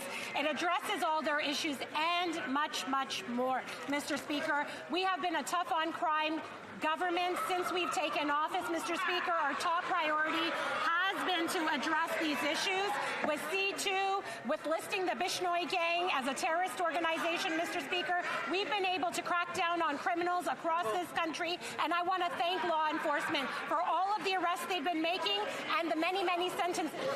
The Honourable Member for Sackville, Bedford Preston. Thank you, Mr. Speaker. Mr. Speaker, all members of the House agree on the need to keep our communities and streets safe. A key part of that commitment is freeing Canadians from the scourge of gun violence, an issue our government is committed to addressing. To that end, can the Minister for Public Safety explain how this critical work is being advanced through the Assault-Style Firearm Compensation Program? Thank you. The Honourable Minister of Public Safety. Mr. Speaker, let me thank the member for Sackville, Bedford, Preston for his very important question. I was pleased to say, Mr. Speaker, last Monday on October the 1st, the pilot program. I mean, there's a lot of noise coming from one of the corners around here. I won't name which corner. Yeah. Okay. The Honourable Minister from the top. You're being recorded. Thank you, Mr. Speaker. Let me thank the Honourable Member for Sackville, Bedford, Preston for this very important question. And let me advise him that on October the 1st, we launched the Firearm Compensation Program in Cape Breton, Mr. Speaker. Already we have people signing up, Mr. Speaker, who are registering and ensuring that they're eligible for the compensation. We look forward to the expansion of this program across Canada. In addition, we're working to secure the border, including Bill C-2, $1.3 billion investments at our border. We will have comprehensive bail as well as other reforms coming forward, Mr. Speaker. We will keep Canadian... The honourable member for Chicoutimi-Le-Fjord. Mr. Speaker, the aluminum sector in the Saguenay is suffering, especially since this new Liberal Prime Minister has been in power. Tomorrow he'll be meeting President Trump. When he was trying to get elected, the Prime Minister told Canadians that he was the man of the hour and that he would negotiate with the Americans. But today the tariffs have doubled. Will the Prime Minister finally keep his promise of negotiating a good agreement that gets rid of these tariffs? The Honourable Minister of Finance. Mr. Speaker, I'd like to thank my colleague for this excellent question. He knows that we have always invested in the aluminum sector. The aluminum sector is an extremely important strategic sector, just like steel, forestry, and the auto sector. We've even met to talk about it, so he knows that on this side of the House, we will always be here to support the workers in our aluminum sector and the entire sector, in fact, and we will always stand up for Canada's interests. Honourable member for Kootenay-Alberni.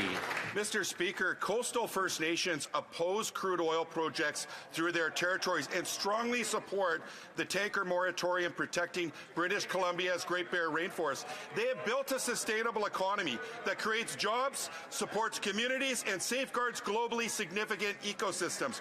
Premier Smith's pipeline push ignores their Indigenous rights. When introducing Bill C-5, the Prime Minister pledged no province or Indigenous group would be forced into unwanted projects. Will this government uphold that promise? The Honourable Minister of the Environment and Climate Change. Mr. Speaker, the Build Canada Act has very strong provisions in it to make sure there's Indigenous consultation. And it also has strong provisions to make sure that what we're doing is building a strong Canada for the future. We will leave it that the Premier from British Columbia and the Premier from Alberta can have those conversations as to the path forward, but we will be making sure that we are building a strong Canada for the future. And that concludes question period for today.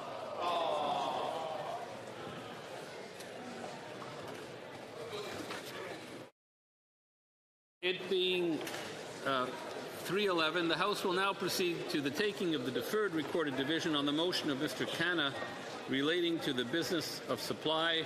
Call in the member.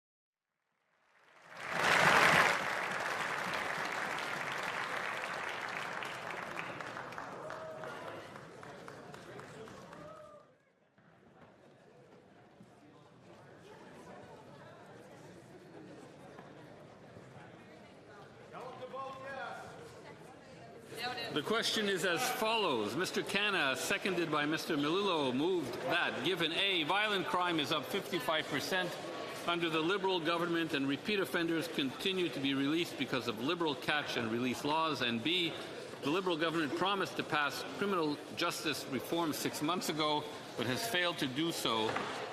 In order to keep repeat offenders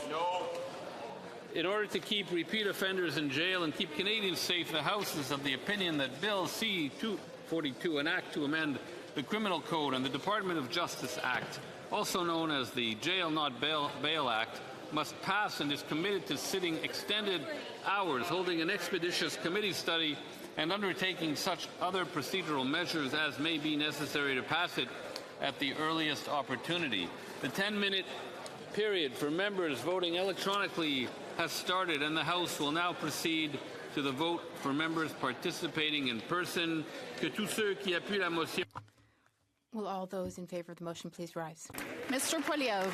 Mr. Poilievre. Mr. Doherty. Mr. Doherty. Mr. Schmale. Mr. Schmale. Mr. Brock. Mr. Brock. Mr. Bazan. Mr. Bazan. Mrs. Bloch. Mrs. Bloch. Mrs. Thomas. Mrs. Thomas. Mr. Deltel. Mr. Deltel. Mr. Paulus. Mr. Paulus. Mr. Scheer. Mr. Scheer. Miss Landsman. Ms. Landsman. Mr. Hallan. Mr. Hallan. Miss Lewis Haldeman Norfolk. Ms. Lewis Haldeman Norfolk.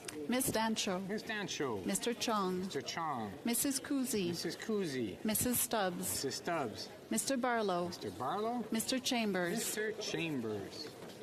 Mr. Caputo. Mr. Caputo. Mr. Richards. Mr. Richards. Mr. Small. Mr. Small. Mr. Major. Mr. Major. Mr. Jennis. Mr. Jennis. Mr. Brassard. Mr. Brassard. Mr. Moore. Mr. Moore. Mr. Berthold. Mr. Berthold. Mr. Duncan. Mr. Duncan. Mr. Warkington. Mr. Warkington. Mrs. Cramp-Nyman. Mrs. Cramp-Nyman.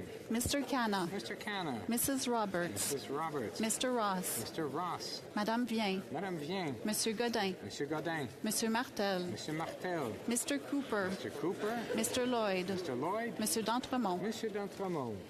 Mr. Van Papta. Mr. Van Papta. Mr. Kelly. Mr. Kelly. Monsieur Généreux. Monsieur Généreux. Monsieur Gourde. Monsieur Gourde. Mr. Tucker. Mr. Tucker. Mr. Steinley. Mr. Steinley. Mr. Zimmer. Mr. Zimmer. Mr. Lobb. Mr. Lobb. Mr. Baldinelli. Mr. Baldinelli. Mr. Davidson. Mr. Davidson. Mr. Malillo. Mr. Malillo. Mr. Calkins. Mr. Calkins. Mr. Waugh. Mr. Waugh. Miss Rude. Ms. Rude. Mrs. Goodridge. Mrs. Goodridge. Mrs. Falk, Battleford Lloydminster, Meadow Lake. Mrs. Falk, Battleford Lloydminster, Meadow Lake. Ms. Gladue. Ms. Gladue. Mr. Majumdar. Mr. Majumdar. Mr. Ho. Mr. Ho. Mr. Shipley. Mr. Shipley. Mr. Bragdon. Mr. Bragdon.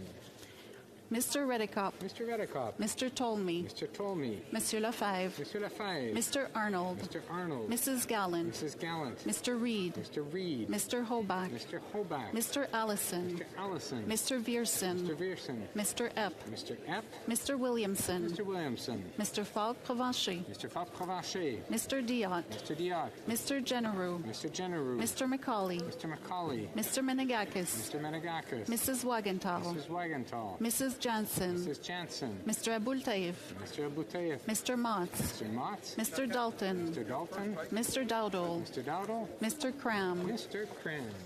Mr. Morrison. Mr. Morrison. Mr. Lewis Essex. Mr. Lewis Essex. Mr. McLean, Calgary Centre. Mr. McLean, Calgary Centre. Mr. Patzer. Mr. Patzer. Mr. Leslie. Mr. Leslie. Mr. Giovanni. Mr. Giovanni. Mr. Anderson. Mr. Anderson. Mrs. Anstey. Mr. Anstey. Mr. Babber. Mr. Babber. Mr. Bailey. Mr. Bailey. Mr. Bexty. Mr. Bexty. Mr. Bonk. Mr. Bonk. Mrs. Borelli. Mrs. Borelli. Miss Cobania. Miss Cobania. Mrs. Cody. Mrs. Cody. Mr. Davies, Niagara South. Mr. Davies, Niagara South. Mr. Dawson. Mr. Dawson. Mrs. DeRitter. Mrs. DeRitter. Mr. Gill, Calgary Skyview. Mr. Gill, Calgary Skyview. Mr. Gill, Brampton West. Mr. Gill, Brampton West. Mr. Gill, Calgary McKnight. Mr. Gill, Calgary McKnight. Mr. Gill, Windsor West. Mr. Gill, Windsor West. Mr. Gill, Abbotsford South Langley. Mr. Gill, Abbotsford South Langley. Mr. Groslo. Mr. Groslo. Mr. Guglielmin. Mr. Guglielmin. Mr. Gunn. Mr. Gunn. Mr. Hardy. Mr. Hardy. Mr. Lawton. Correction, Mr. Holman. Mr. Holman. Mr. Jackson. Mr. Jackson. Miss Kirkland. Miss Kirkland. Mrs. Conans. Mrs. Conan. Mr. Ruff. Mr. Ruff. Miss Cronus. Miss Cronus. Mr. Currick. Mr. Currick. Mr. Lawton. Mr. Lawton. Mr. Ma. Mr. Ma. Mr. McKenzie. Mr. McKenzie. Mr. Reynolds. Mr. Reynolds. Mr. Rowe. Mr. Rowe. Mr. Stevenson. Mr. Stevenson. Mr. Strauss. Mr. Strauss. Que tous ceux qui s'opposent à la motion. Will all those opposed please rise? Mr. Ali. Mr. Ali. Madame Diab. Madame Diab. Mr. McDonald Malpeck. Mr. McDonald Malpeck. Mr. McGinty. Mr. McGinty. Mr. Lightbound. Mr. Lightbound. Mr. Robertson. Mr. Robertson. Mr. Ananda Sangare. Mr. Ananda Sangare. Miss Haidu. Miss Haidu. Madame Michel. Madame Michel. Monsieur Guilbeault. Monsieur Guilbeault. Mr. Fraser. Mr. Fraser. Mr. Sidhu Brampton East. Mr. Cedar Brampton East. Miss Olchowski. Mr. Stufsky. Mr. Solomon. Mr. Solomon. Mrs. Valdez. Mrs. Valdez. Miss Gould. Miss Gould. Madame Pitspot Taylor. Madame Pitspot Taylor. Mr. Blair. Mr. Blair. Ms. Chagger. Ms. Chagger. Mr. Osborne. Mr. Osborne. Mr. Fragascatos. Mr. Fragascatos. Mr. Fuhr. Mr. Fuhr. Ms. Sahota. Ms. Sahota. Mr. Belanger, Desnethi, Mississippi, Churchill River. Mr. Belanger, Mississippi, Churchill River. Ms. McKnight. Ms. McKnight. Ms. Chartrand. Ms. Chartrand. Mr. Gerritsen. Mr. Gerritsen. Ms. Salty. Miss Alty. Mrs. Golmasti. Miss Golmasti. Mr. Sarai. Mr. Sarai. Ms. McLean, Esquimalt, Saanich Suk. Miss McLean, Esquimalt, Saanich Suk. Mr. Long. Mr. Long. Madame Chenette. Madame Chenette. Madame Minard. Madame Ménard. Miss Jazek. Miss Jazek. Mr. Beach. Mr. Beach. Miss Groh. Miss Groh. Mr. Fisher. Mr. Fisher. Madame Châtel. Madame Châtel. Mrs. Romanato. Mrs. Romanato. Mr. Louis Kitchener-Conestoga. Mr. Louis Kitchener-Conestoga. Monsieur Leitao. Monsieur Laiteo. Mr. Bardisi. Mr. Bardisi. Madame Kayabaga. Madame Kayabaga. Mr. Lamoureux. Mr. Lamoureux. Madame Brière. Madame Brière. Mr. Kellaway. Mr. Kellaway. Mr. Hogan. Mr. Hogan. Monsieur Ramsey. Monsieur Ramsey. Miss Chi. Miss Chi. Mr. Miles. Mr. Miles. Mr. Biddle. Mr. Biddle. Monsieur Cormier. Monsieur Cormier. Miss Dillon. Miss Dillon. Miss Zerowitz. Miss Zerowitz. Mr. Fergus. Mr. Fergus. Mr. Fonseca. Mr. Fonseca. Monsieur Yacono. Monsieur Yacono. Monsieur Lauzon. Monsieur Lauzon. Mr. Maloney. Mr. Maloney. Miss Suds. Miss Suds. Madame Desrochers. Madame Desrochers. Mr. Hanley. Mr. Hanley. Madame Rochefort. Madame Rochefort. Mr. Casey. Mr. Casey. Madame Bendayen. Madame Bendayen. Madame Fortier. Madame Fortier. Mr. Baptiste. Mr. Baptiste. Mr. Classen. Mr. Classen. Madame Lavac. Madame Lavac. Mr. Turnbull. Mr. Turnbull. Miss Church. Miss Church. Mr. McKinnon, Coquitlam, Port Coquitlam. Mr. McKinnon, Coquitlam, Port Coquitlam. Mr. Morrissey. Mr. Morrissey. Miss Vandenbelt. Miss Vandenbelt. Mrs. Zaid. Mrs. Zaid. Miss Yip. Miss Yip. Madame Lalonde. Madame Lalonde. Mr. Pulowski. Mr. Pulowski. Madame Lapointe, Rivière des Mille-Îles. Madame Lapointe, Rivière des Mille-Îles. Mr. Baines. Mr. Baines. Mr. Gahir. Mr. Gahir. Miss Hepfner. Miss Hefner. Madame Lapointe, Sudbury. Madame Lapointe, Sudbury. Mr. Sousa. Mr. Sousa. Mr. Carr. Mr. Carr. Miss Sakan. Mr. Khan. Mr. Al-Soud. Mr. Al-Soud. Madame Auguste. Madame Auguste. Mr. Clark. Mr. Clark. Mr. Connors. Mr. Connors. Madame Dandurand. Madame Dandurand. Mr. Danko. Mr. Danko. Monsieur Deschênes-Thériault. Monsieur Deschênes-Thériault. Mr. Earl. Mr. Earl. Miss Fancy. Miss Fancy. Mr. Fanjoy. Mr. Fanjoy. Miss Harrison. Miss Harrison. Miss Hurdle. Miss Hurdle. Monsieur Joseph. Monsieur Joseph. Monsieur Lavoie. Monsieur Lavoie. Mr. McDonald Cardigan. Mr. McDonald Cardigan. Mr. Mallette Bay of Quinte. Mr. Mallette Bay of Quinte. Miss Miedema. Miss Miedema. Madame Mingarelli. Madame Mingarelli. Miss Nathan. Miss Nathan. Monsieur Ntumba. Monsieur Ntumba. Miss O'Rourke. Miss O'Rourke. Mr. Rana. Mr. Rana. Miss Royer. Miss Royer. Mr. Saini. Mr. Saini. Mr. Sari. Mr. Sari. Mr. Sawatsky. Mr. Sawatsky. Miss Sodi. Miss Sodi. Mr. Saint-Pierre. Mr. Saint-Pierre. Miss Tessa Dirksen. Miss Tessa Dirksen. Monsieur Villeneuve. Monsieur Villeneuve. Monsieur Watchorn. Monsieur Watchorn. Madame Normandin. Madame Normandin. Monsieur Garon. Monsieur Garon. Monsieur Fortin. Monsieur Fortin. Monsieur Thériault. Monsieur Thériault. Monsieur Perron. Monsieur Perron. Monsieur Savard-Tremblay. Monsieur Savard-Tremblay. Monsieur Sainte-Marie. Monsieur Sainte-Marie. Madame Larouche. Madame Larouche. Miss Gazan. Miss Gazan. Mr. Johns. Mr. Johns. Miss May. Miss May.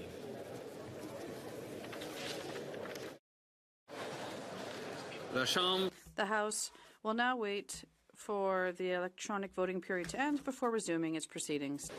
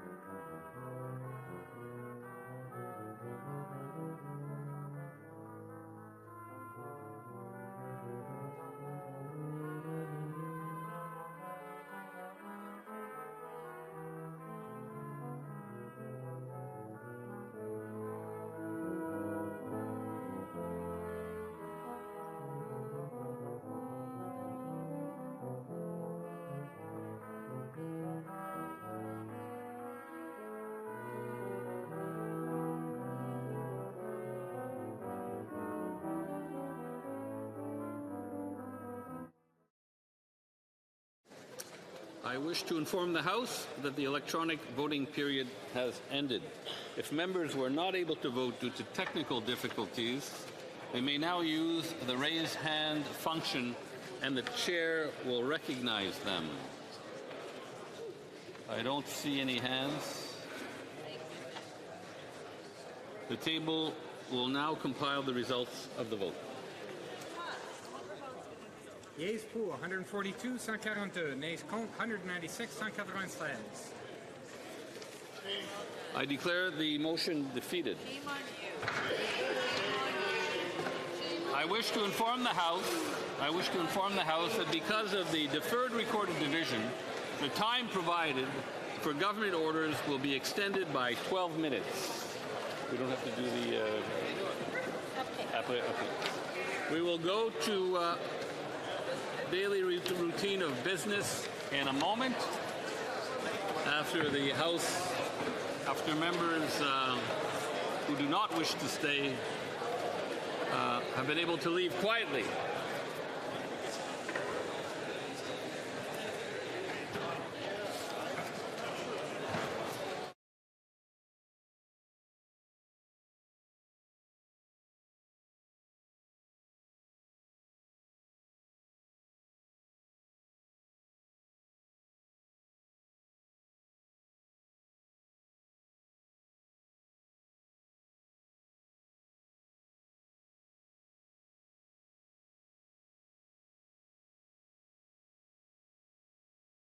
Any members who do not intend to stay to quietly leave the chamber. We will now go to daily routine of business.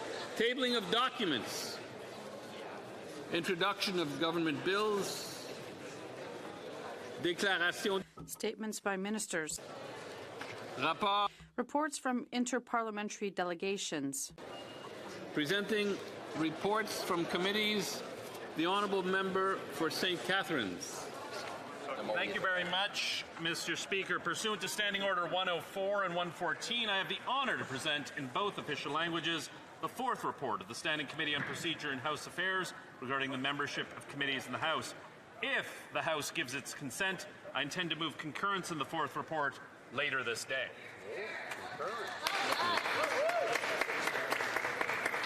Introduction of private members' bills. Ms. Gazan, seconded by Mr. Boulris, moves for leave to introduce a bill entitled An Act to Amend the Canada Labour Code. The motion is deemed adopted. The Honourable Member for Winnipeg Centre. Mr. Speaker, I think there's been a mistake. It's actually Mr. Gord-Johns, MP Gord-Johns.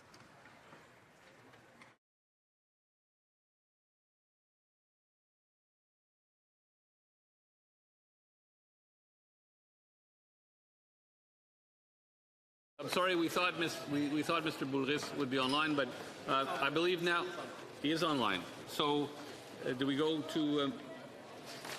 so Mr. Johns will be seconding?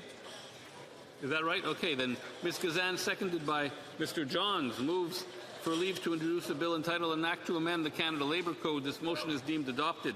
The Honourable Member for Winnipeg Centre. Mr. Speaker, today I'm so proud to table my bill to stop governments from abusing Section 107 of the Canadian Labour Code to force workers back to work. Whether it's Air Canada, Canada's ports, the railways, the message is always the same. When big corporations complain, the government caves. This is a direct violation of workers' rights, the right to strike and the right to free collective bargaining. These rights were won through generations of struggle and sacrifice, yet government after government violates the rights of workers whenever it's politically convenient. If members of Parliament truly believe in workers' rights, they must stop siding with corporate interests and commit to repealing Section 107. Because workers' rights, Mr. Speaker, are not optional. They are a foundation of a fair and just democracy. I encourage all members in the House to support my bill that will repeal Section 107 from the Canadian Labour Code once and for all. Thank you, Mr. Speaker. Ms. Gazan, seconded by Mr. Johns, moves that the bill be now read a first time and to be printed. The motion is deemed adopted. When shall the bill be read a second time? At the next sitting of the House. Madame Lalonde. Ms. Lalonde, seconded by Mr. Lauzon, asked for leave to table a bill entitled A Pan-Canadian Conference on Time Change. This motion is deemed adopted. The Honourable Member for Orleans. Mr. Speaker, as the Government of Canada focus on building one economy that works for everyone by removing federal barriers, expediting nation-building projects, and making things more affordable, we must look at all avenues that can supplement these efforts. And this is why today I'm very excited and happy in presenting this private member's bill entitled An Act Respecting the Holding of a Pan-Canadian Conference on Time Change to start the conversation and hopefully end the outdated practice of changing our clock twice a year. Mr. Speaker, this unnecessary barrier impacts the life of Canadians in many ways and in many different sectors, particularly on our health and mental health, public safety, the agriculture sector, shift workers, as well as on the life of children, parents, and seniors. That is why in this bill, I'm asking the federal government to lead the charge by holding a Pan-Canadian conference alongside our provincial territorial partners and Indigenous leaders to listen to the experts, find a consensus to end the practice of time change, and establish one fixed time in Canada. Merci.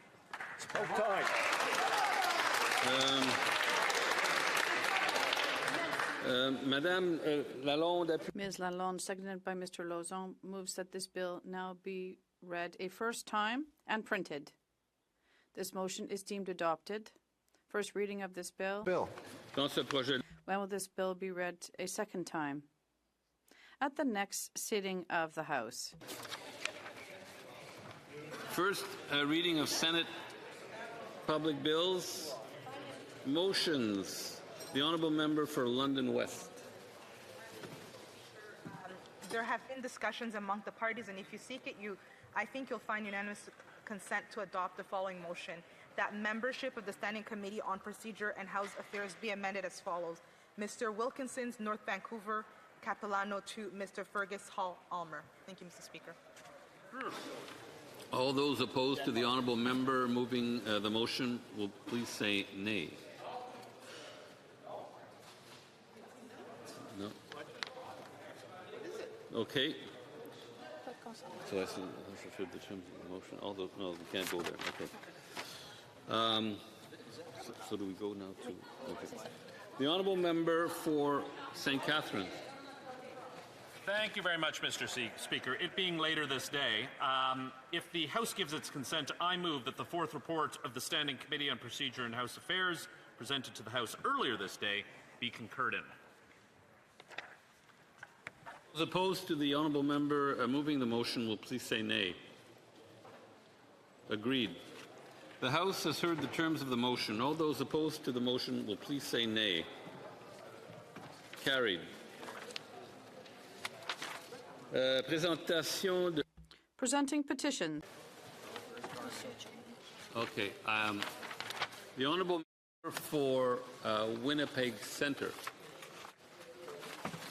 Thank you so much, Mr. Speaker. I'm so proud to rise today to table a petition on behalf of my constituents to halt the closing of the Royal Bank of Canada at the corner of Sargent and Sherbrooke in Winnipeg, Manitoba.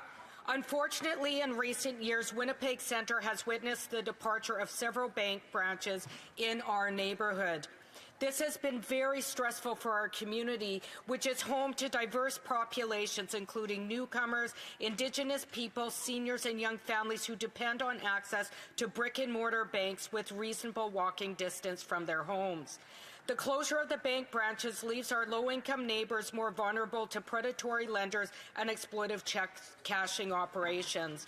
I wrote the Minister of Industry and the Minister of Finance to raise the concern, but I did not receive a reply from their offices.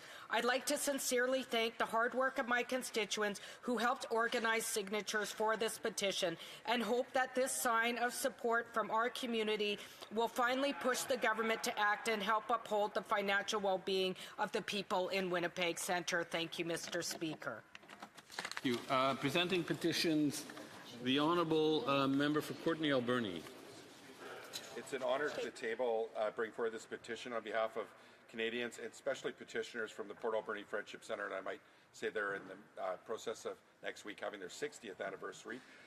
They're calling for enhanced support for friendship centres. These petitioners highlight that friendship centres are vital community hubs providing culturally appropriate services in health, education, housing, employment, and youth programming. They note that governments have increasingly relied on these centres to respond to socioeconomic conditions, climate emergencies, and the toxic drug crisis. Yet federal funding has not kept pace with inflation or the real cost of services since 2005. The petitioners therefore call on the Government of Canada to provide enhanced, stable, and predictable funding to invest in the modernization of facilities and to fully recognize the critical role friendship centres play in reconciliation and in supporting Indigenous peoples across urban, rural, and remote communities. We owe them a ton of gratitude, Mr. Speaker. Thank you. The Honourable, presenting petitions, the Honourable Member for Abbotsford South Langley. Thank you, Mr. Speaker. Today, I rise to table a petition on behalf of religious institutions under attack in Abbotsford South Langley and nationwide. Under the Liberal government, homelessness, addiction, and mental health issues are at an all-time high. Stripping charitable status from religious organizations is a draconian attack on the communities who protect the most vulnerable. As a Sikh alone, our community donates hundreds of thousands of free meals each year. I fully support this petition and its call to ensure Liberal Finance Committee does not go after the 30,000 charities under advancement of religion, which makes up 42% of Canada's charitable sector. Religious communities selflessly protect Canadians, and this tax change is unlawful. Thank you. Presenting petitions, the Honourable Member for Saanich Gulf Islands. Thank you, Mr. Speaker. I'm presenting a petition today about an issue that I think most Canadians... Excuse me, the Honourable Member, there's a point of order. I apologize, but I do have to represent my motion again. Yeah, well, we can do that right after. Okay. Oh, no, right after the petitions. Yeah. The Honourable Member for Saanich Gulf Islands. Speaker, I'm honoured to rise today to present a petition of concern to many of my constituents, which is the rather stale issue, still not solved, of equal pay for work of equal value and gender parity as required under the Charter of Rights and Freedoms.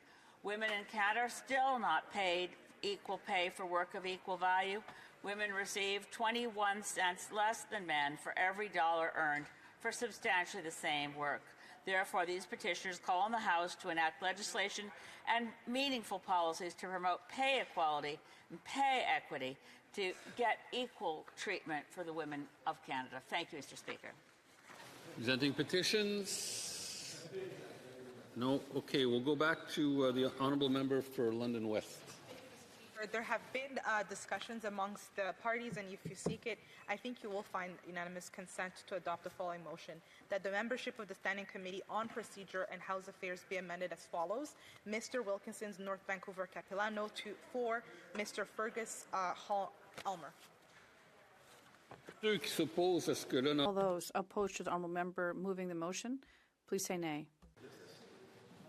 D'accord. La Chambre. Agreed. The House has heard the motion. All those opposed to the motion, please say nay. Adopté. Carried. Questions on the order paper? Yes, thank you, Mr. Speaker. I would ask that all questions be allowed to stand at this time, please. Hear, hear. Agreed? Agreed. I just want to inform members that the volume on the earpieces will now be reset. Orders of the day.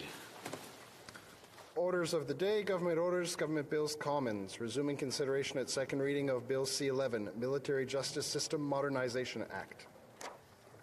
The Honourable Member for Moose Jaw, Lake Centre, Lanigan. Thank you, Mr. Speaker. And I will say that my time is not being split because it already is split. I'm the second half, and I say that because I am torn and split over this bill, and so I will be sharing my thoughts and comments over the next few minutes here. I've been asked to speak to this C11 given the Veterans Affairs Committee work on MST, military sexual trauma, in the last Parliament. I am proud to speak to this important issue, but I wish it was not necessary. During that study, the Veterans Affairs Committee heard countless terrible first-hand accounts of how terrible military sexual trauma can be and the lasting effects it can have on a person and their family. First of all, we have to solemnly thank all the survivors that came forward to bravely share their stories and pursue claims despite all of the challenges thrown in their way. Sadly, VAC claims and the process still places a considerable burden of proof on the survivors, sometimes forcing the survivors to recount their horrific stories several times, and from what I've heard, time and time again. Many witnesses shared their difficulties, delays, and ongoing barriers when seeking help or for MST-related health impacts. And this is extremely important to know. MST survivors often experience lasting mental health effects such as PTSD, depression, and substance abuse, compounded by physical health problems and challenges in interpersonal relationships. Mr. Speaker, many women came forward with heartbreaking accounts, but they had the courage. They had the courage to demand change and accountability from the system that they were in. Some of the quotes from survivors that shared their accounts with our committee, I would like to share.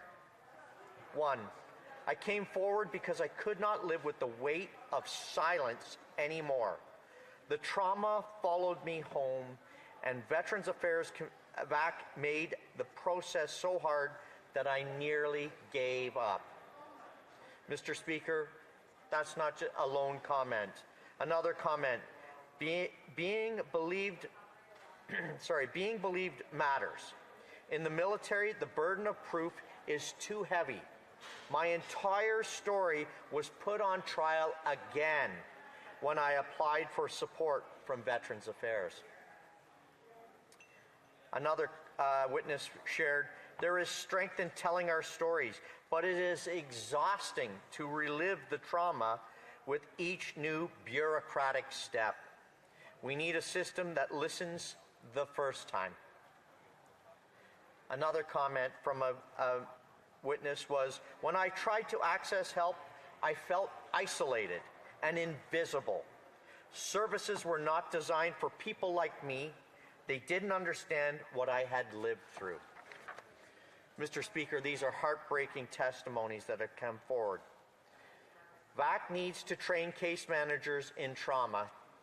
Too often, I was confronted by disbelief or ignorance when explaining the reality and the complexity of sexual trauma. Mr. Speaker, the Veterans Affairs Committee dealt and listened to many witnesses. It was heartbreaking.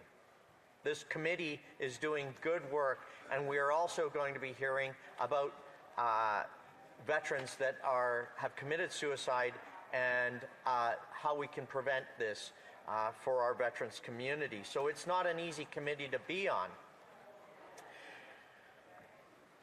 Mr. Speaker, one comment that really hit home with me was, all I ever wanted was recognition, support, and to be treated like my experiences mattered.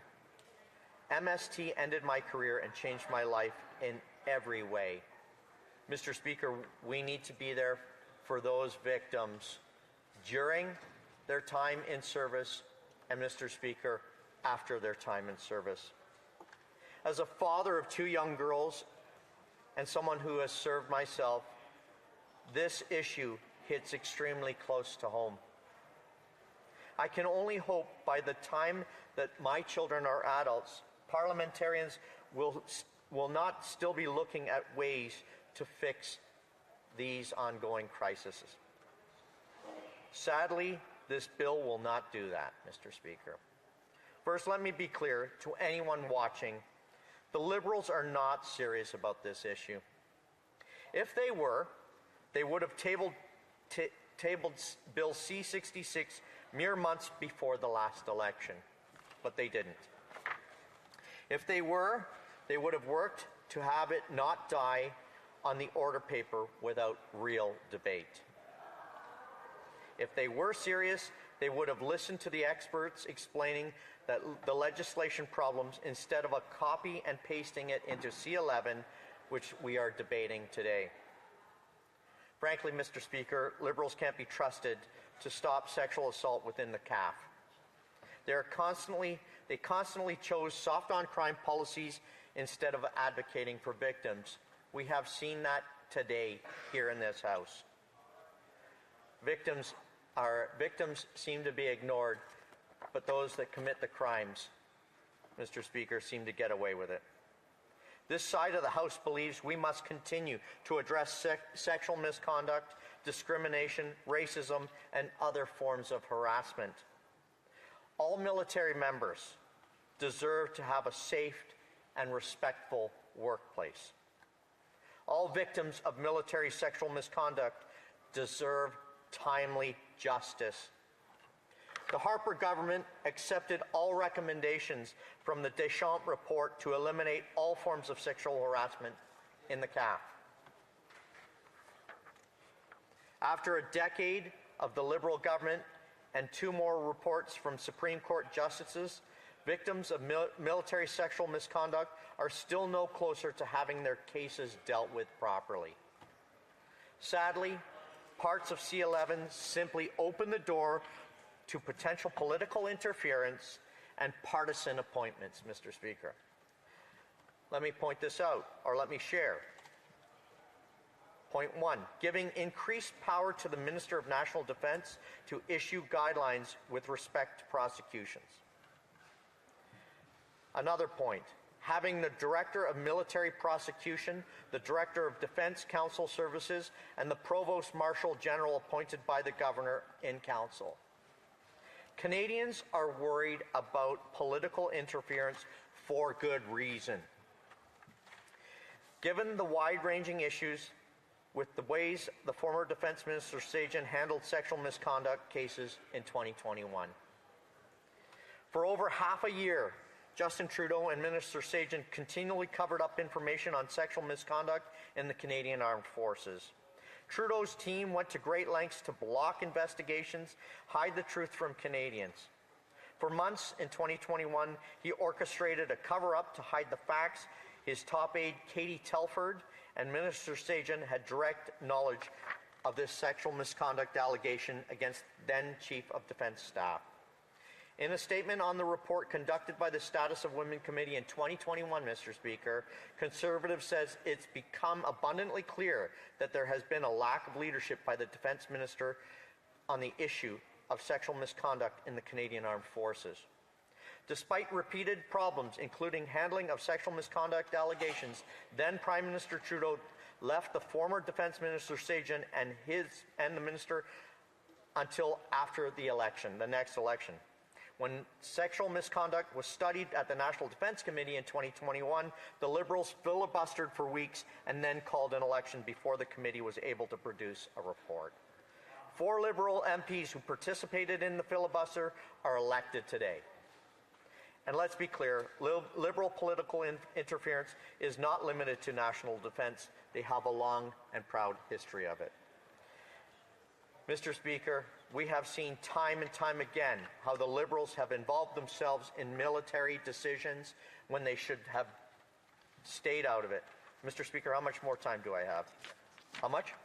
15 seconds. Mr. Speaker, this means that we, as a veteran, need to read this and go through this in committee. Thank you. Questions? Comments, questions et commentaires. The Honourable Parliamentary Secretary to the Government House Leader. Yes, thank you. Mr. Speaker, the member opposite is so wrong in so many ways, I don't know where to begin. Maybe the member should realize that when you take a look at the Arbor's 48 recommendations, the goal is to achieve success on 47 of those before the end of this year. Many of the things that this legislation is putting in place through criminal law is already being administered in part because of the government's drive to move and shift from military to the civil court process. The member is just wrong on so many points. And my question to the member is, will the Conservative brain thrust recognize that if they want to have that 48th recommendation done before the end of this year, they need to get on side? They have to allow the legislation to go to committee. This irresponsible, destructive force, better known as the Conservative Party, here on the floor of the House of Commons, is the only... The Honourable Member for Moose Jaw, Lake Centre, Lanigan. Mr. Speaker, the destructible force is this Liberal government and the way that they've treated our military and the way that they've treated our veterans. I can't believe what I've just heard. Nothing but white noise from this party. They have done nothing. They have done nothing for our military or our veterans. You should be ashamed. Order. Through the chair. Through the chair. Questions and comments. Questions et commentaires. L'honorable député Joliette Manawan. The Honourable Member for Joliette.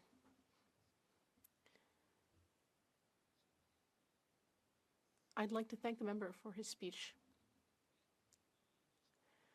I'd like to ask him whether these amendments should have been made some year ago. We've seen a number of allegations that were made with little result. And we've seen that the previous government was not proactive after these allegations were made. Thank you. Honourable Member for Moose Jaw, Lake Centre, Lanigan. Thank you, Mr. Speaker. And I thank my colleague for his question. And I have worked with the Bloc in the Veterans Affairs Committee, and we have seen nothing but time wasting by the Liberal Party to actually do anything solid for our veterans. It's shameful, Mr. Speaker. I've seen a vet from Quebec come in to Veterans Affairs Committee with a suitcase, mind you, of claims that have never been addressed, and that's exactly what this Liberal Party does. Suitcases of claims, nothing done. It's a shame. Questions, comments now. Member for Caribou Prince George. Thank you, Mr. Speaker. And I want to thank our honourable colleague, not just for his speech, but also for his service to our country. Mr. Speaker, I know this member very well, and I know that this is near and dear to him because of the time that he served on the committee. I listened to the testimonies of the victims, as I have as well too. Mr. Speaker, as a veteran, as a committee member, and as a friend and colleague to some of these victims, through you, Mr. Speaker, I want to know through our honourable colleague just how important this is to him and his friends and his colleagues, former colleagues. Member for Moose Jaw, Lake Centre, Lanigan.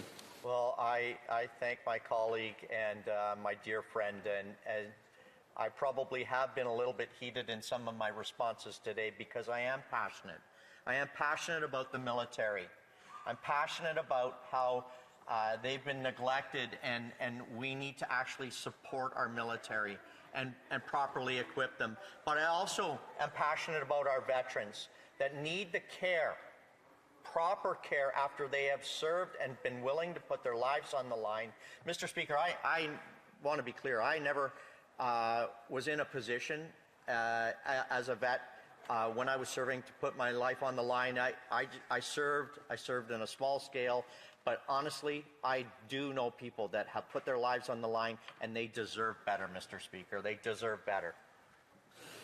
Before we go to resuming debate, we will do a reset of the earpieces. I wish to inform the House that the volume of the earpieces will now be reset.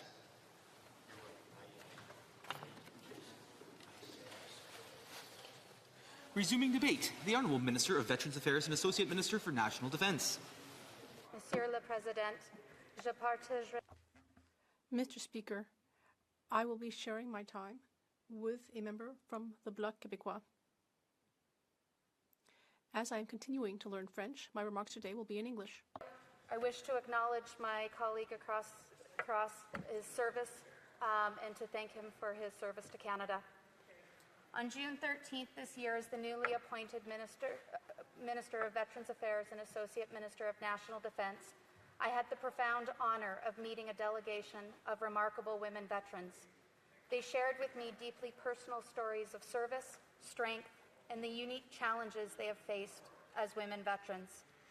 Their voices were clear.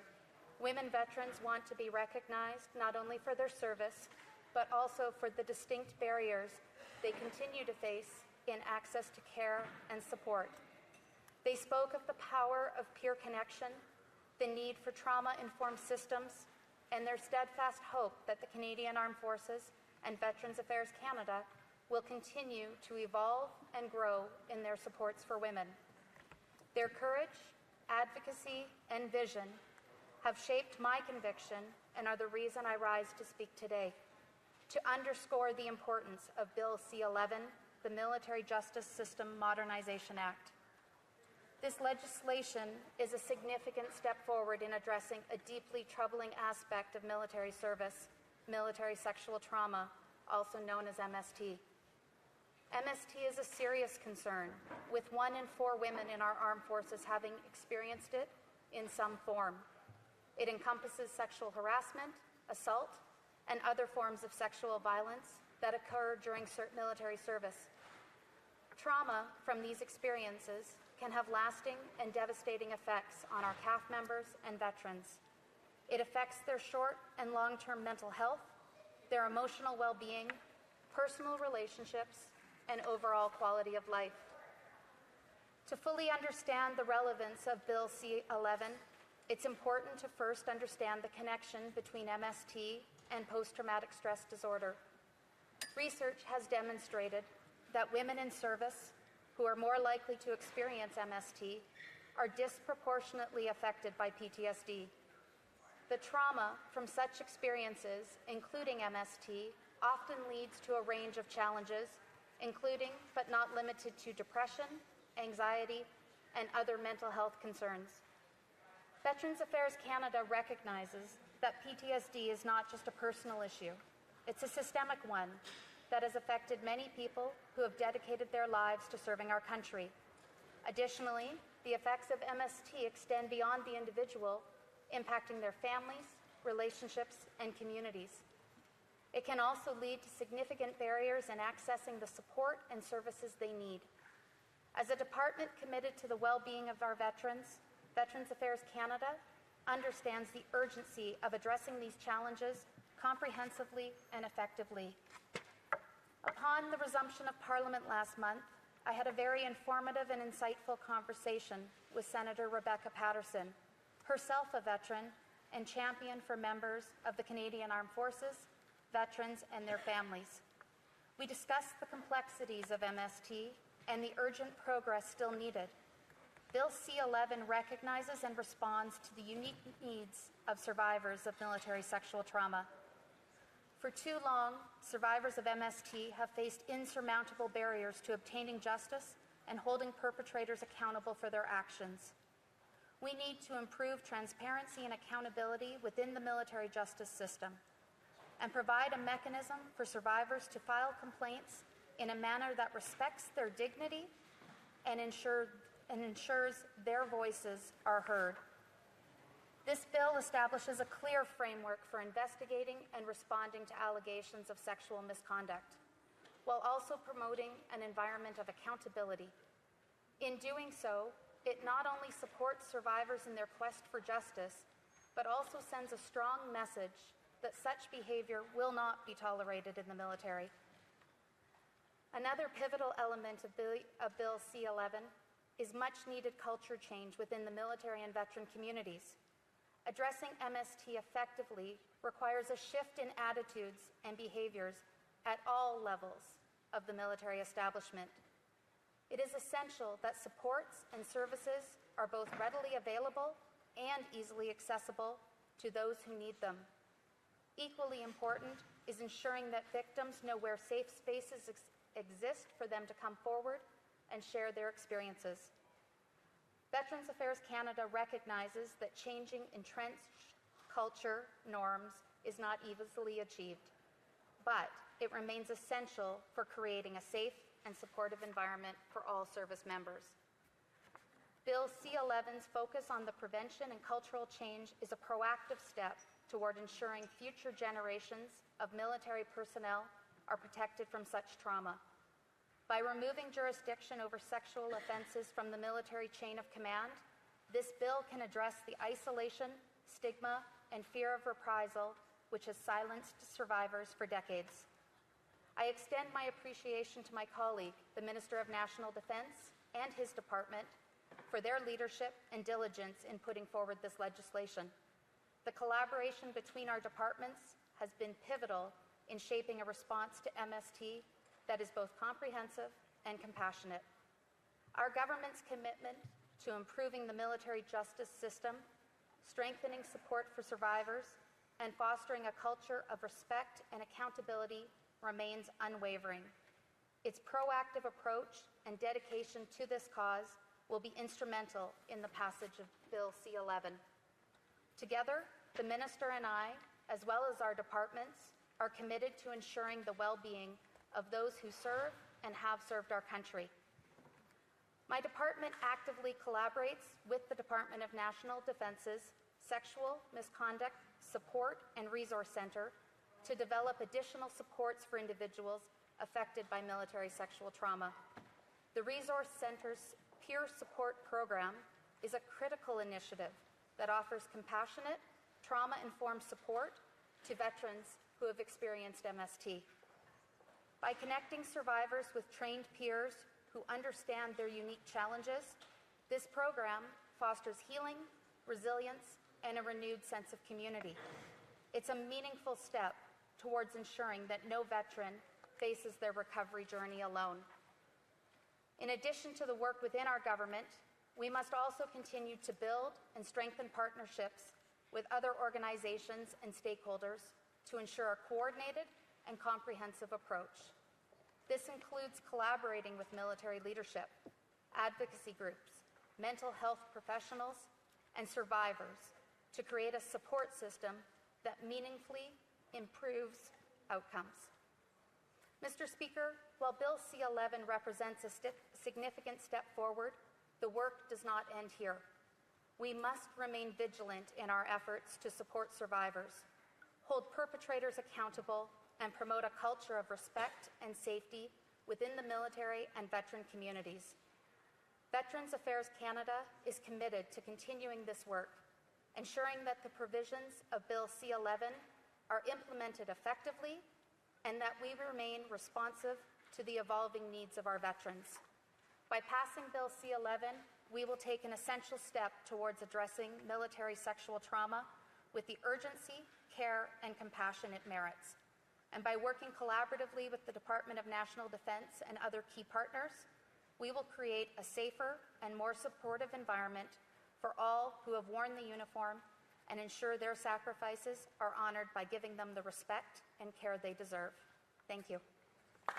Questions and comments. Question and commentaire. The honourable member for Cariboo Prince George. Mr. Speaker. Mr. Speaker, I was going to ask a question on C-11 today, but the minister brought up a number of points regarding our veterans and our Canadian Armed Forces members and personnel and their service and PTSD related to their service. In 2017, I passed a bill here in this House, C-211, which made Canada the first country in the world to develop a national framework with respect to post-traumatic stress disorder.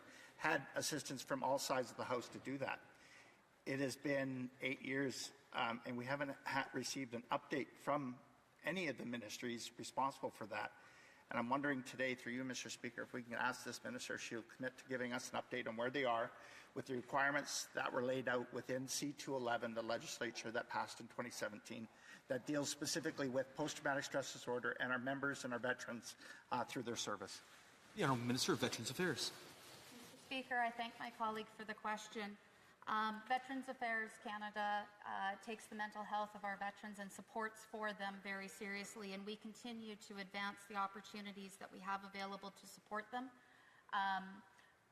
That included bringing in the access to mental health supports that was available for a 2-year period with no waiting period, so that we could ensure that veterans got the help and the support they need right away without waiting on paperwork. I would be happy to follow up with my colleague afterwards to discuss other steps that are in the works right now. The Honourable Member for Rivière-du-Nord. Thank you very much, Mr. Speaker. I'll start by thanking my colleague for her speech and also for offering to share her time with me. That said, I'd like to know if she can explain to us how, over this 10-year, how it is that between the report from Justice Deschamps and today, with this bill being tabled, that there have been a number of bills and a number of projects, but it feels to me that 10 years is a long stretch to arrive at this end result of this bill. Can she justify that? Veterans Affairs. Again, Mr. Speaker, I thank my colleague for his question. Many things have happened in the previous period of 10 years, and I would concur that there is still more work to be done. Our government has accepted all of Justice Arbour's recommendations and intends to implement them. In December of 2022, Minister Anand presented a report to Parliament outlining the steps that the government would take in response to each of the 48 recommendations, and we have been working our way to implement them.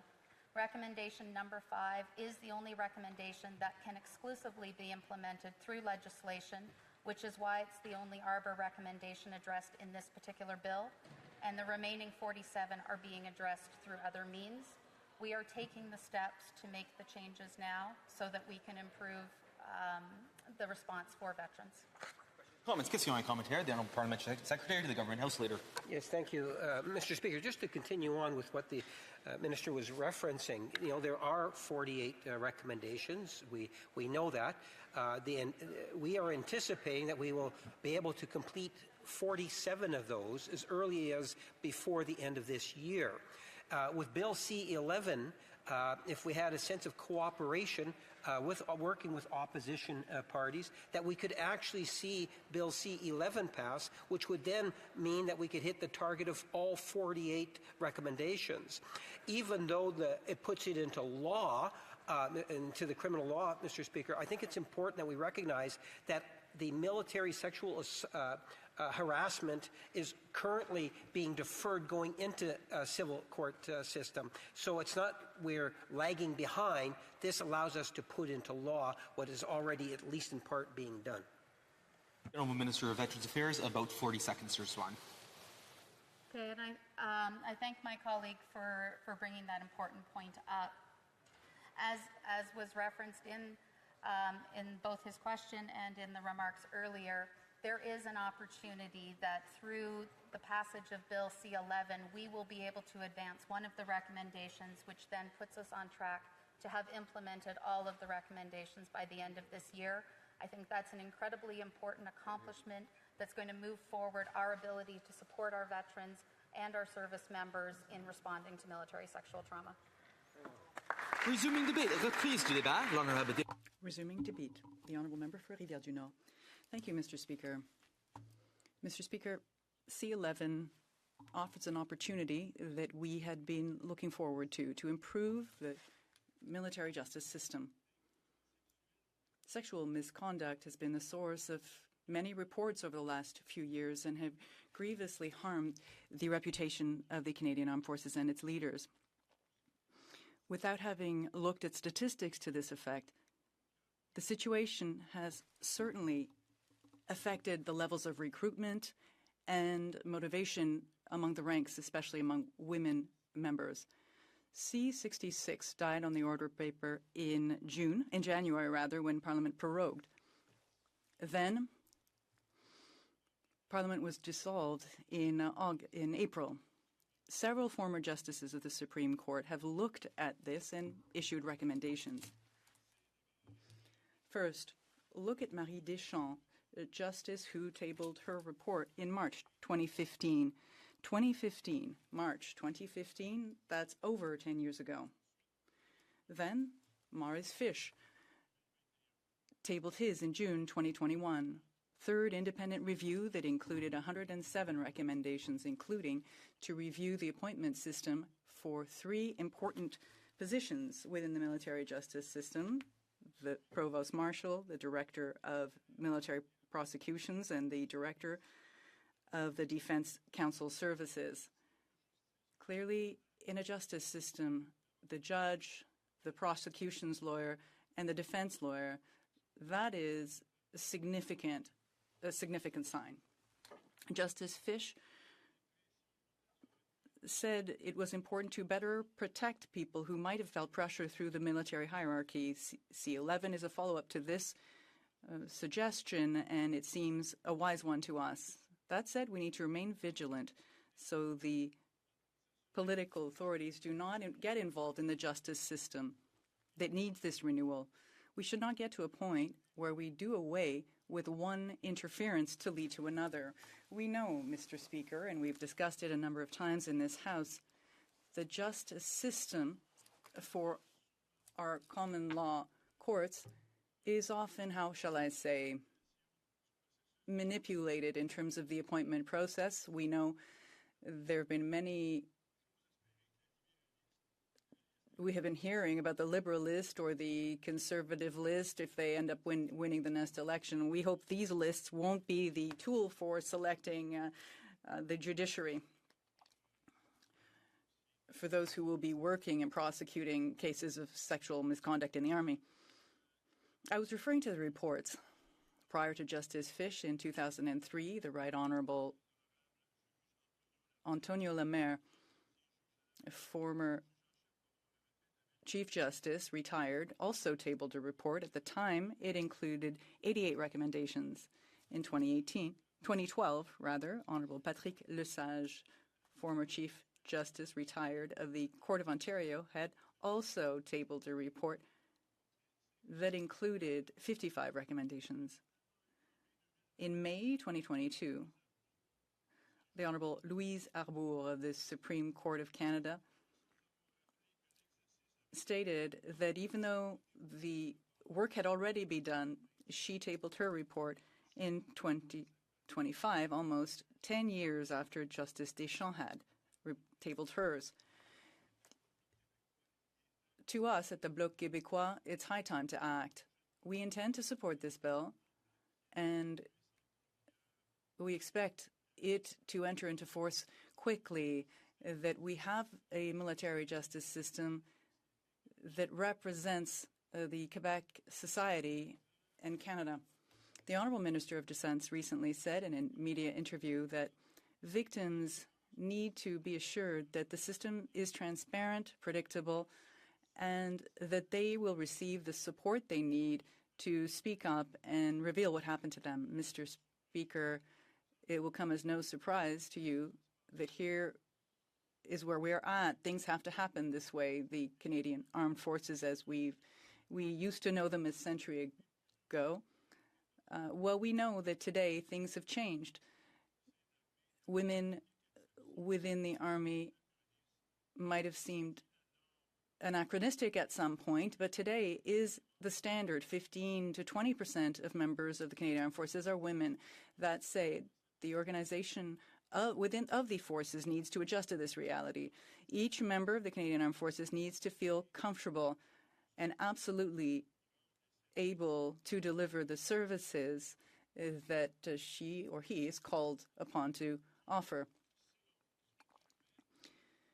C11 will mean a change to the appointment process, so it is no longer hierarchical, but rather that it fall under the recommendation of the Minister of Justice by order in council. That is the appointment of the Provost Marshal General, the Director of Military Prosecutions, and the Director of the Defense Counsel Services. As I said, these were the recommendations issued already by Justice Fish years ago. And if it's thankfully, it's also in C11. Further, there's also this other important point removing from the court-martial the jurisdiction to try people regarding offenses provided in the criminal code with respect to crimes of a sexual nature. Mr. Speaker, there have been troubling situations over the last few years. One need only think of the case of Jonathan Vance, the general. He was subject to sexual allegations far prior to the summer 2015, before the Conservative government decided to appoint him chief of the defense staff. He was the object of allegations of sexual misconduct. The Conservatives say, hey, no problem, let's appoint him chief of the defense staff. To us, that was odd. Then, Mr. Speaker, in the fall of 2015, Justin Trudeau's government comes to power, and that government decides not to do anything to General Vance or to do anything to limit the issue of sexual misconduct. In fact, the allegations only rose in number since 2015. I won't go so far as to name the names of all individuals who were the subject of these misconduct allegations, and as a lawyer myself, I am aware of the fact that accusations of misconduct do not necessarily mean a guilty verdict. One must give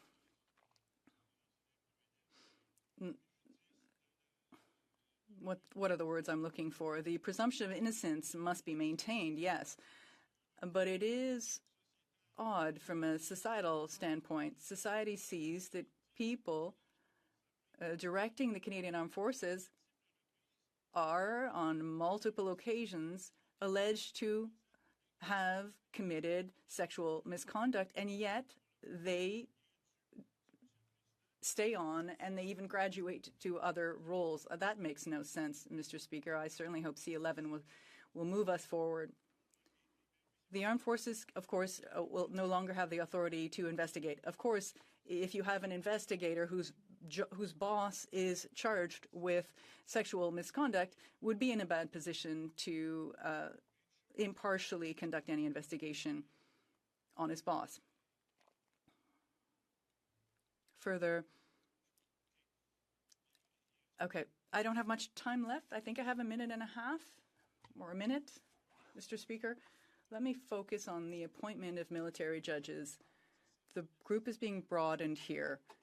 It isn't necessarily the person who is the closest in rank that should be designated, but look at all military ranks. Some people receive training throughout their military career and could be fit to serve as a court-martial judge on a number of occasions, sometimes better than the highest ranked individual who would like to sit as a judge. And I think the broadening of that is much better to us. Also broadening the group of the people, the number of the people who can lodge a complaint. We need to take these allegations out of the darkness. The allegations of sexual misconduct have undermined the reputation of armed forces and undermined women within the military forces. I want to thank these women for making sure that this process evolved over time. It's the best piece of news we've heard in a while. Thank you very much, Mr. Speaker. The Honourable Member for Hull-Aylmer. Thank you very much, Mr. Speaker. I'd like to thank my honourable colleague for his speech. This is a gentleman I've been working with on a committee, and I much appreciate his reflections as a lawyer, specifically on this bill. I'm quite pleased to hear that the Bloc Québécois will be supporting this bill, so we may swiftly move to its passage. It's very important, and towards the end of my colleague's comments, he was mentioning the importance of ensuring that military members have faith or trust in the system, specifically women, that the system that they will be lodging complaints within will be neutral, independent of the military process. If he can perhaps tell us a bit more about that. The honourable member for Rivière-du-Nord. Thank you, Mr. Speaker. Thank my colleague for the question as well. Excellent question. Look, I fully understand that women who are members of the forces had major hesitations to table complaints against superior officers that they believed or that for misconduct or sexual assault, knowing that the person investigating would be under the supervision of a military person. It's more than uncomfortable, Mr. Speaker. Ethically, it's almost indecent. It makes no sense. So that needs to change. These women need to feel comfortable to file complaints. It doesn't mean that all of these complaints will move ahead, but at least there will be a serious process in place for complaints that will be addressed impartially. Thank you, Mr. Speaker. The honourable member from Louis-Saint-Laurent at Kawanrak. Thank you very much, Mr. Speaker. I'd like to thank my colleague for his speech. As the member for Hull-Aylmer said so rightly, so it's always wonderful to have a person who knows what it is to be a legal counsel, specifically in areas that are legal in nature. Now, based on his personal experience and professional experience, what advantages would a military tribunal have over a civil court in military context when we know that they're both judge and jury to some degree, but there is some military knowledge why there are courts martials. With respect to his particular experience in civilian courts, if you could shed some light on this. The honourable member for Rivière-du-Nord. Thank you, Mr. Speaker. I thank my colleague for his question. That's another excellent question. Granted, I never defended anyone before the courts martial. I can't speak to that, but I am fully aware of the fact that any justice that would have to rule in this kind of case would have to be, quote, coached or guided as to what military life really is like. But that's the daily bread of courts. A judge who hears a case that has to do with engineering or medical malpractice is not an expert in those areas. Judges are used to having to get to know an area before ruling, and I think it will be similar in this sense. They will need to be coached or briefed on what the military does, understand what the lawyers in these cases put forward, but I think it can only be a healthy thing. The honourable member for Joliette Manawan, you have 40 seconds. Thank you, Mr. Speaker. I'd like the comments from my colleagues' comments regarding the actions of the former defense minister when the ombudsman met with him 12 times. 12 times the minister had refused to meet with him, to look at the evidence, not wanting to encroach or get involved in an investigation, when the same government had attacked Mark Norman, a vice admiral, who was denouncing the actions of Mr. Bryson, who was a member of this government at that time. The honourable member from Rivière-du-Nord. Either the former defense minister was not standing up for himself or was cowardly, or received directives to act in a cowardly way. But it makes no sense, given the charges at the time, that he even refused to meet with the ombudsman, that he refused to look into these issues and to make decisions. That's not what he should have done as a minister. The honourable member for Algonquin, Renfrew, Pembroke. Mr. Speaker, I'll be sharing my time with the member from Calgary-Crowfoot. I rise today on behalf of the women and men in the Canadian Armed Forces who call the Ottawa Valley home. And to speak to Bill C-11, the Military Justice System Modernization Act. This legislation, which was presented as reform, raises serious concerns about the future of justice for our Canadian Armed Forces and the government's ability to protect both the victims and the integrity of our military institutions. Conservatives support our women and men in uniform. We honor their service and believe they deserve a workplace free from sexual misconduct, discrimination, and harassment. We also believe they deserve a justice system that's fair, transparent, and accountable. C11 proposes to transfer jurisdiction over sexual offences committed in Canada from the military justice system to the civilian courts. This change was recommended by Justices Deschamps, Fish, and Arbour, and it has been supported by many victims' groups. Conservatives have long called for action on these recommendations. We've criticized the Liberal government for its delays and lack of urgency. Victims deserve justice, and they deserve it without political interference or bureaucratic excuses. However, this bill does not fully deliver on that promise. It creates a split system where offences committed in Canada are handled in the civilian courts, while those committed abroad under military jurisdiction. This inconsistency risks undermining the investigative capacity of our military police. If they're no longer investigating sexual offences in Canada, how will they maintain the skills needed to handle cases overseas? This is not theoretical. We've already seen troubling examples of investigative failures. In February of this year, the Ontario Superior Court Justice Cynthia Peterson stayed charges against a Canadian Armed Forces member accused of sexually assaulting his wife. She found that the Canadian Forces National Investigation Service had shown bias, failed to document key evidence, and even destroyed materials that should have been disclosed. Justice Peterson called the misconduct so egregious that she had no choice but to halt the proceedings. She said it breached the accused's charter rights and shocked the conscience of the community. 2 military police officers were suspended. An internal investigation was launched, but the damage was done. This case illustrates the dangers of a system that lacks accountability and transparency. It also raises the question about whether the military is capable of investigating its own conduct. Another example is the case of Kristen Adams, a civilian employee working in Camp Adazi in Latvia. She was sexually assaulted by an Albanian NATO soldier who grabbed her breast while she was serving Canadian troops in the canteen.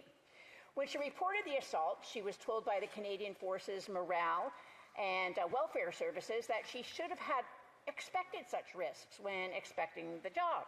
They called it a cultural difference. They terminated her contract early and refused to call the incident a sexual assault.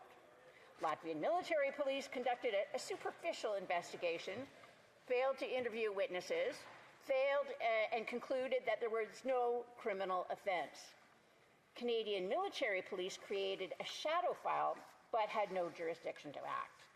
Adams was left without justice, without support, and without answers.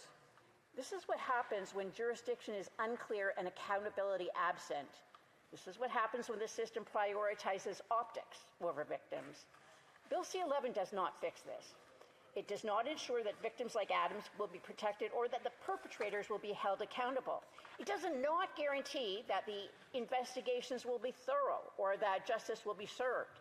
It does not address the culture of silence and deflection that's plagued the military for years. The case of Private Elvira Jasbarini is another sad example. She was a soldier who was raped by Corporal Alexei Silin in a broom closet in CFB Borden. The military police who investigated her case told her that Corporal Silin was a sexual person. They told her that Silin's wife and kids had left him, suggesting this was a form of punishment. The military police mentioned that as a Russian immigrant, Silin's culture may view slapping a woman as permissible. Despite that, Silin confessed to the military police that he had pulled her into a broom closet and had sexual intercourse with her.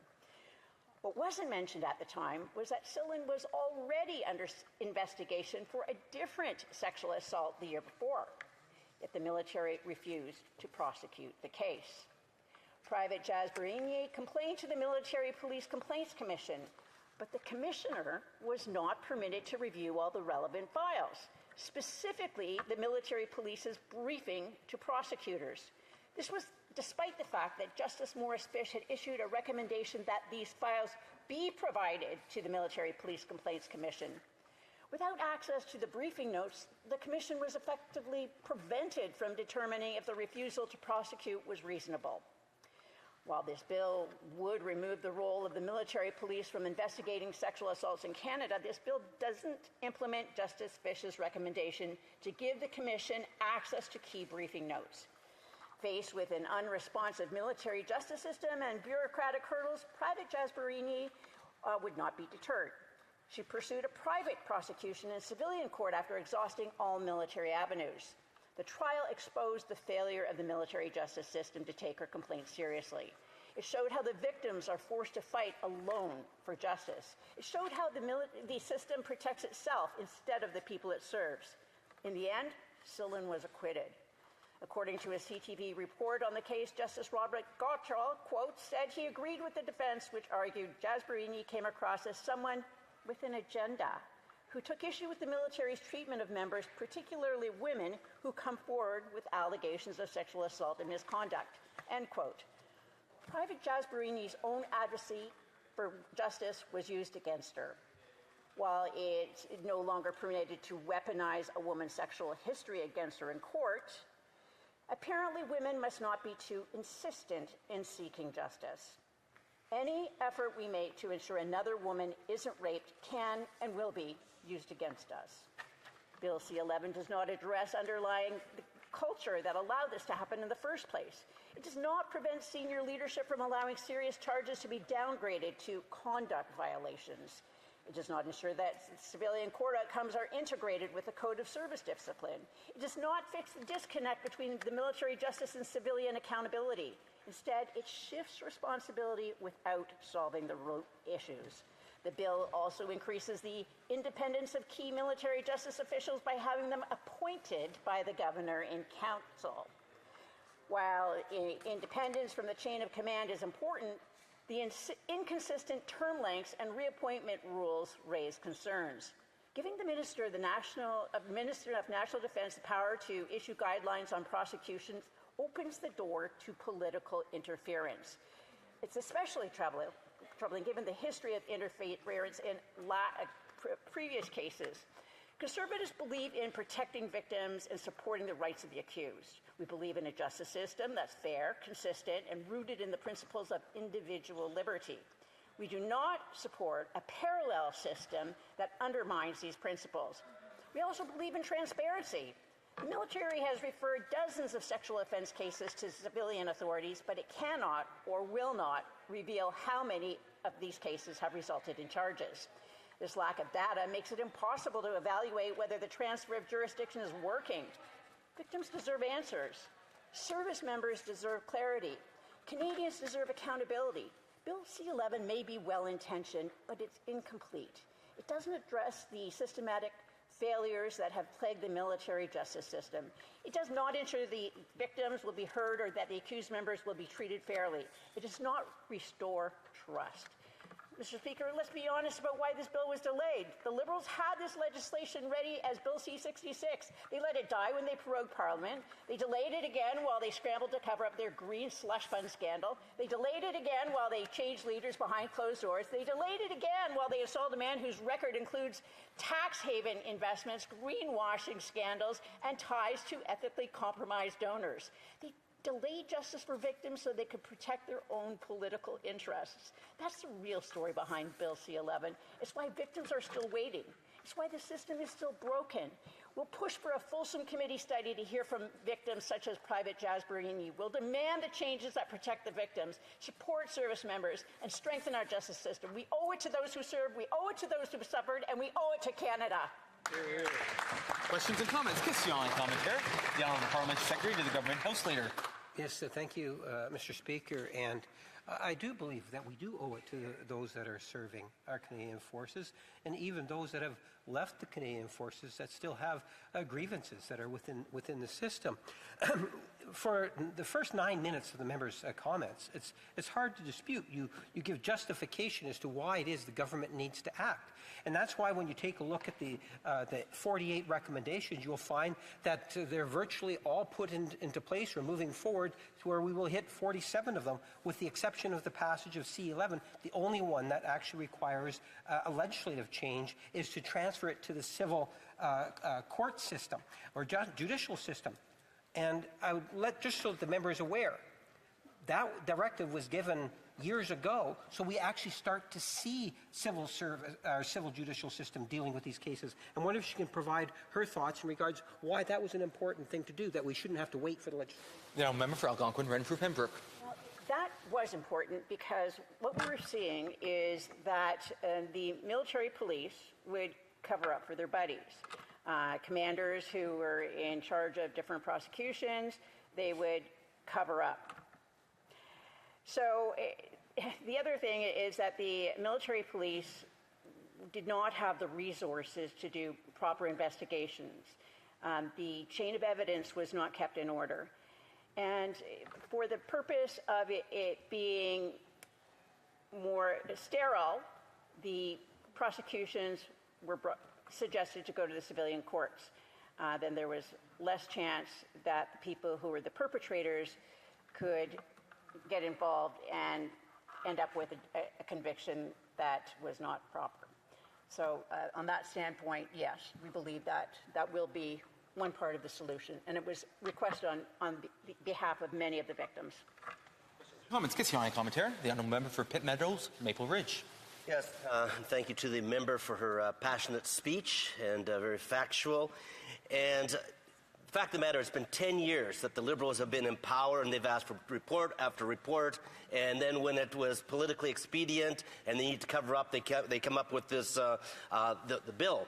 But I'm wondering if the member could answer the fact that we have so many problems in the civilian side of things, where as far as the Liberals releasing people on bail rather than jail, that if the people that are victims in the military are actually going to be able to see justice.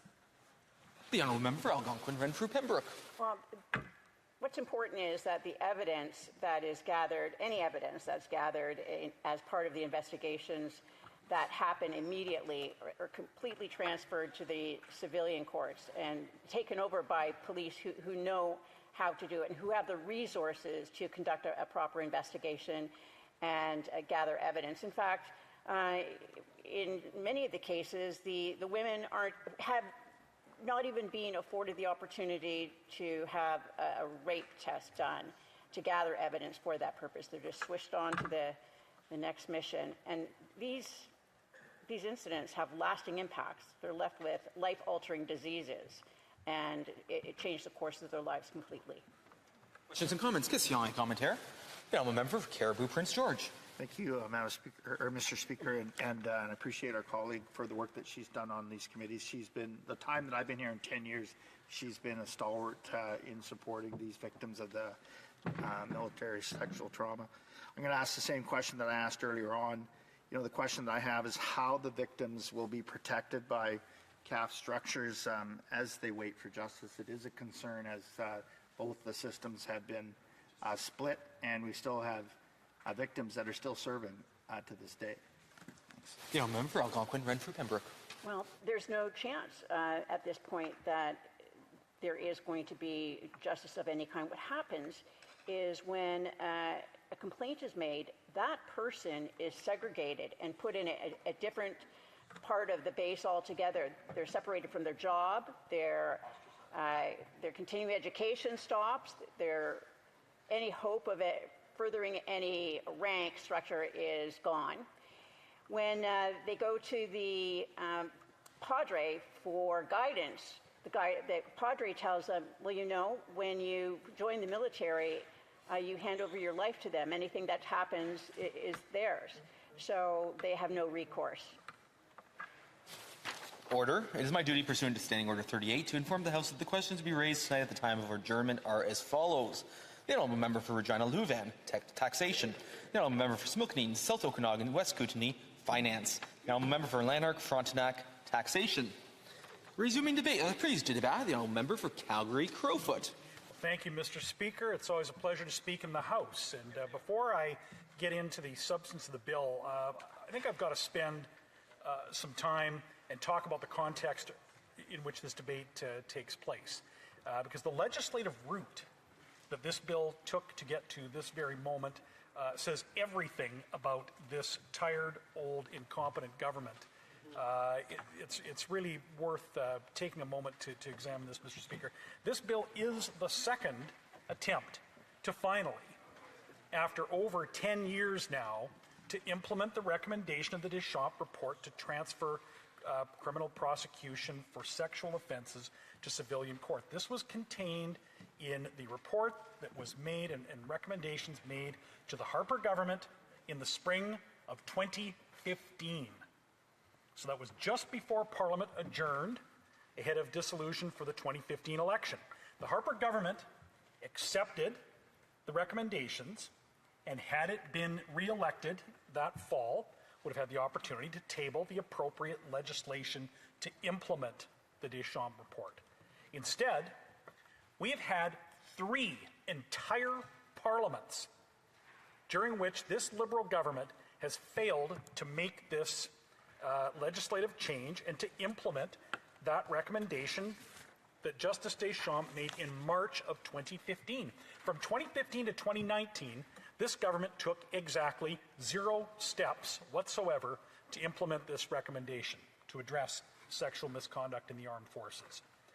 Although then Minister Harjit Sajjan did take time to cover up the sexual misconduct of the then Chief of Defence Staff, Jonathan Vance, and the government during that Parliament did take the time to engineer a frivolous and vexatious, politically motivated prosecution of Vice Admiral Mark Norman. During the 42nd Parliament, they also expended no resources trying to deal with procuring important equipment.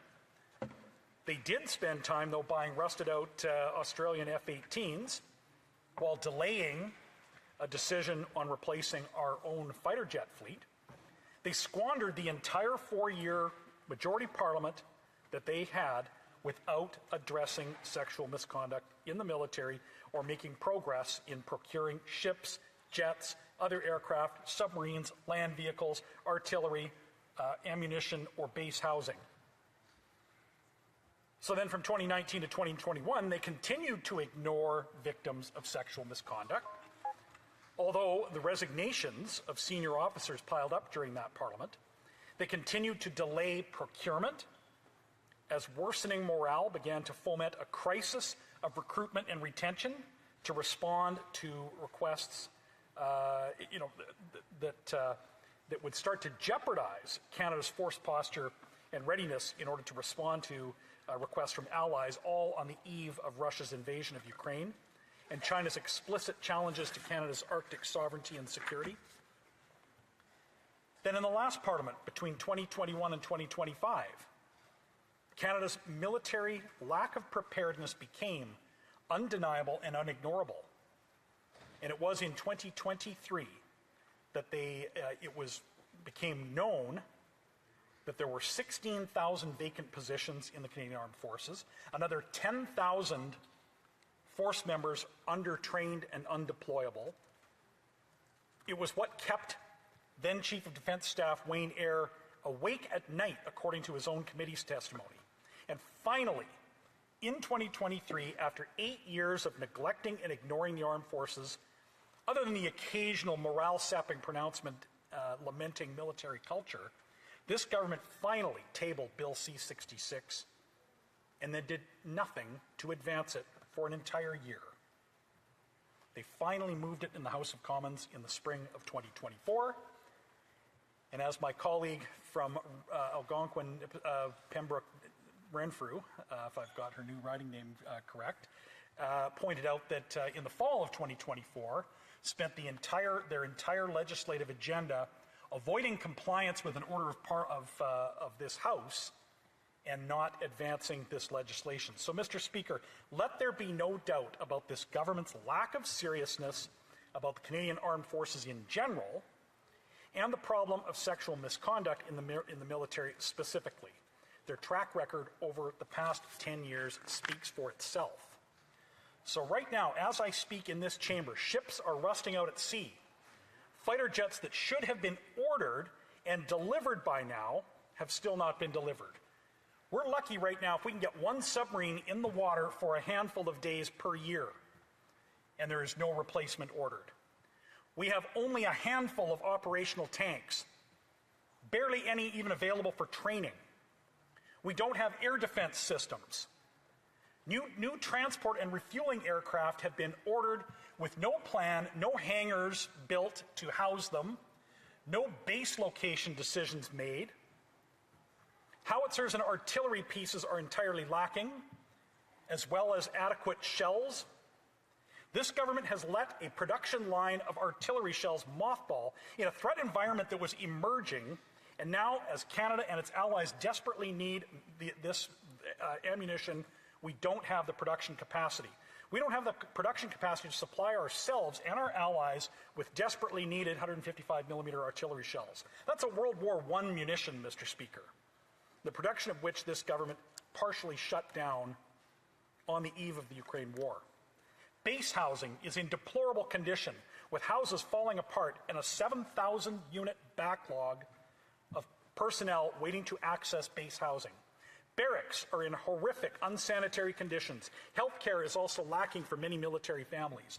This bill is to address a well-known and well-documented problem with sexual misconduct in the military, which is a factor in the recruitment and retention crisis that we face, and certainly a factor in morale at a time we desperately need to fill vacancies for almost every single position in all branches of the Canadian Armed Forces.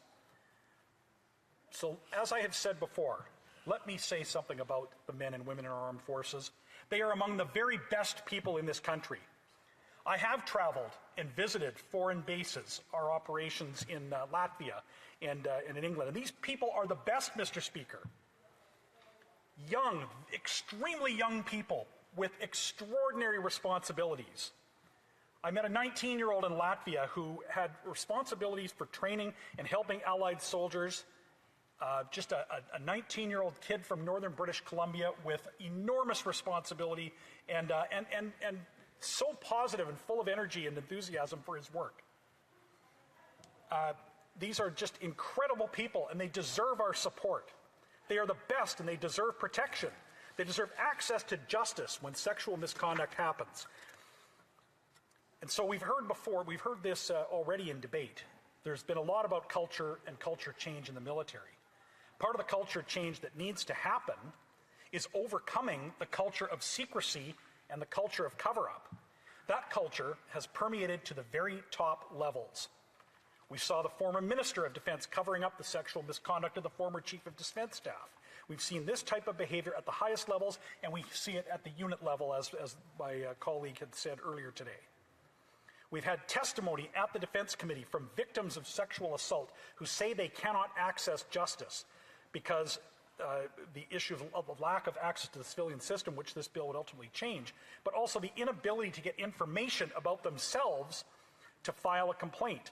The reflexive secrecy around even members of the Canadian Armed Forces accessing their own information is a part of the problem. And this bill will not fix that, Mr. Speaker. So there's a long way to go in ensuring justice for members of the Canadian Armed Forces who are victims of sexual misconduct.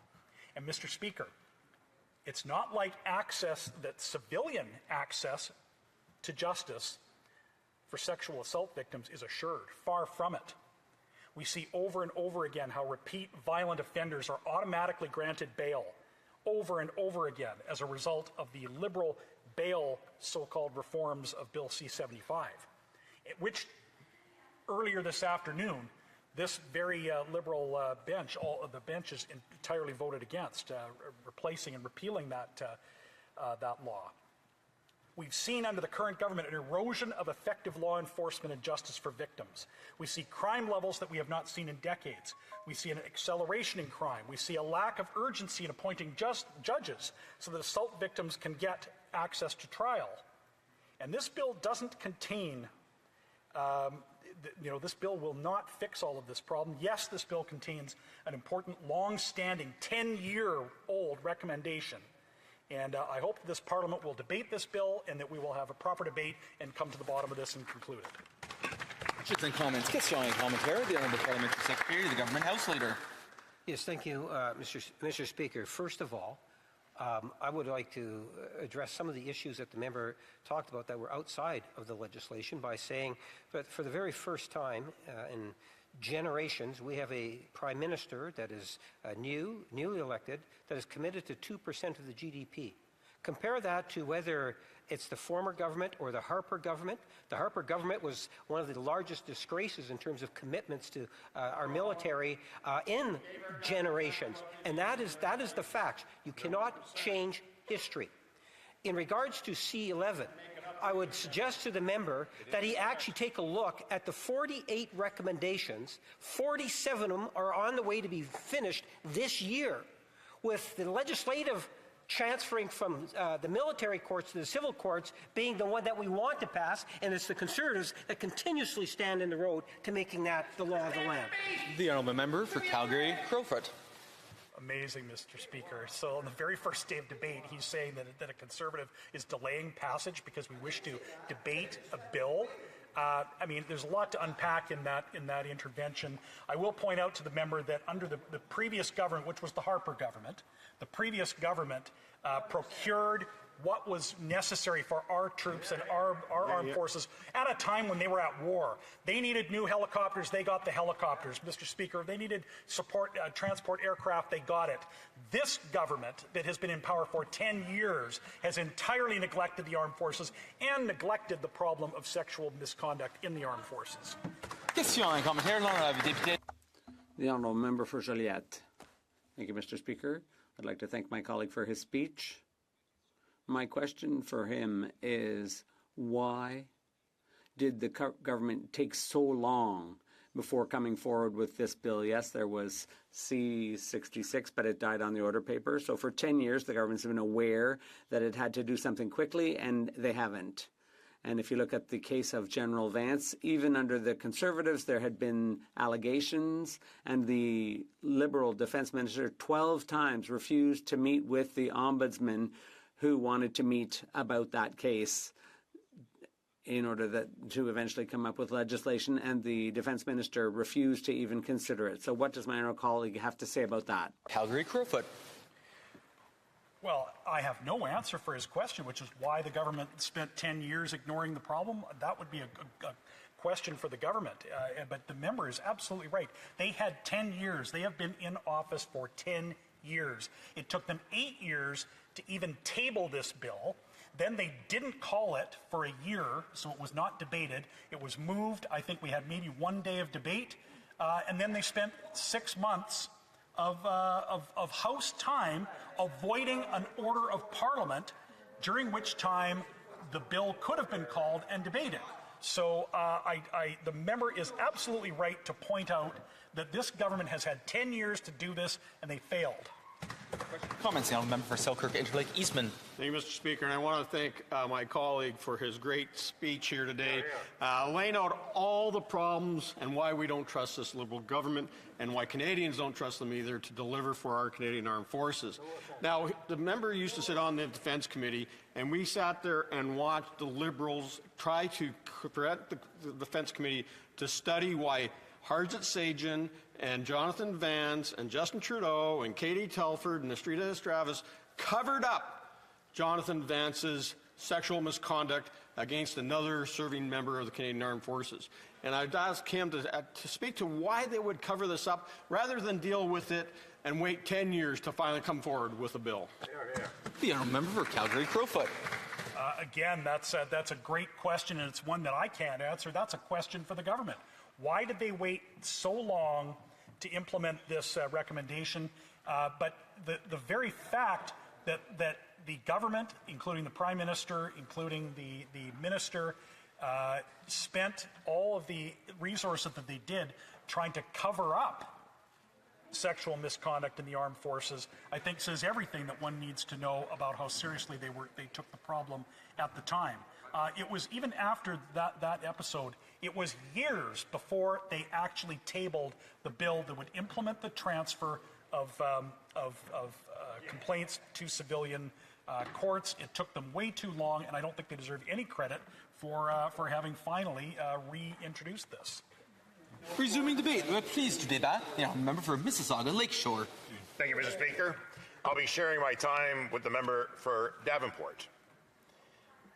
It is both a privilege and a responsibility to rise in the House today to discuss a matter that affects not only the Canadian Armed Forces, but the very fabric of our democracy, Bill C-11, the Military Justice Systems Modernization Act. As chair of the National Defense Committee, I am acutely aware of the critical work being done to ensure that our military and our military justice system is modern, accountable, and aligned with the values of Canadian society. As we make major investment in Canada's national defense, we must also not lose sight of the brave men and women in the armed forces and their needs.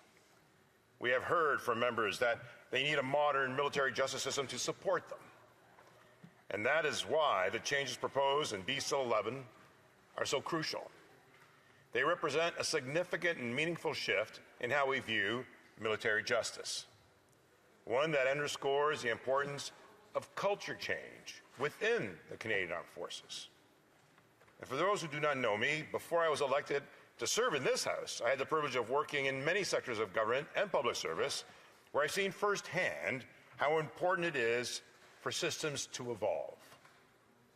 We cannot afford to be complacent. We must act decisively and without hesitation. That is exactly what this government has done by introducing Bill C-11. This bill represents not just an update to set of legal processes, but a commitment to a new era of accountability and transparency within the Canadian Armed Forces. Mr. Speaker, we are not living in an isolated and singular world. The global security environment is more volatile than it's ever been in decades. And as our military faces increasing and complex challenges around the world, we must ensure that our women and men in uniform are prepared, resilient, and most importantly, supported. And one of the most crucial elements of C-11 is ensuring that the military justice system reflects the values that we hold as Canadians. And these are values of fairness, accountability, and respect for human dignity. That's why Bill C-11 includes recommendations from Justice Harbour and Justice Fish to modernize the justice system, focusing on greater transparency, enhanced support for victims, and a more independent framework for addressing sexual misconduct. A key provision of this bill is the removal of the Canadian Armed Forces jurisdiction over criminal code sexual offences committed within Canada. This is a direct response to Justice Harbour's recommendation that military sexual misconduct cases be handled by civilian authorities.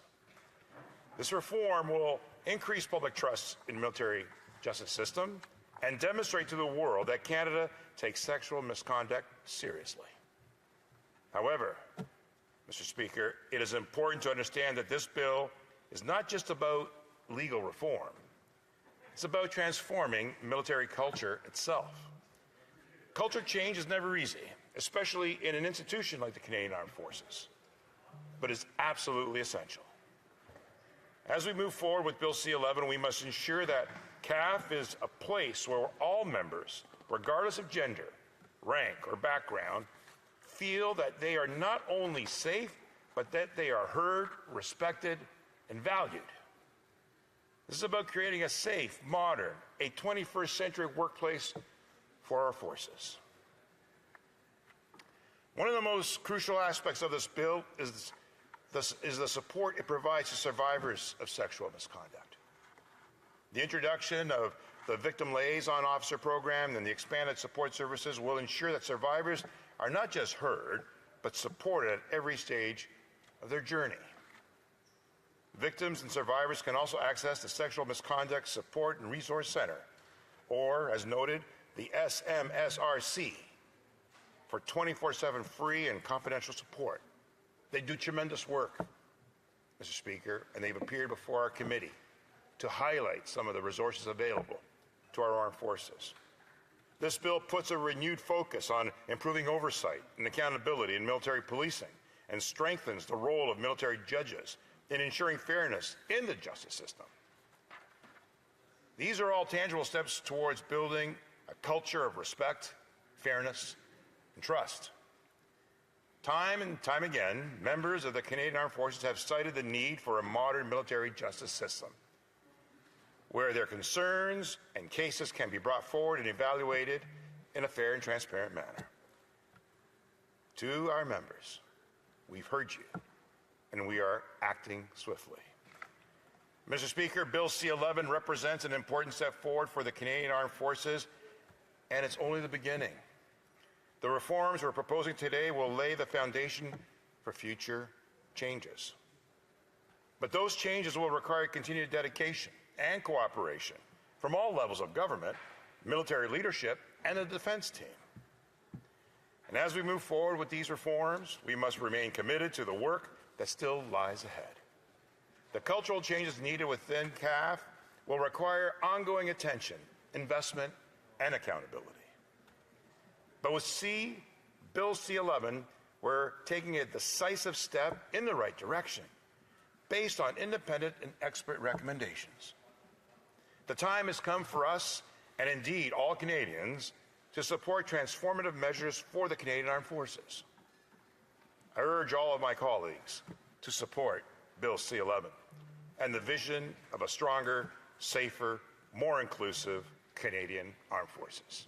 Thank you. Questions and comments? Question and commentaire. Member for Brandon Souris.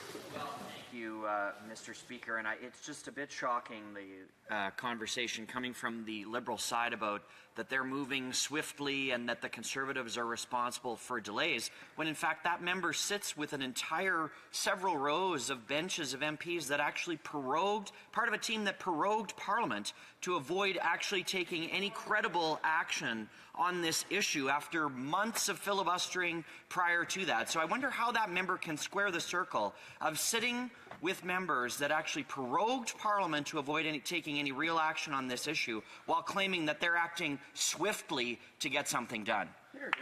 The honourable member from Mississauga Lakeshore.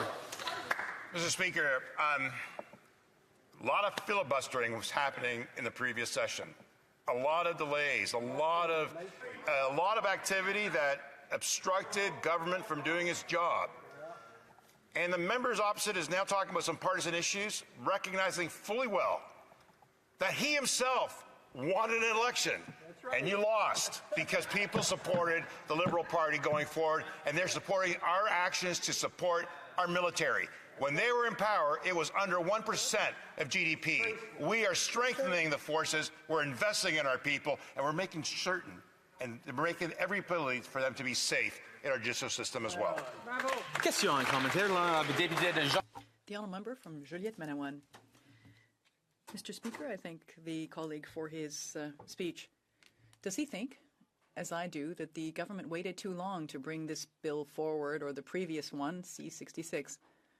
You'll recall that in the scandal, the Liberal government had decided to give Justice Arbour a mandate to ensure that the military justice system would be independent from the chain of command 6 years after the Deschamps report that had recommended it based on the Toronto Star. Louise Arbour had said, she said, seriously, you're asking me this? It's already been done.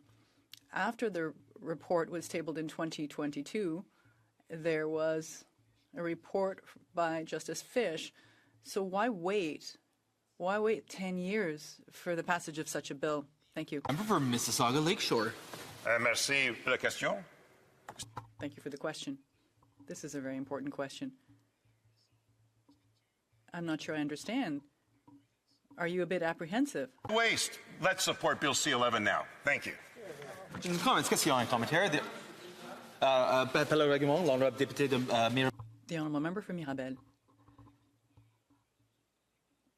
The honourable colleague has to speak to the colleagues through the chair. Question and comments, the honourable parliamentary secretary.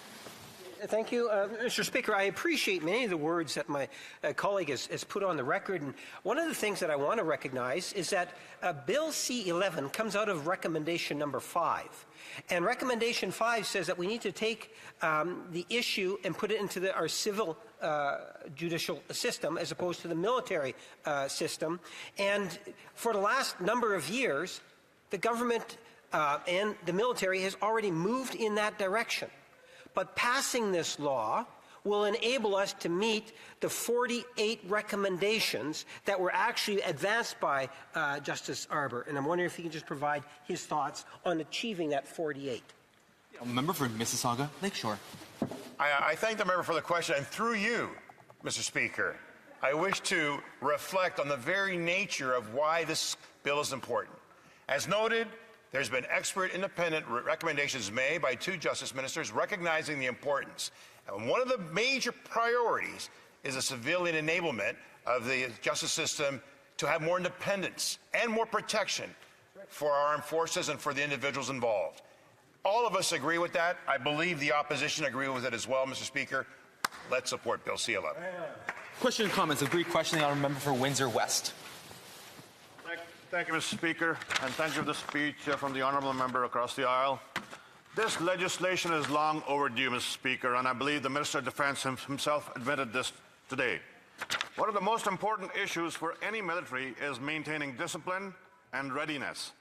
By shifting more offences to the civilian system, which is already overburdened as it is, how will the government maintain the swift discipline and operational effectiveness that are necessary to military service? How is this government going to strike a balance between justice for victims and the chain of command's need for operational order? For response, the honourable member for Mississauga Lakeshore. Yeah, I appreciate that question as well, Mr. Speaker. Having visited Latvia, Estonia, having gone to our bases in the UK, having been recently in Petawawa during military exercises, I got to meet and talk firsthand with some of those soldiers and those men and women on the front lines.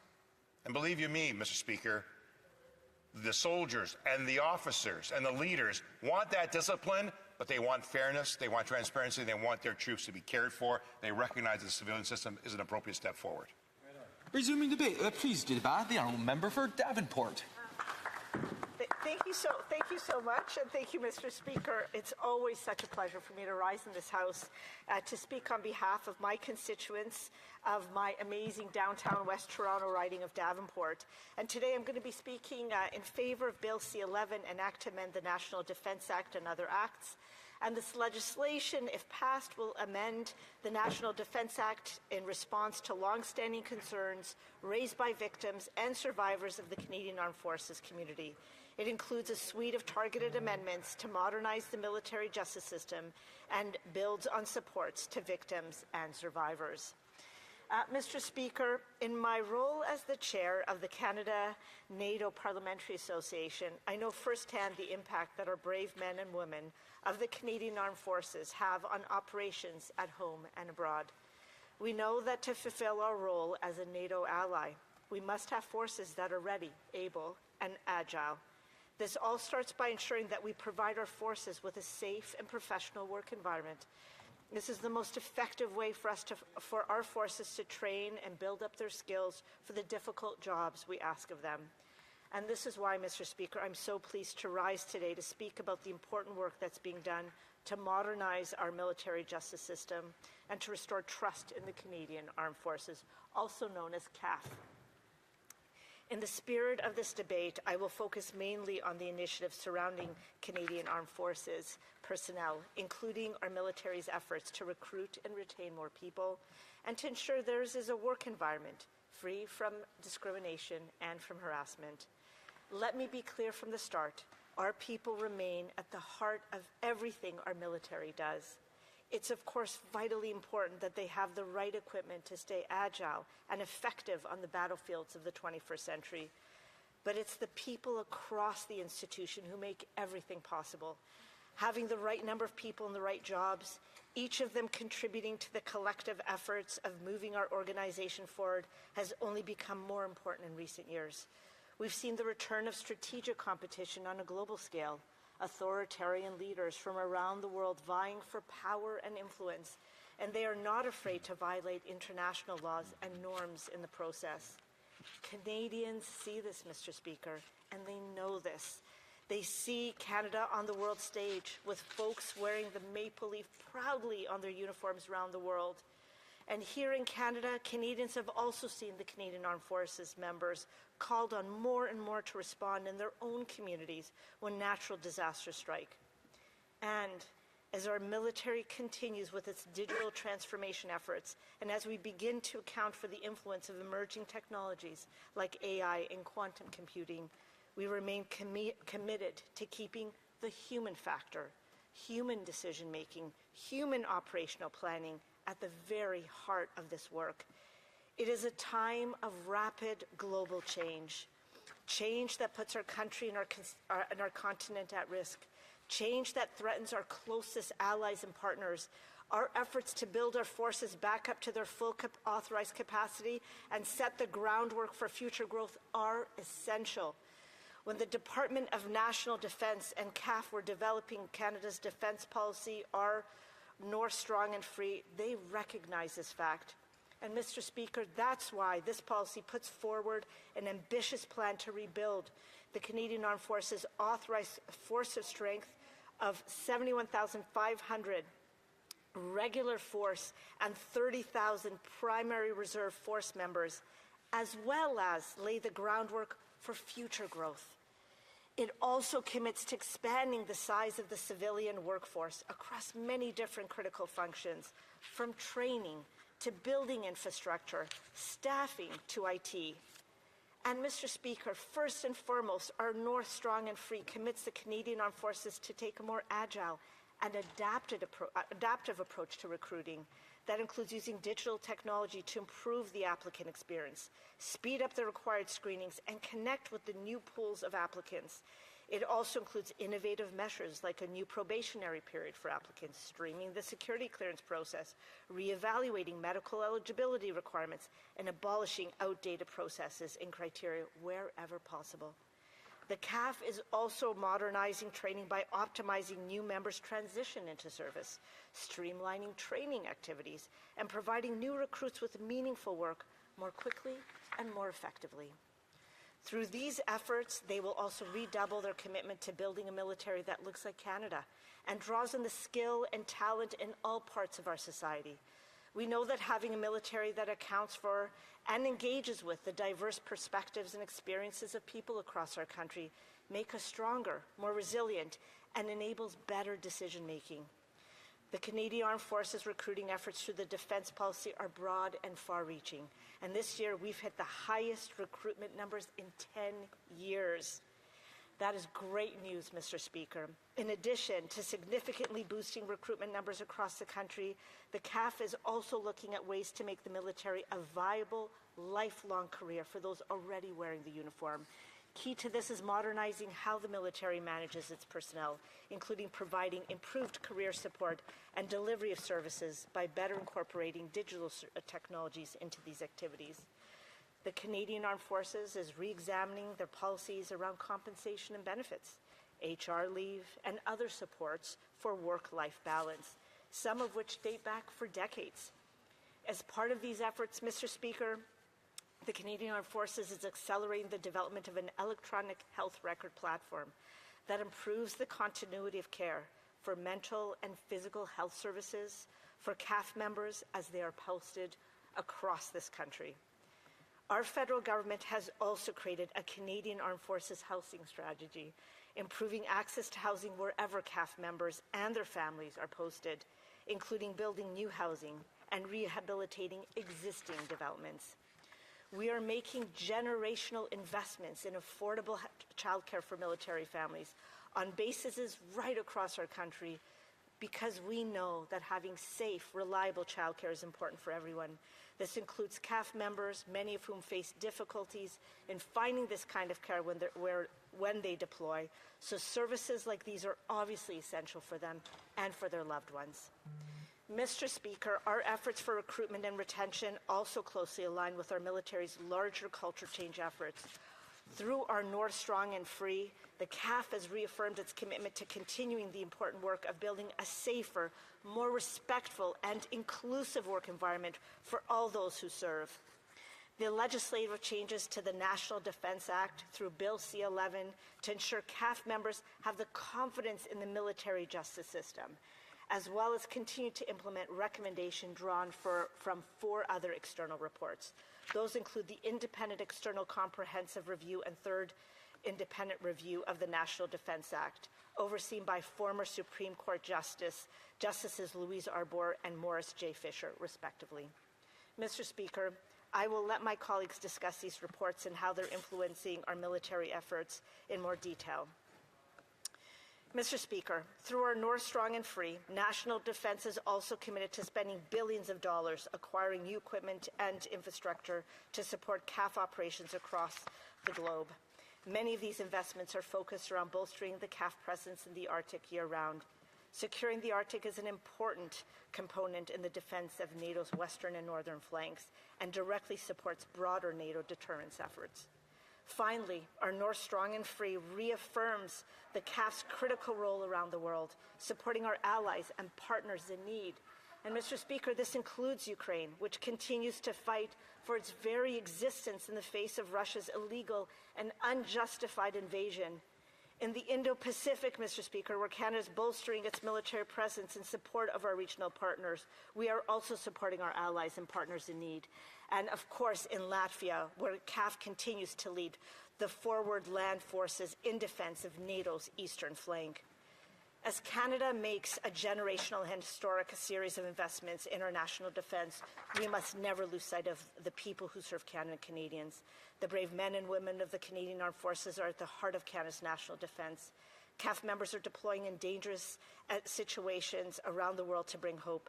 CAF members are repairing and upgrading equipment so their counterparts can quickly and safely deploy.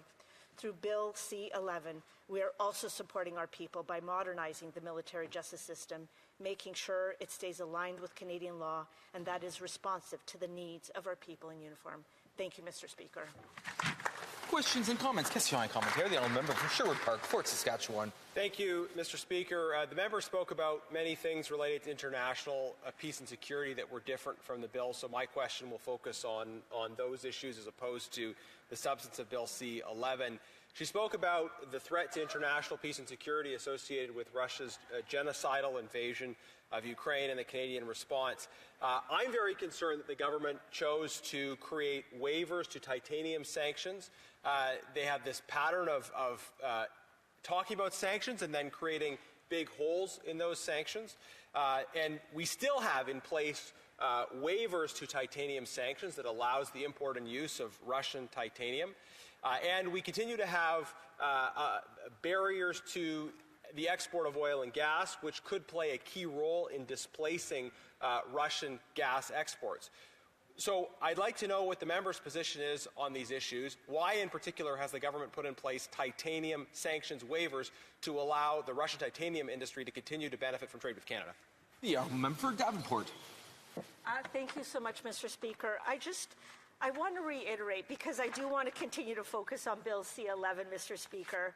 I will say to you that members of our Canadian Armed Forces are always going to be there to not only keep Canada safe, but we know that they will also be there to make sure that we fulfill our role as a NATO ally, and for us to be able to do so, we have to have our forces that are ready, able, and agile. And I hope the member opposite will support Bill C-11, because it's going to contribute to making sure that we have a very strong and free Canadian Armed Forces that's going to make sure that we are doing our part in the world as well. Thank you, Mr. Speaker. Question and commentary. The honourable member for Moncton. Thank you, Mr. Speaker. Aside from the sexual scandal and abuse of power that the Deschamps report highlighted in 2015, does my colleague not also find it scandalous that it took over 10 years for a bill to counter this culture of silence in the military? Member for Davenport. Mr. Speaker, I want to thank the honourable member for his question. I will say to you that change does take time. And I'll say to you that what is most important for me is that we have this bill right now in the House, and there's an opportunity for all the members of this House to ensure that we pass this bill, because we have made considerable progress over the past several years to enact meaningful and durable cultural change in the Canadian Armed Forces. And if we pass this bill, we'll continue to make those changes. Thank you. The Honourable Member for Hull-Aylmer. Mr. Speaker, thank you. I'd like to thank my colleague from Davenport for her speech.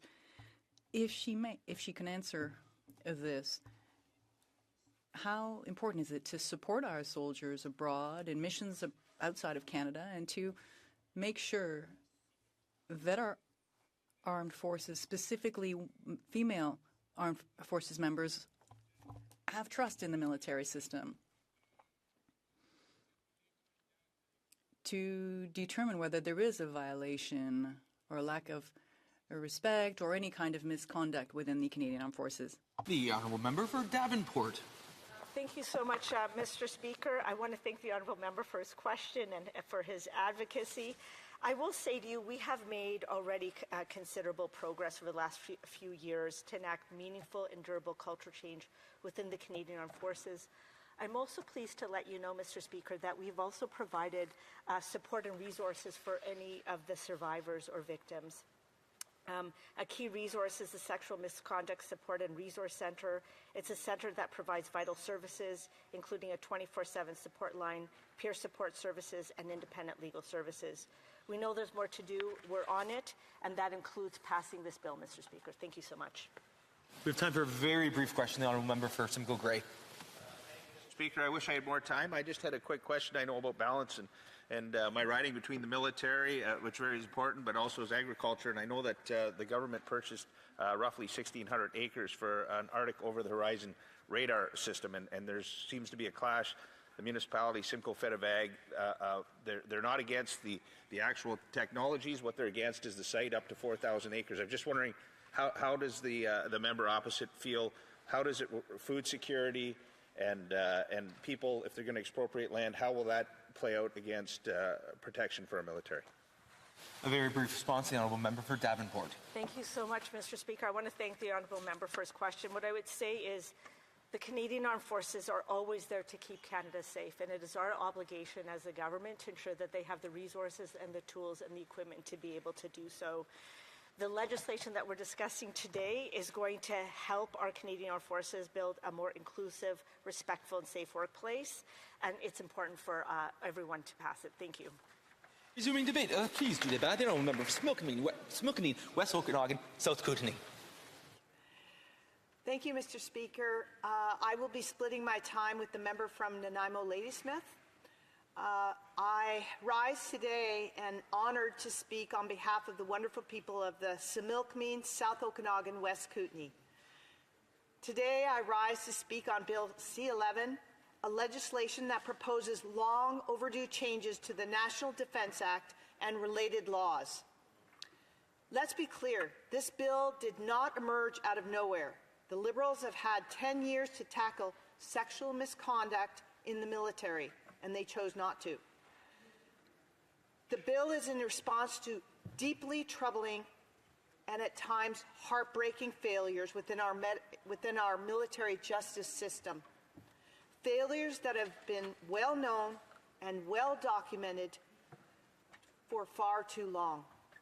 I commend the Minister of Defence for finally introducing this legislation, but I must say it comes too late for too many. Survivors of sexual misconduct in our Canadian Armed Forces have been waiting, some for years, for a justice system that hears them, respects them, and protects them.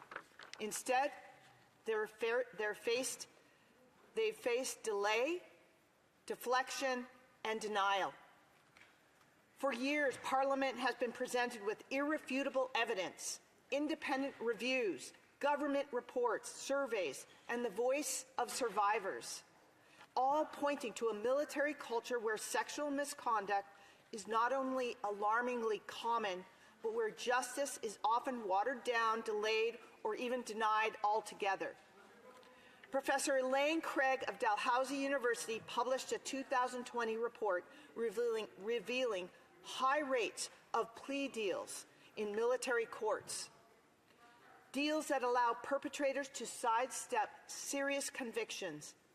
Survivors, seeing their cases diluted and dismissed and delayed, have lost confidence, not only in the process, but in the leadership. And who could blame them?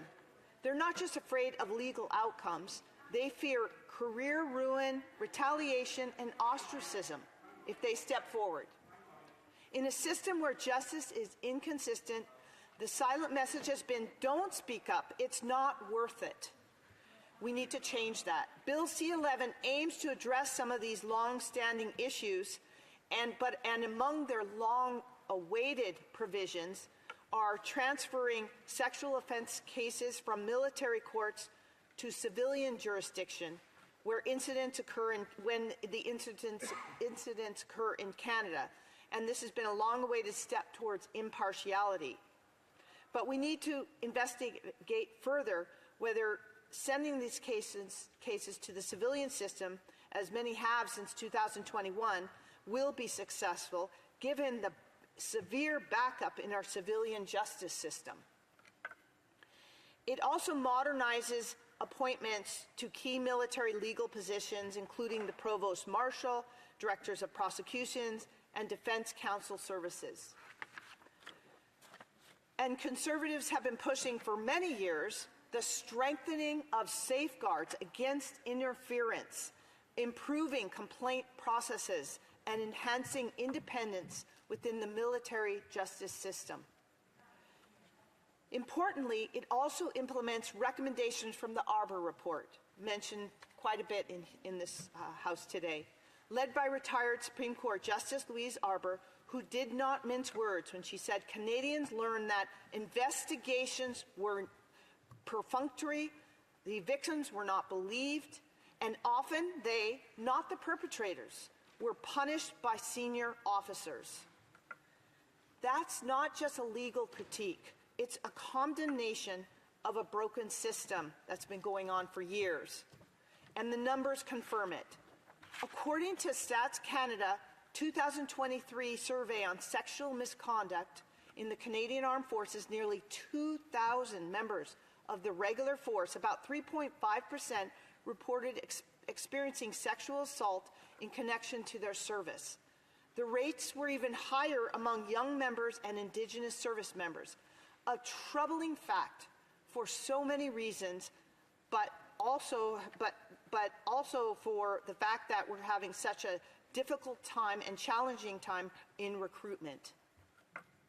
Mr. Speaker, we've known about these issues for more than a decade. The landmark Deschamps report in 2015, also mentioned here, sounded the alarm, where victims feared reprisals and removal from one's units, concern about not being believed or stigmatized as troublemakers. The culture of silence still exists. It's a result of a systematic failure to build trust. Yet since then, warnings continued and have been ignored by the Liberal government in the last decade. A 2018 Auditor Report, General Report, a 2021 Fisher Report, a 2021 Status of Women's Committee Report, a 2021 Ombudsman Report, and finally the 2020 Arbour Report.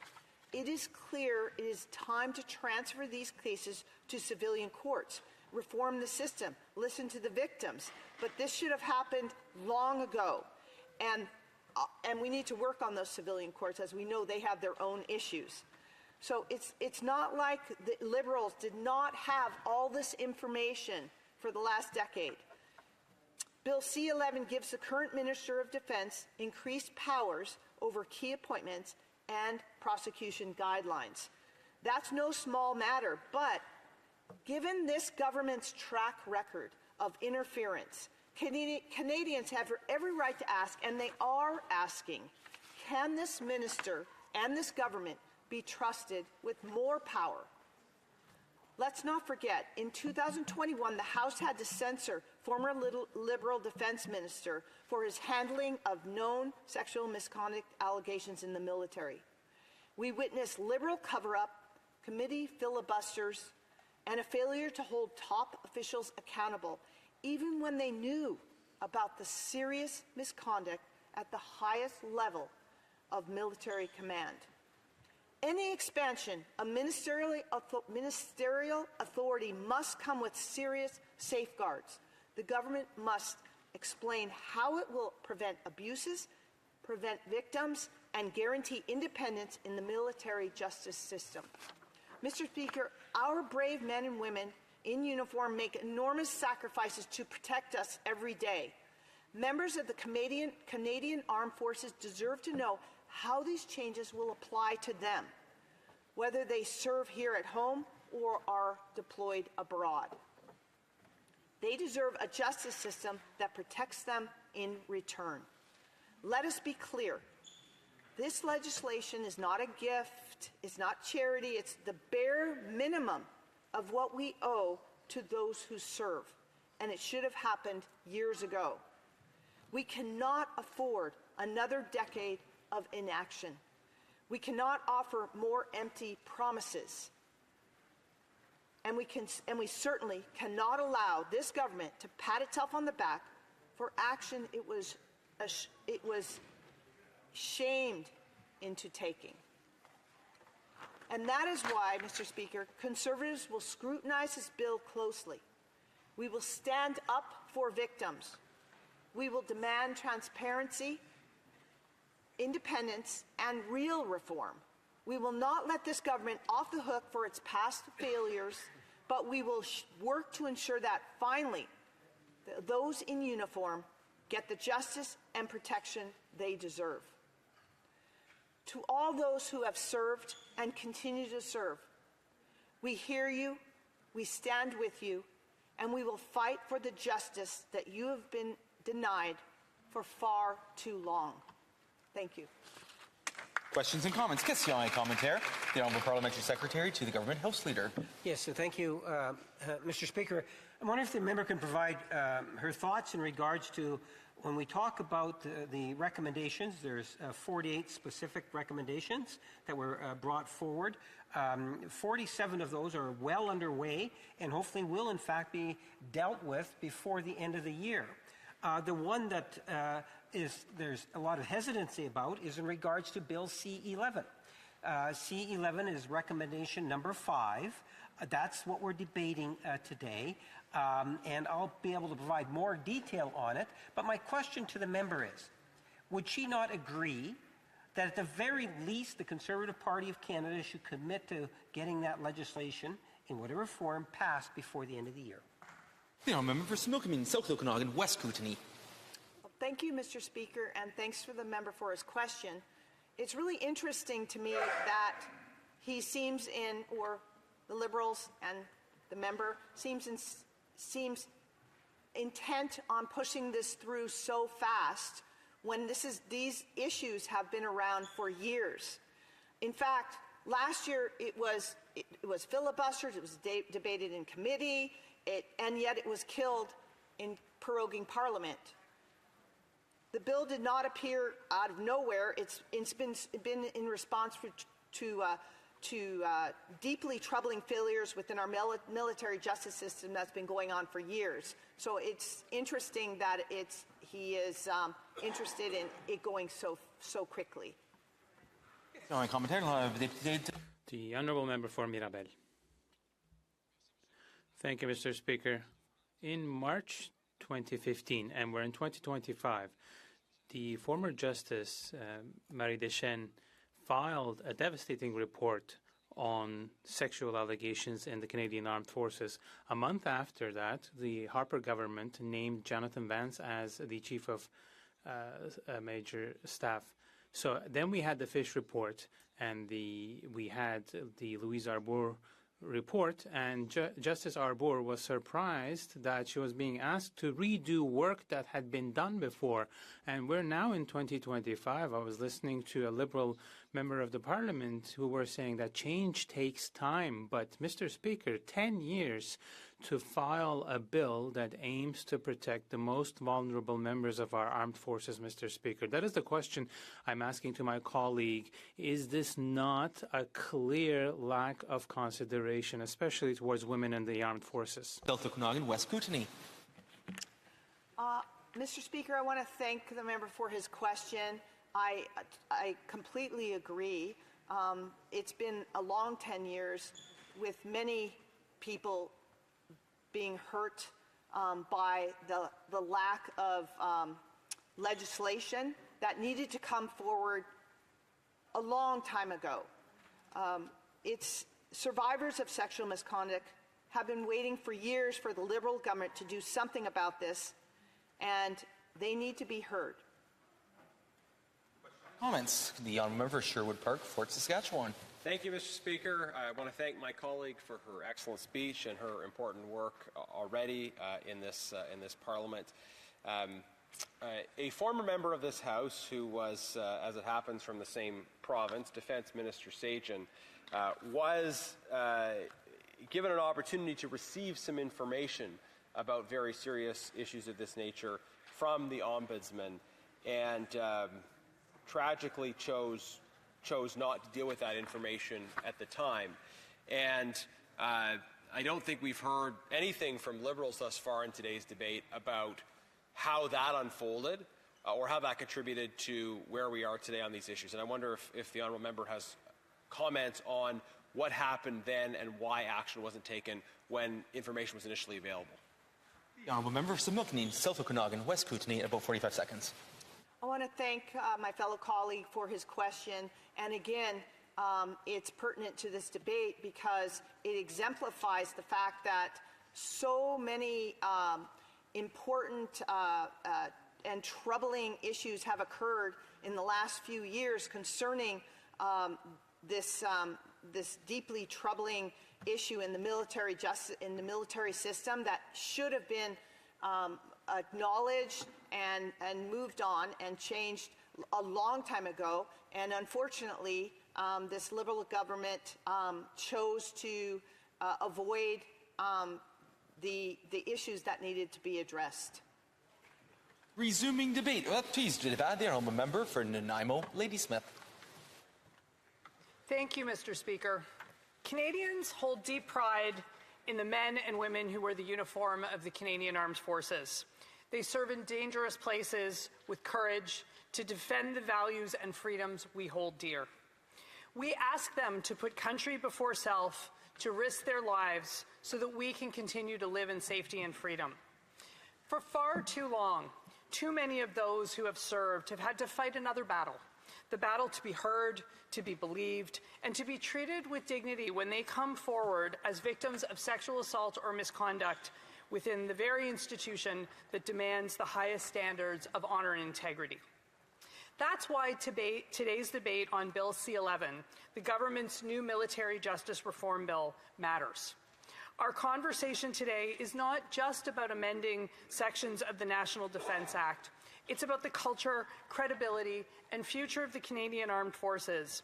Because of the way that Bill C-11 now intersects with our criminal justice system, it is also about the way we prosecute crime in general in Canada.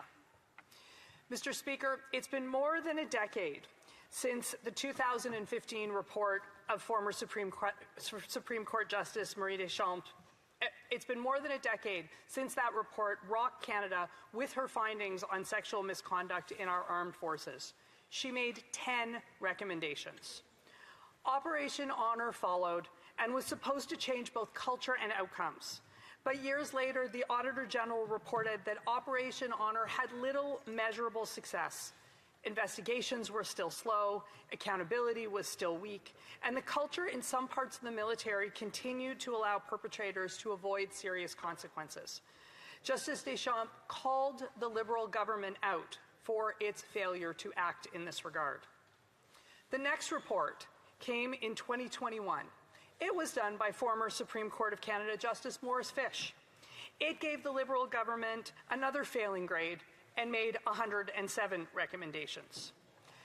In 2022, another former Supreme Court of Canada Justice, Louise Arbour, delivered yet another comprehensive external review, this time with 48 recommendations, again emphasizing broken trust and again calling for action.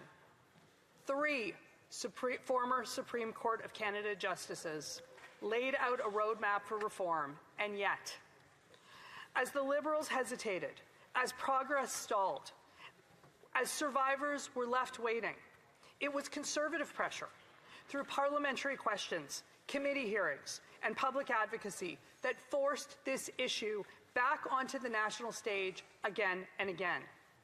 We can fairly say that without the sustained effort and without the tenacity of victims, that Bill C-66, which still died on the order paper when the Liberal government prorogued last time, and now Bill C-11, may never have been introduced. The Liberals will now claim credit for these reforms, but it is Conservative MPs who ensured that the voices of victims were not forgotten and that meaningful change could not be avoided. The fact that we are still here 10 years after the Deschamps report, debating the same issues, with the same victims still waiting for change, is a damning indictment of this Liberal government's ability to deliver results. Even with all of this to work with, Bill C-11 still includes some very strange inconsistencies. Term lengths and reappointment rules differ across positions. The Director of Military Prosecutions and the Director of Defense Counsel Services will serve 7-year terms with no reappointment. The Provost Marshal General, on the other hand, serves for 4 years and can be reappointed. There seemed to be no clear rationale for these differences. Similarly, giving the Minister of National Defense the power to issue prosecutorial guidelines in specific cases and giving the Governor and Council authority over appointments and removals, which is Cabinet, opens the door, intentionally or not, to political interference. The Minister's involvement in reviewing inquiries and authorizing acting appointments could compromise independence. And Bill C-11 does not fully clarify how offences outside of Canada will be handled. I hope that the Liberals will collaborate with us on these issues and other issues raised by my colleagues, and that they will be ironed out as the bill progresses through our parliamentary system. Beyond the wording of the bill, however, we cannot ignore the context in which this debate takes place. The government has promised to grow the Canadian Armed Forces to meet our NATO obligations. It has pledged to recruit and retain thousands of new members in the coming years. That will require trust, Mr. Speaker.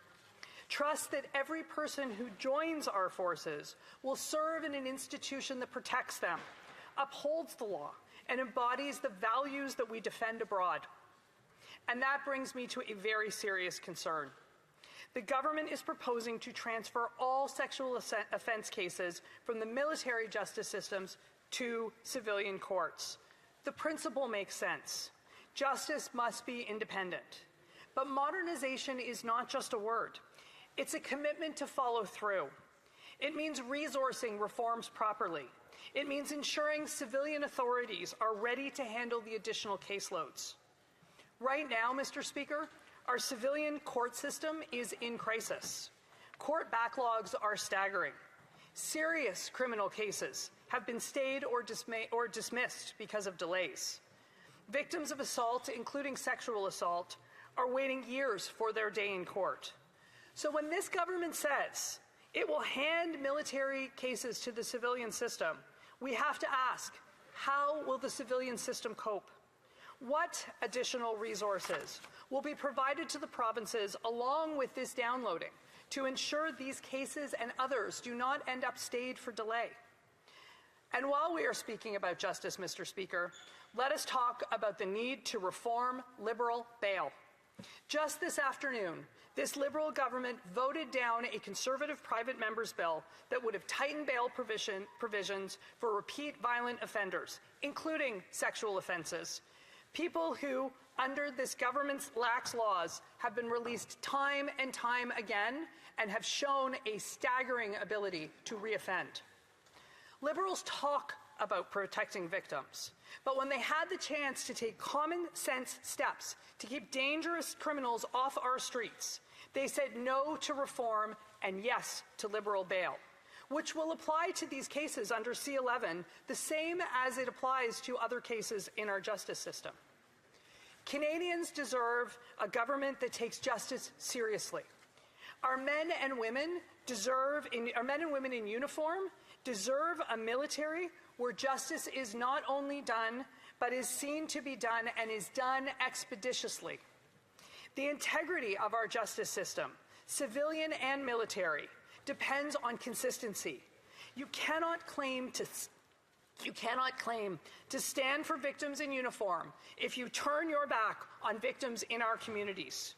You cannot say that you believe in accountability for the forces if you do not demand it in our courts. The government has to move beyond symbolism and performative legislation. It must demonstrate through action, Mr. Speaker, and results that it understands the gravity of the trust that it has broken and the responsibility it carries to restore it. If we fail to get this right, then we fail not only today's soldiers, sailors, and aviators, but also those we hope will serve tomorrow. Canada is vulnerable.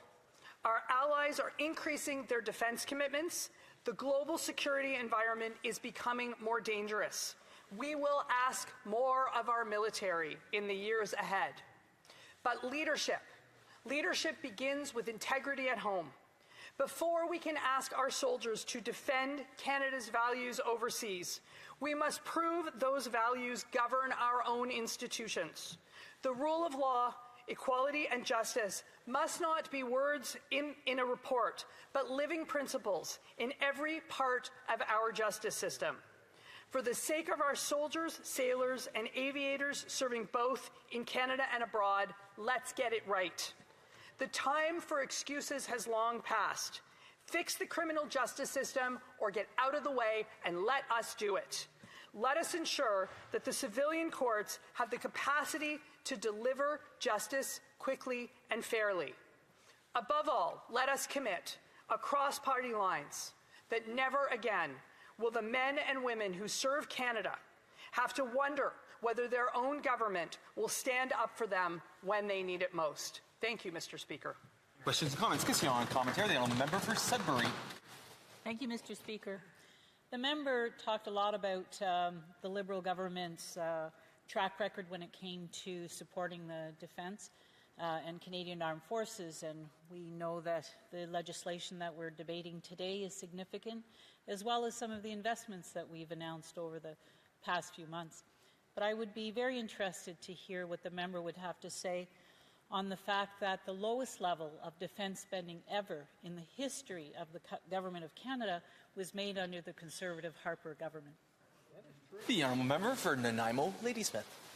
This bill is about the prosecution of serious criminal offences around sexual misconduct. This government has had 10 years and 6 months to bring this forward, and we need to get it right, and we need to work together to do that. Question commentary. The honourable député. The honourable member for Mirabel. Thank you, Mr. Speaker. Once again, this is a bill that's promising and necessary, but we have to ask why it took 10 years to come up with this. The Liberals, basically, it took report after report from former Supreme Court justices, and then they had a bill they let die on the order paper. So they really seem not that interested in military justice on the other side of the House here.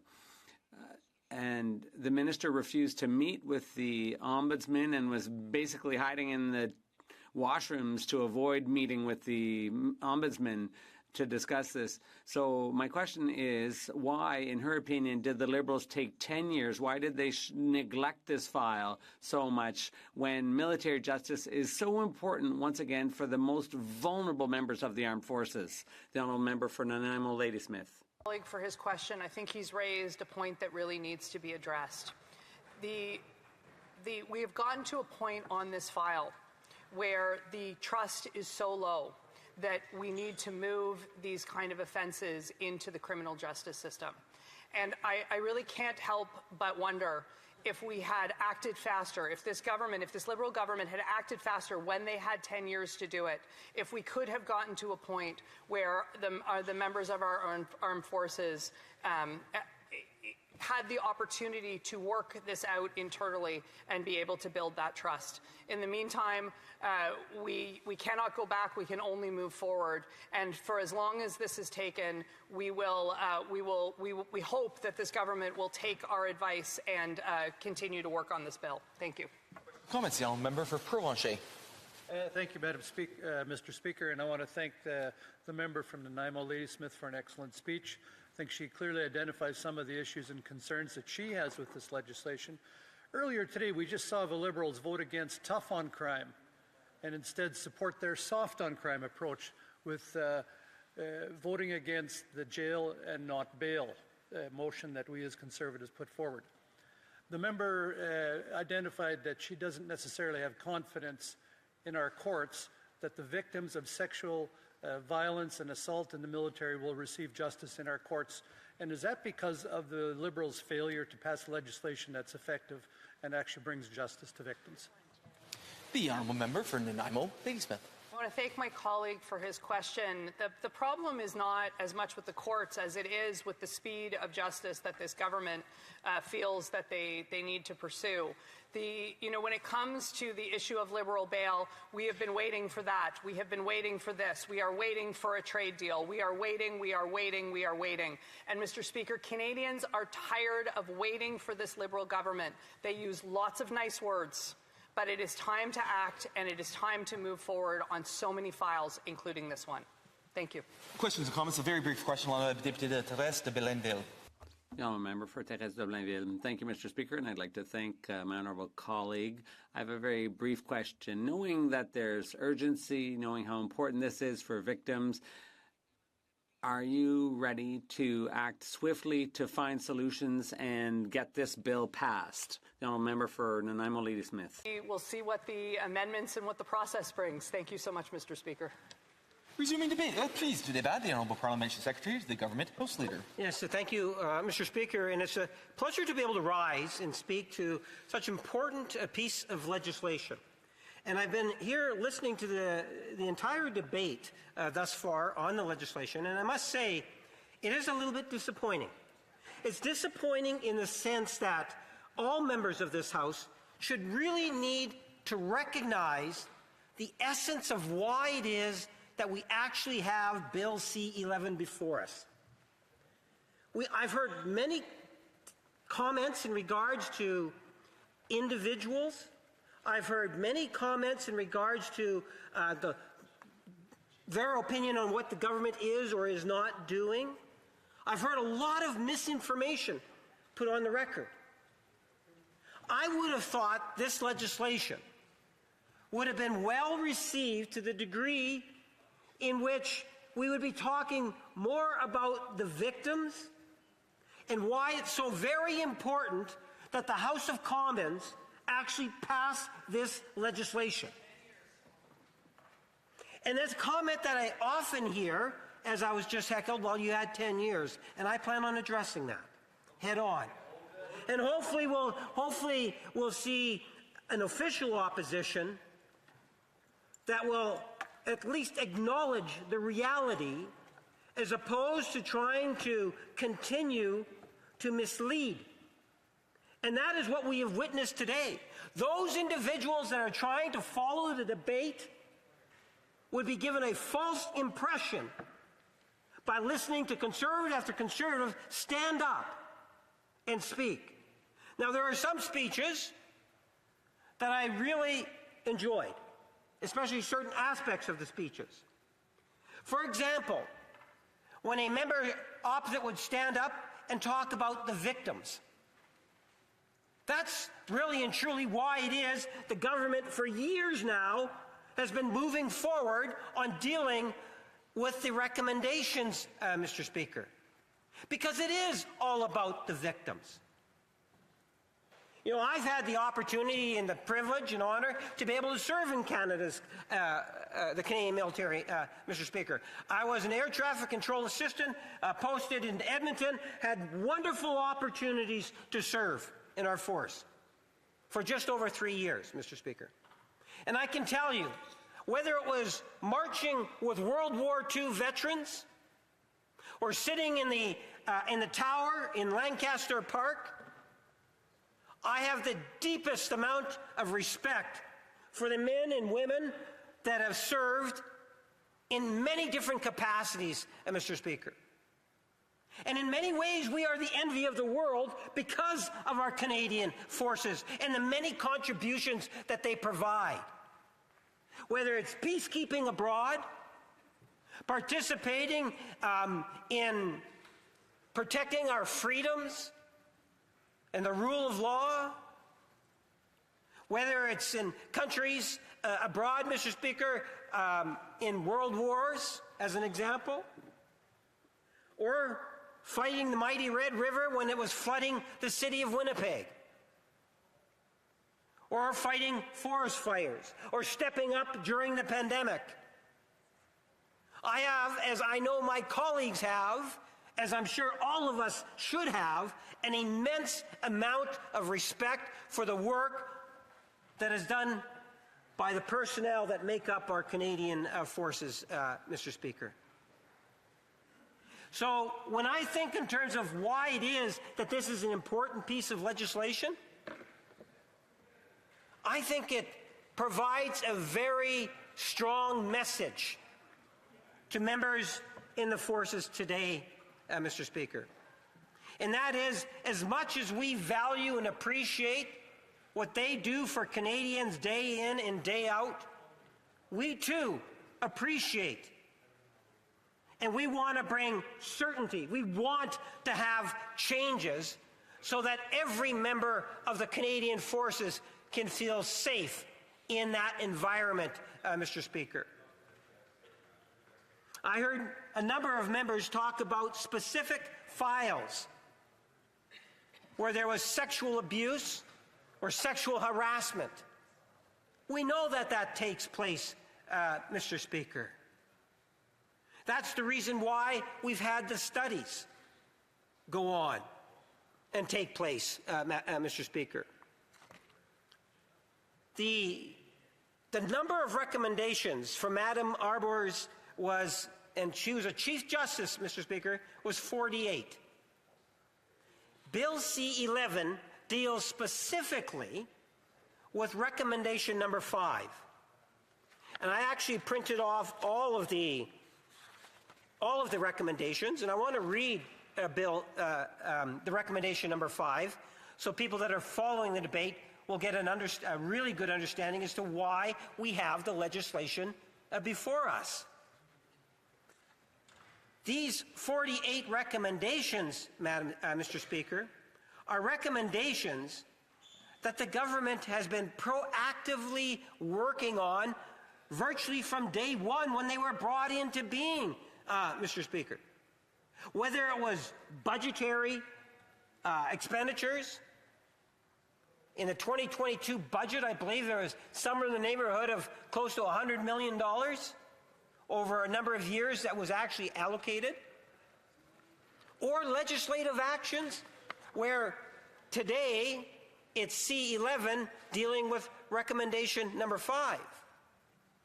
But what's important to recognize, contrary to the misinformation coming from the other side, is the government has been taking action, Mr. Speaker.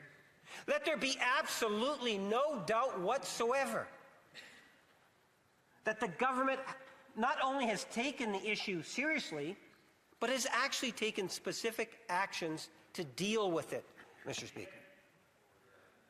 And the best example that I could give is the fact that as of right now, there is a very real chance that all 48 recommendations will be dealt with before the end of this year. The one that's causing the problem, Mr. Speaker, is one that I believe every member in the chamber actually supports, at least the principle of it, Mr. Speaker.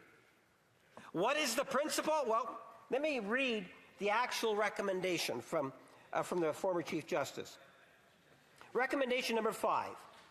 Criminal Code sexual offenses should be removed from the jurisdiction of the CAF. They should be prosecuted exclusively in civilian criminal courts in all cases. Where the offense takes place in Canada, it should be investigated by civilian police forces at the earliest opportunity. Where the offense takes place outside of Canada, the MP, that'd be military police, may act in the first instance to safeguard evidence and commence an investigation, but should liaise with civilian law enforcement at the earliest possible opportunity. That is the recommendation. It is the only recommendation that compels the government to bring in legislation.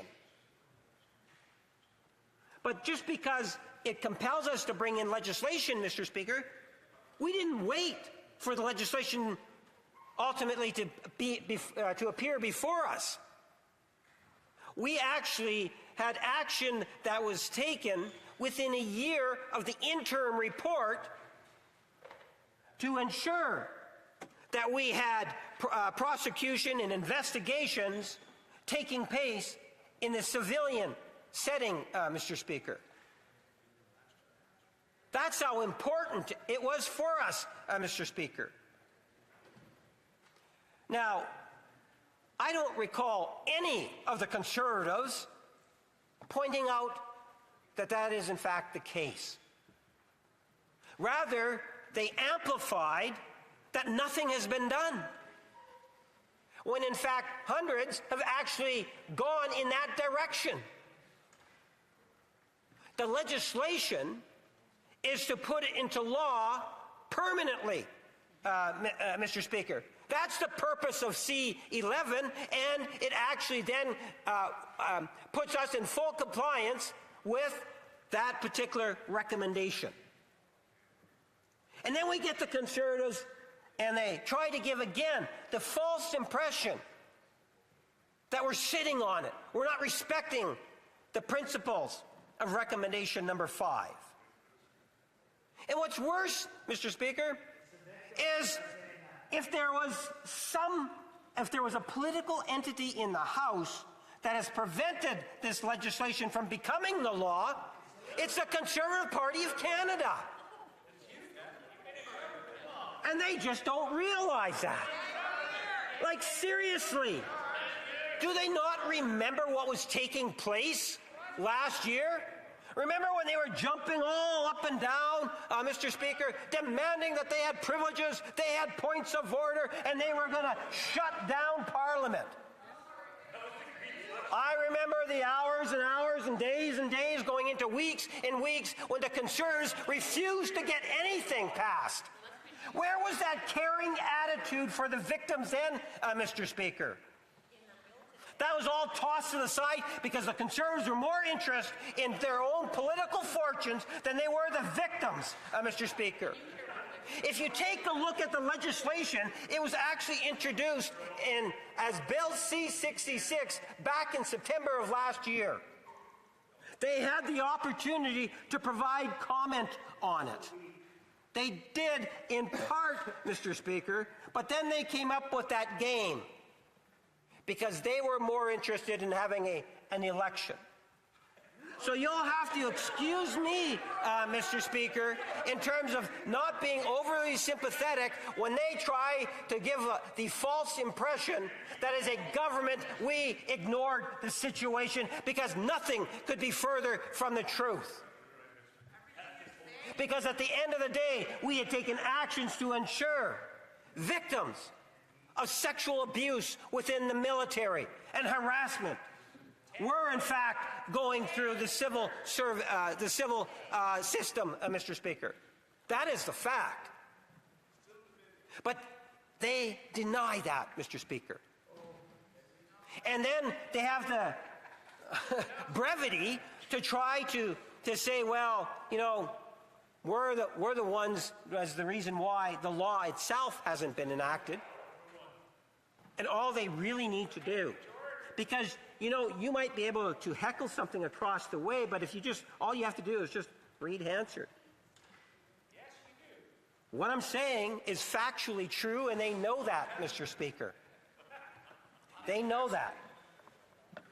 Last year at this time, they were a destructive force on the floor of the House of Commons, refusing to let legislation pass, period. End of story. That was their attitude. No, it was a minority government back then, too.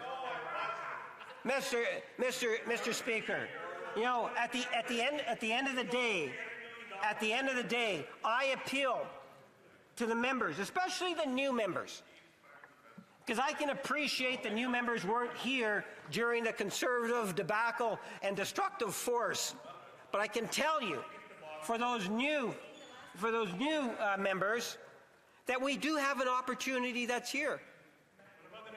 You know, I can clearly indicate to you that, you know, every member that I can tell that has actually spoken today, all political entities, seem to be supporting the principles of Bill C-11.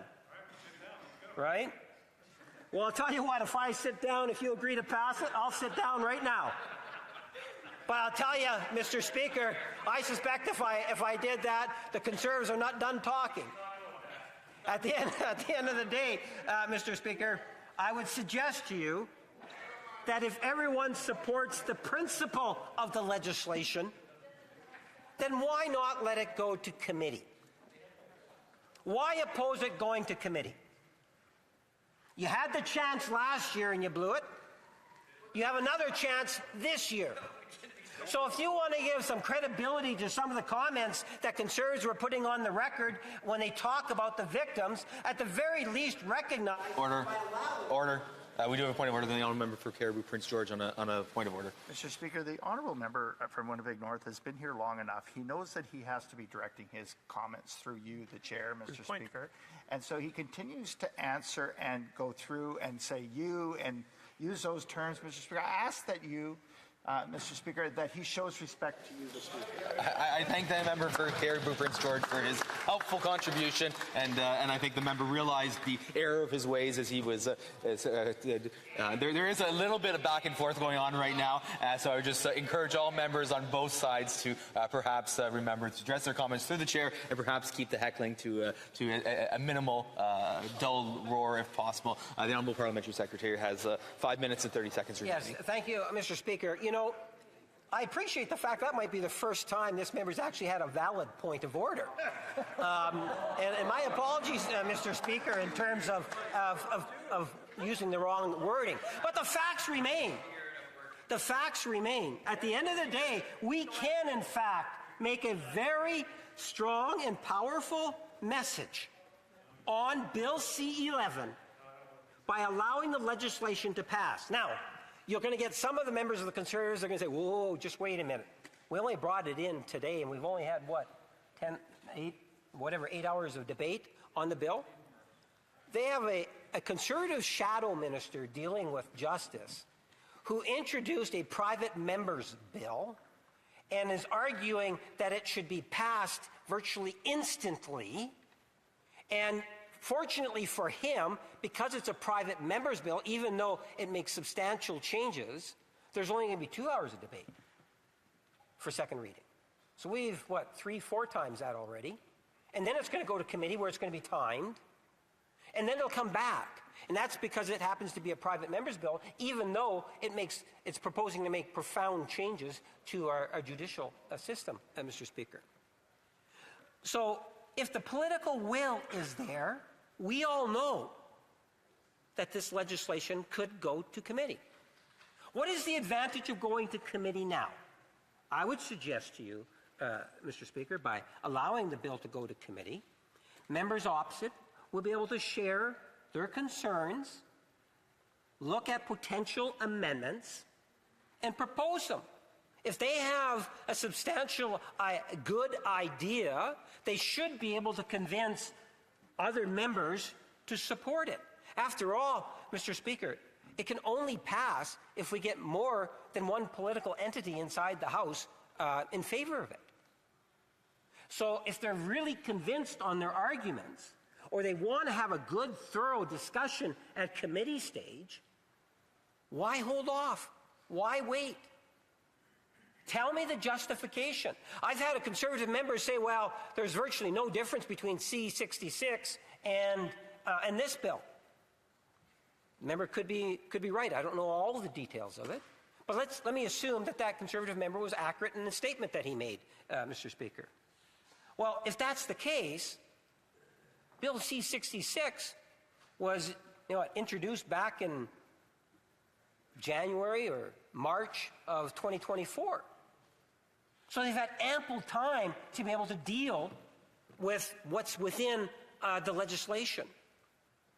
So surely to goodness, if they have some amendments, they should be primed and ready to go. And then once you get out of committee, well, then it's back here in the House, and many of them can speak once again to it. But let's at least get it to the committee stage so that we can be in a position before the end of the year to actually pass the legislation and give it royal assent. Wouldn't that be nice, Mr. Speaker? When you think about the 48 recommendations, we have an opportunity to meet all 48 of those recommendations. And I would encourage my colleagues opposite, that if you're genuine when you say you want to have further discussions and debates and look at possible amendments to the legislation, then allow it to get to that stage, Mr. Speaker. Now, having said all that, I did want to provide a very quick comment in regards to the military overall. And the reason I want to do that is because many people kind of went off track in their discussions on it today, even me possibly, Mr. Speaker, to a certain degree. But I can tell you that when it comes to military, our new Prime Minister, the Minister of Defense, and I would suggest to you, as a Liberal caucus, we have done an incredible job at ensuring that we're going to be able to achieve that 2%, a commitment that the Prime Minister has made, Mr. Speaker. I know that it will make a difference. But much like when we talk about victims, Mr. Speaker, or we can talk about military expenditures and the many things that we are doing for the members that serve in our forces, Mr. Speaker, we know that we can always do better, and we will strive to do that. But let's at least acknowledge that at the end of the day, since we've had a new Prime Minister, the file of the Canadian Forces has been moving forward, second to no other Prime Minister in the last 40, 50 years. And I believe that the Prime Minister will continue to ensure that the men and women of our Canadian Forces are, in fact, being looked after in every way. That includes seeing Bill C-11 becoming the law of the land. Thank you, Mr. Speaker. Comments, question, commentaire. The Honourable Member for Algonquin, Renfrew, Pembroke. Mr. Speaker, the Parliamentary Secretary said this debate is all about the victims, and one of the victims was Navy Lieutenant Patrick White, who testified before the Defence Committee last year about the Navy's leadership attempts under this Liberal government to cover up the sexual assault committed against him by Officer X. So today we learned the witness and victim, Patrick White, has been fired by the military. He was supposed to have been protected by parliamentary privilege as a witness. If this government can't protect our witness with the full power of Parliament, how can we trust this government with the legislation to prevent sexual misconduct instead of just covering it up? The Honourable Parliamentary Secretary, the Government House Leader. Yes, thank you, Mr. Speaker. Even though I won't go into any sort of details on specific files, I think that it's safe to say, Mr. Speaker, that shifting the responsibility from military court-type procedures into civilian control is a very strong positive, and that's what this legislation is doing. It's based on a recommendation number 5 from Madam Arbour's 48 recommendations.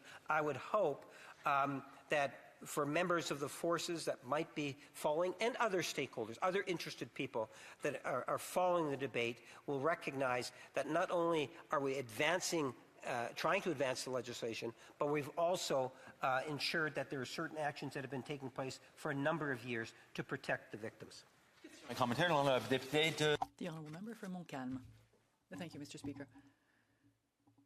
The colleague for Winnipeg North would certainly agree with me that in a hierarchical organization that is as strict as the forces, it's not acceptable for there to be a code of silence when it comes to sexual misconduct and assault, and that at the highest levels this would be tolerated. You can't be both judge and jury.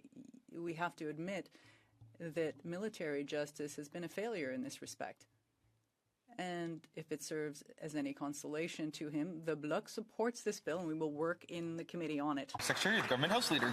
Yes, thank you, Mr. Speaker. And first of all, I recognize that the Bloc has been very supportive of the legislation. And, furthermore, I would suggest by the Bloc being as candid about the legislation as they have been, I think sends a very strong message in favor of protecting the victims. And I appreciate that. I respect that. And I think that what we need to do is look at ways in which we could possibly enhance it. One of the things I know that I've heard from Bloc members is they do have some reservations. So I look forward to it ultimately going to committee and providing Bloc members and others the opportunity to see if there can changes could be made that would even give the legislation more strength. Questions, comments? The Honourable Member for Hull Aylmer. You know, for many years, Canada has opened the doors to women being part of the Canadian Armed Forces, but unfortunately, they have not had justice when they had faced sexual discrimination or comment on dit en français, inconduite. As we say in French, misconduct. Is to the member from Winnipeg North, the parliamentary secretary. In Bill C-11, this offers an opportunity to take the justice system on these particular issues out of the military justice system and into the civilian courts. Can he talk about why that's an important development and how that will make sure that all victims of sexual assault or inconduite sexuelle will have an opportunity to have their case heard fairly? The Honourable Parliamentary Secretary, the Government House Leader. Well, Mr. Speaker, we shouldn't be evaluating and talking about with regards to the forces in the military their own bad behavior. And I appreciate the members' comments. You know, back in the early 80s when I was serving, there was a certain mentality that was there. And I believe that it has improved dramatically since the days in which I was there. But I can honestly say and believe that when we pass legislation of this nature, I believe it even sends a stronger message for young women and minorities to know that they have the backing of the government and all members of the forces, because it provides clarity, Mr. Speaker. And I think the more we can provide clarity, the healthier our forces will be. Questions and comments, the Honourable Member for Cariboo Prince George. Thank you, Mr. Speaker. And I take this very seriously, and I believe the member for Winnipeg North is a veteran. And so I understand that he's got skin in the game as well, too, and takes this seriously as well. The last 10 years I've been here, I've worked respectively across all party lines. We know that this government covered up, they filibustered the Defense Committee for 3 months. We know that the Prime Minister's office covered up the investigation on the former Minister of National Defense, Harjit Sajjan. The question I have to the colleague across the way is how, for 10 years, that they have allowed this injustice to go to the victims of the sexual assault. He says that they've been doing something, Mr. Speaker, but we know that they haven't been, because we've heard it. We've heard it firsthand from the victims of sexual assault, those that are still enlisted and those that have left the service because of the trauma that is caused by the MST. The Honourable Parliamentary Secretary, the Government House Leader. Yes, thank you, Mr. Speaker. This is what I mean in terms of the issue of false impressions. Because if you listen to what the member just finished saying, one would be of the opinion that nothing has been taking place. When in fact, Mr. Speaker, for example, I can recall, I believe it was Bill C-77, where we actually had the Declarations of Victims' Rights. I can remember speaking on that bill years ago, Mr. Speaker. That was actually a Liberal government initiative. I've talked endlessly today about C-48, not C-48, C-11, how it is one of 48 recommendations, and out of those 48 recommendations, we're hoping to achieve 47 of them as being complete before the end of this year, and if the Conservatives get on side, we could do 48 if we can get past C-11. Questions, comments? The Honourable Member for Windsor West. Thank you, Mr. Speaker. Mr. Speaker, we know that the Canadians' trust on this subject and this government is deeply eroded, especially given what's happened over the last 10 years. So as someone who spent nearly 3 decades in policing, I know accountability isn't about changing titles, it's about having and enforcing proper oversight. How does this bill ensure that military prosecutors and police are not only independent on paper, but in practice, free from command influence or retaliation? The Honourable Parliamentary Secretary to the Government House Leader. Yes, Mr. Speaker, because at the end of the day, the legislation and the actions that we have taken since in the last number of years has ensured that victims of sexual abuse or their harassment are in fact going through the civil system today. So it's the law enforcement agencies. So for example, and I use it as a hypothetical example, if there's an issue that rises in the city of Winnipeg, I suspect it might be the city of Winnipeg police that will do the investigating, and it would be then the province that would do the prosecuting. I know there are some discrepancies because it still all needs to be worked out, Mr. Speaker. But this is already happening today, at least in part. So it's having faith and confidence in our judicial system. Comments, question and commentaire. The Honourable Member for Oakville West, about 40 seconds. Thank you, Mr. Speaker. I want to get my colleague's perspective on today's debate. Why does he think some Conservative members are framing this in partisan terms, blaming the Liberals for prorogation of the Parliament and delaying C-66, while they themselves were calling for an election? Given the importance of moving forward with the amended bill, especially improvements that can be done at the committee stage, do you believe we can work together to put the bill and protect the victims? Thank you. Order, and through the chair, the Honourable Member for Winnipeg North. Madam Speaker, Mr. Speaker, I appreciate the question, and the member is right. If you just take a look at what was being said on the floor of the House of Commons last year, it is very clear we could have passed Bill C-66. It did not pass and get royal assent because the Conservative Party had an agenda that was politically self-serving as opposed to serving Canadians. That is the reality, and I would debate that issue anytime, Mr. Speaker, because that is the truth. Order. Resuming debate. Please do débat. The Honourable Member for Sarnia, Lambton, Pick-Ishwanong. Thank you, Mr. Speaker. Pleasure to rise and speak to C-11, the Military Justice System Modernization Act. And I want to let you know that I'll be splitting my time, should any remain, with the member for Louis Saint Laurent. And so, first of all, I want to tell people what this bill does, if they're not aware. It's similar to Bill C-66 from the last Parliament, with some language changes in English and French to fix some errors. But it essentially amends the National Defence Act to take the transfer the jurisdiction of offences of a sexual nature to civil authorities when the offence takes place in Canada, but it remains under the Canadian Armed Forces if it occurs outside of Canada. The legislation incorporates recent amendments to the Sex Offender Information Registration Act and publication ban rules into the National Defence Act, and it tries to increase the independence of the people that are involved in these prosecutions and investigations from the chain of command. It also is identifying different levels of review, including the minister, to try to get greater accountability. Now, Mr. Speaker, I want to say just right up front, I'm very happy to see this bill coming to the House, and it's just a shame it's taken so long. I've been here in the House elected since 2015. And I can remember in 2015 when the first report came out, the Deschamps report, and Minister Sajjan sat on it for 5 years and did nothing. Nothing to address the sexual misconduct that was happening in the military that was rampant throughout.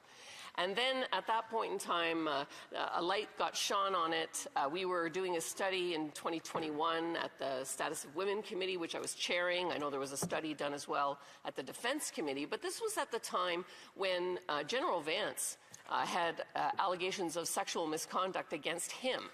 And the PMO and Minister Sajjan knew about it. Now, did they investigate him? Did they suspend him while they investigated? No. They gave him a $50,000 raise, Mr. Speaker. What did that say to the victims who were waiting for justice and had been waiting since the Deschamps report 5 years, and then this broke? And then there was all the filibustering at Defense Committee by the Liberal government, and there was, not that same problem at Status of Women. We had testimony after testimony from women who had experienced sexual violation, gang rape in the first 8 weeks of being in the military. We heard horrific stories, Mr. Speaker, and it was hard to hear. And what was really disheartening was to know that all of these survivors did not believe that anything would change in the military after all this time. And so, to see the government then demand another report and get the Arbor recommendations, and then still a year later demand a third report. It's been 10 years, and now all of a sudden they seem to be in a total hurry. And I think victims could be not reprimanded for thinking that it's a virtue signal, because that's what we've seen from this government to this point. And so, that said, I do want to talk about a couple of things. First of all, I want to talk about the actual problems that I see in this report or in this bill. So basically, when we look at the testimony that was heard, what was clear was that when there are allegations of sexual misconduct, especially against a senior officer, the old boys club would gather around, and there was punishment actually to whoever the complainant was. In some cases, if they were overseas, they were returned home as if they were discharged or, demoted out of the situation. And I'm sure there was some good intention of protecting and not having, the victim have to work day after day in the environment with the perpetrators. But obviously, this is not an acceptable trauma-informed way of dealing with the situation. And I don't have a problem with moving the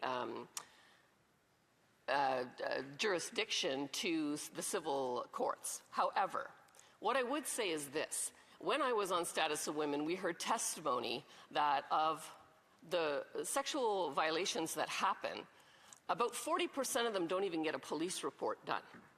And of the 60% that get a police report done, only 5% of those actually make it to trial. And of the 5% that make it to trial, only 1% ever get a conviction.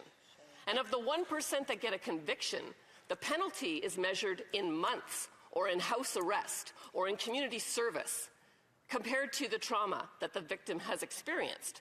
So while we can say, yes, it was the recommendation of all these reports that we transfer this out of the CAF and put it into the civil court system, the criminal court system, we got a problem in our criminal court system. We don't have enough judges. We don't have, in many cases, any penalties, letting these repeat sexual violent offenders out on bail. We hear it day after day. I've got a pile of examples I could read. And so are the survivors of sexual misconduct in the military going to be better off if they have to go through the current court system? Many of these rapists are getting off on the Jordan's principle that says if you wait a certain amount of time and there's not enough judges and they can't hear your case, then they go free. So that's not justice. So that's one of the concerns I have, is that this is not going to really fix the problem of making sure that we deal with the problem and get justice for the victims. The second thing I am concerned about is how the criminal courts and that legal process will interface with the military. How will they exchange information to cooperate in these investigations and in these prosecutions. I see that there's not really anything in place to allow them to share the information, and I think that's problematic. The other thing I would say about this is that international incidents that occur are then still investigated under the prior system under the Canadian Armed Forces. And we heard testimony from people that served overseas that did have a sexual assault, and the resolution there was not good. So not changing that, again, is not going to address the problem for the victims.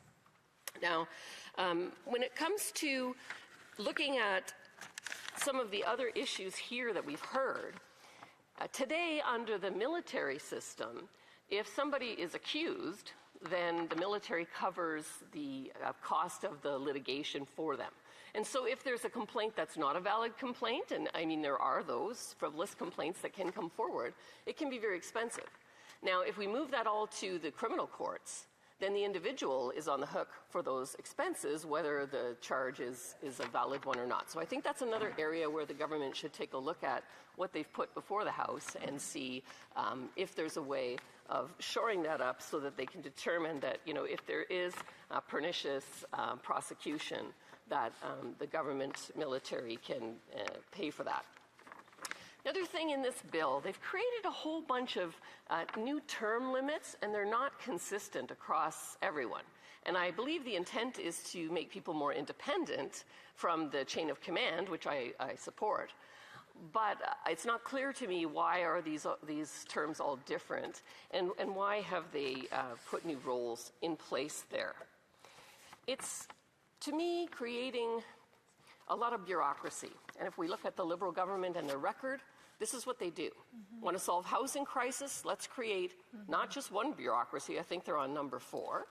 I think when it comes to defense procurement, they've decided that broken system will be fixed by putting a new defense procurement bureaucracy in place.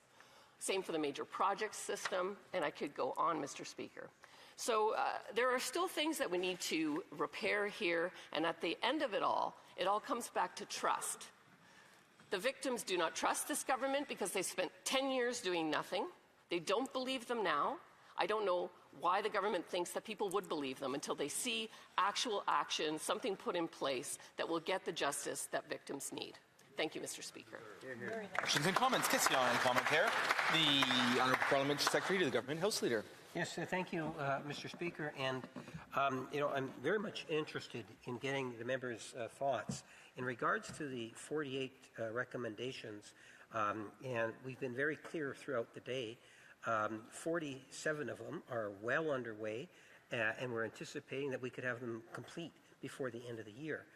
The one that has a question mark on it is actually Bill C-11. I'm wondering if she is in a position where she could provide some assurance to members of the forces and others that from her perspective, she would like to see C-11 actually passed before the end of the year so we can unanimously say that all 48 have been complete.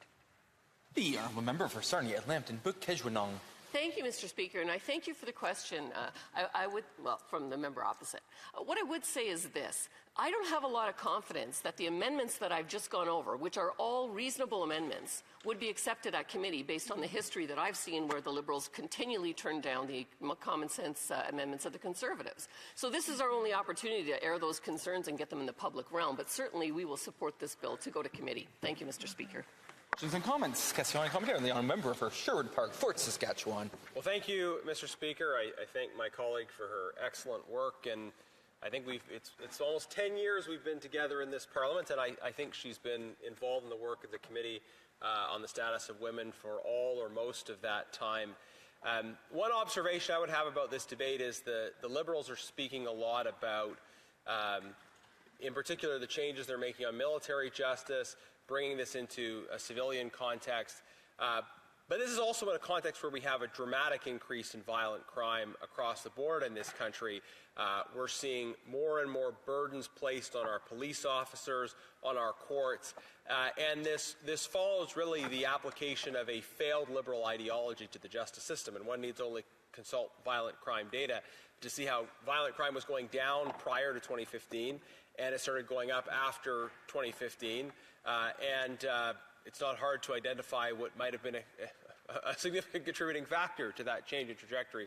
I wonder if the member has thoughts on how this bill fits into the larger trajectory of events around violent crime in this country. Member for Sarnia Lambton, Book Kejwanong.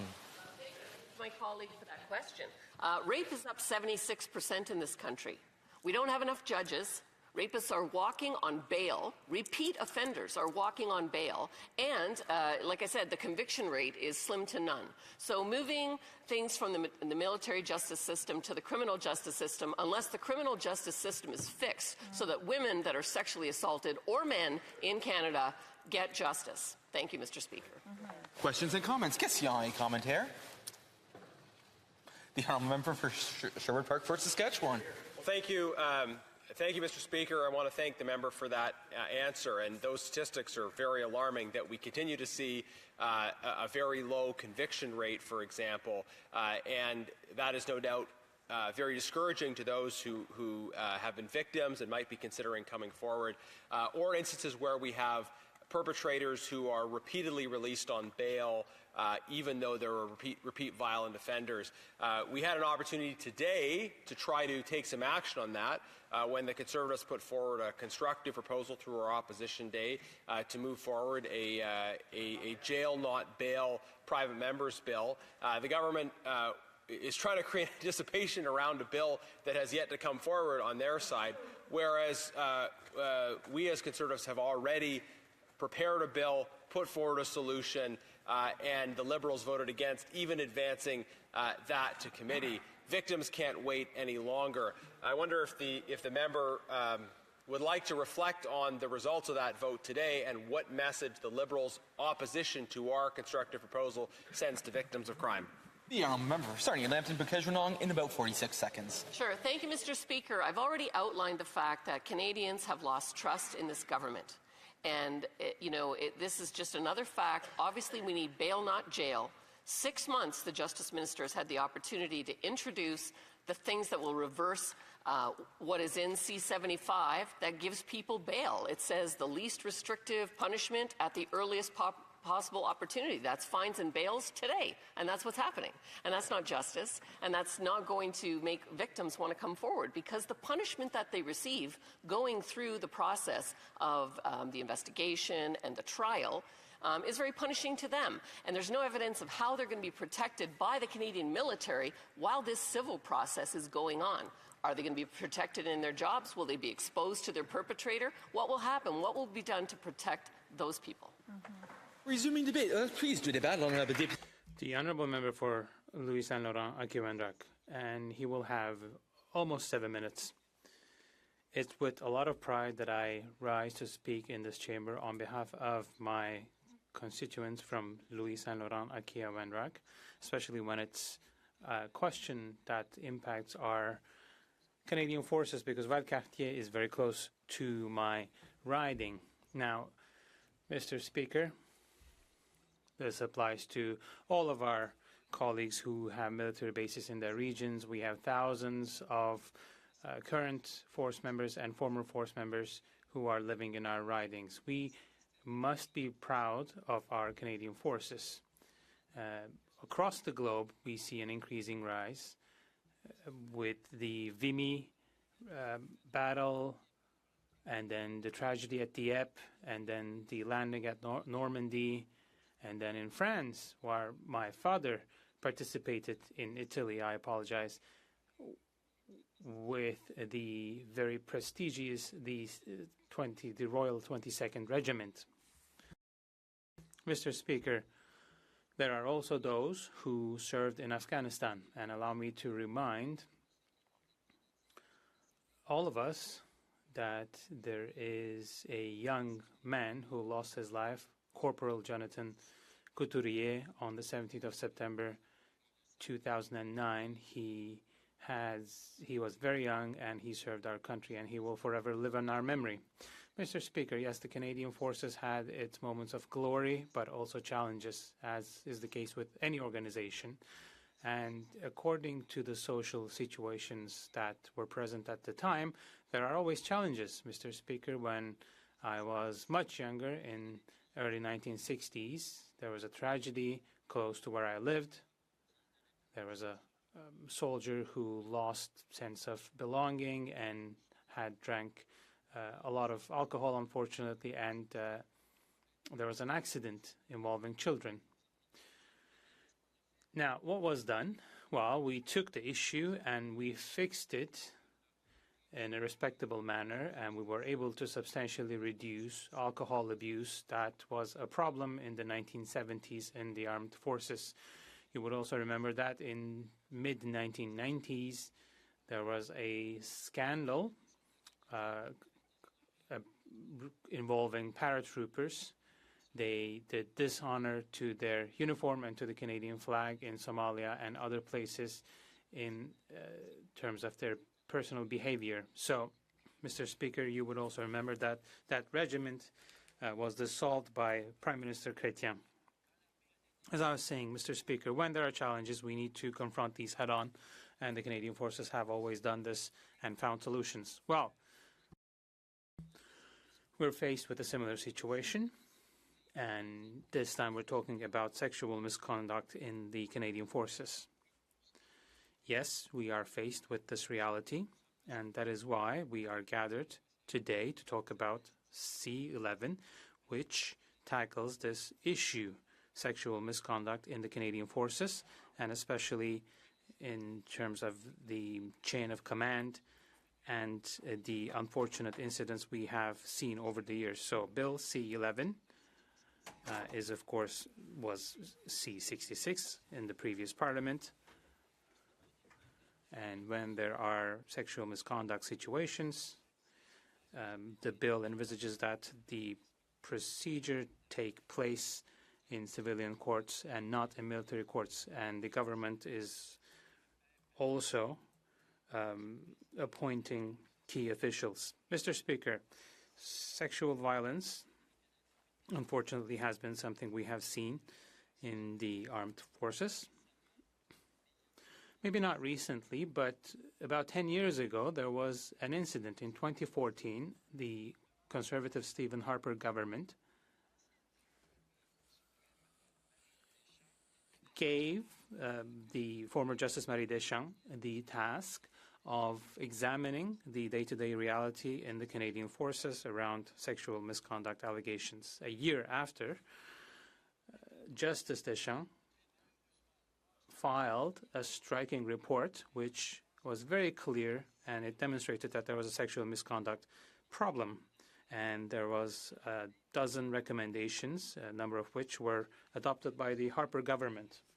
Then there was the election in 2015, and unfortunately a long, dark period when it came to sexual assaults.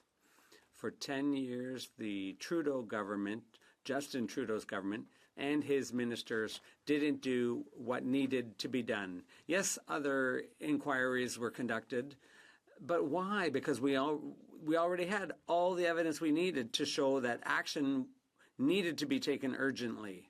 But no, for 5 years, the government was asleep at the switch, and they commissioned another inquiry, another investigation, and that was all well and good, but it was already well known in 2015 that something needed to be done, and nothing was done.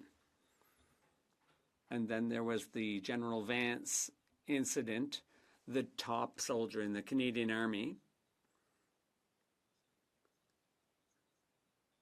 That soldier in the highest office in the Canadian Army was initially the subject of rumors, then accusations, and then there was a trial because there was evidence against him. Why is it for so many years nothing was done? Why did this government for 10 years do everything to sweep this file under the carpet? And how is it that in 2021, when this story made its way into parliamentary committee on April 12th, 2021, the case was studied, and at that point, the Liberal government, together with the Bloc, decided to put an end to that investigation. And I'll have the opportunity to discuss this a bit more on another occasion. Yes, the member will have 12 minutes at that time. At this point, pursuant to Standing Order 38, a motion to adjourn the House is deemed to have been made and seconded. Therefore, the question is that this House do now adjourn. For Regina Louvan. Thank you very much, Mr. Speaker. And it's a pleasure for me to rise and talk about a question I asked a couple months ago now. But my original question was, Canada's fiscal watchdog confirmed another broken Liberal promise, this time on the Liberals' tax cut. On the campaign trail, the Prime Minister promised Canadians an $800 income tax cut. But the Parliamentary Budget Officer just confirmed that the average Canadian will save $15 a month. Low-income seniors would save $10 a month. That's definitely not what the promise was on the campaign trail. And we've seen it all across our country. Food bank usage, 4 million users at the food bank in Toronto. And actually, I just saw a new report, Mr. Speaker, that said since 2015, since this Liberal government took office, food bank usage is up by 142%. That's a staggering number, Mr. Speaker. From 2015 to 2025, food bank usage in Canada is up 142%. And all I hear time and again from the Liberals is there is no hidden food tax, which is factually incorrect. There is. There's a tax on fertilizer. There's a tax on food packaging. There's a second carbon tax coming in. There's an industrial carbon tax. And only someone that has their head in the stand wouldn't realize that that's going to increase the cost of food. I grew up on a farm, Mr. Speaker. I lost my friends, still took over their family farms. I know that in Canada, one thing that our farmers are very proud of is they're producing more with less. They're producing more of what goes into food with fewer acres of land, with less water, with less fuel being used because they have GPS and they have great technologies. So if farmers are producing more food with less, if there isn't a hidden tax, if this government wouldn't be putting in policies that makes food more expensive, then you would think food bank usage would go down, not up. So I know my friend from Whitby is going to answer this question. And simple question, if the food bank usage has gone up by 142% in the last 10 years, why are you telling Canadians they have it so good? Through the chair, the Honourable Parliamentary Secretary, the Minister of Finance. Well, thank you, Mr. Speaker, and thanks to the honourable member for his question. Obviously, I have a difference of opinion with the member opposite. I know that food bank usage is something that has increased, and but I also know that the members opposite have a horrible track record when it comes to actually standing up to support Canadians. They voted against feeding 400,000 more hungry children with the National School Food Program, an investment of $1 billion over 5 years to feed kids across this country. And I don't understand how Conservative members can stand up in this House and complain about food bank usage and then simultaneously, as those words come out of their mouth on the same day, get up and vote against feeding 400,000 hungry kids. It just doesn't make any sense, Mr. Speaker. Our government firmly believes that the measures we are taking will build the strongest economy in the G7 and bring down the cost of living. We heard that from the Bank of Canada governor last week, who said that, in fact, the government's on the right track and we will boost productivity and real wages. And it's the only way, the investments that we're making, to make everything more affordable. Since we were elected in 2025, we have been focusing on delivering a plan to address the cost of living challenges that have eroded Canadians' quality of life. Change that puts more money in the pockets of Canadians, change that builds a more affordable Canada. The government is well aware of the affordability challenges, and our hearts go out to people that are challenged and are struggling to make ends meet at the end of every month. That's exactly why we're doing the things that we've been doing. You know, rents have gone up, house prices have gone up, and an entire generation of young Canadians has been questioning for some time how they can afford a place to live today and whether they'll be able to own a home of their own in the future. That's exactly why our government is taking immediate action to address this crisis. Key to the plan that we've put forward is bringing down costs so Canadians can keep more of their hard-earned paychecks so they can spend it on what matters most to them. We believe that the economy is only truly strong when it serves everyone. but we know that many Canadians are struggling to get ahead. That's why we've delivered a middle-class tax cut for 22 million Canadians. Now, math is math, Mr. Speaker, and I know the opposition member has a hard time with it sometimes, but two-income families will save $840 per year. That's not insignificant. I know members opposite balk at that and say it's only this amount per month. Well, guess what? Families who are truly struggling actually need that $840 back in their pocket. We're also cutting GST for first-time homebuyers on homes under $1 million. We know that from committee testimony this week, 97% of new homes are under $1 million.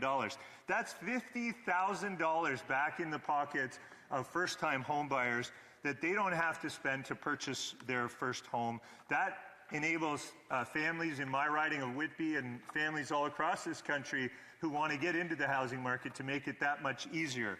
And yes, we know it's hard, but that's exactly why we're putting in place measures that will help them.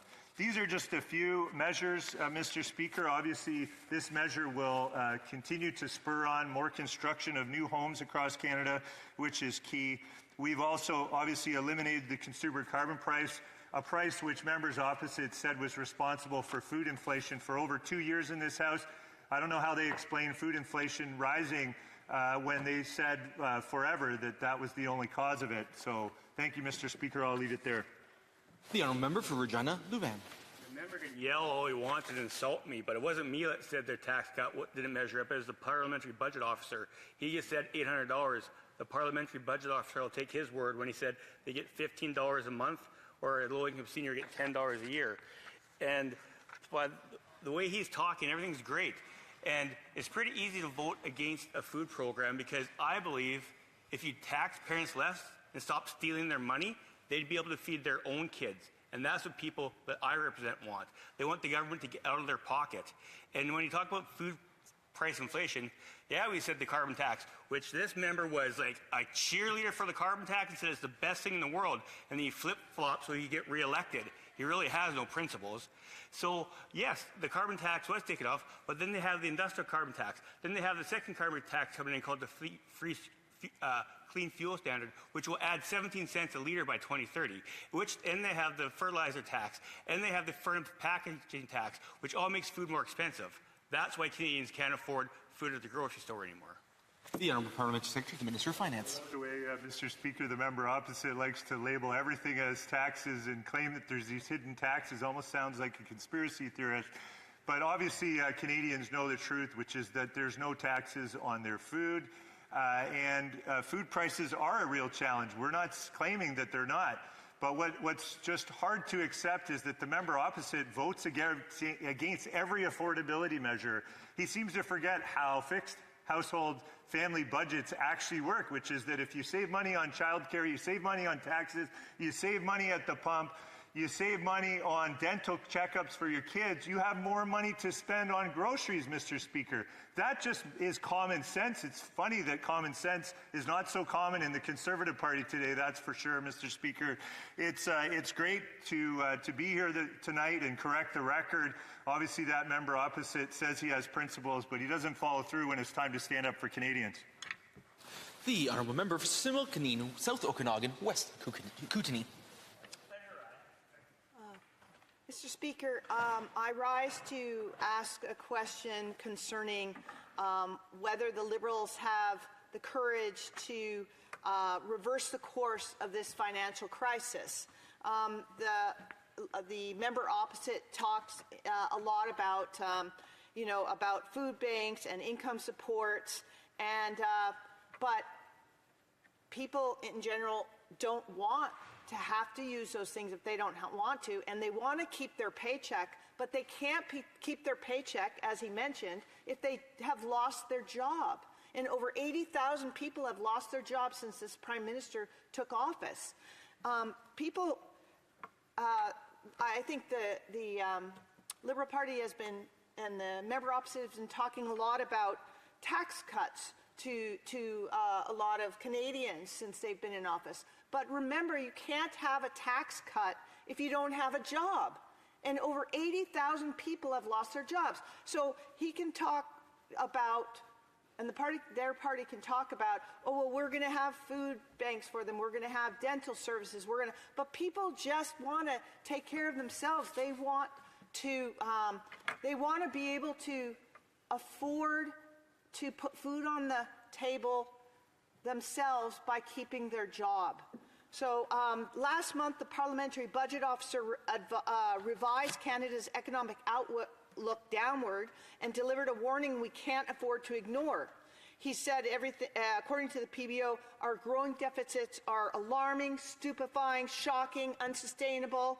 I don't think he's making that up, and those are shocking statements. He says, while Canada has not gone over the edge, it is looking over the cliff.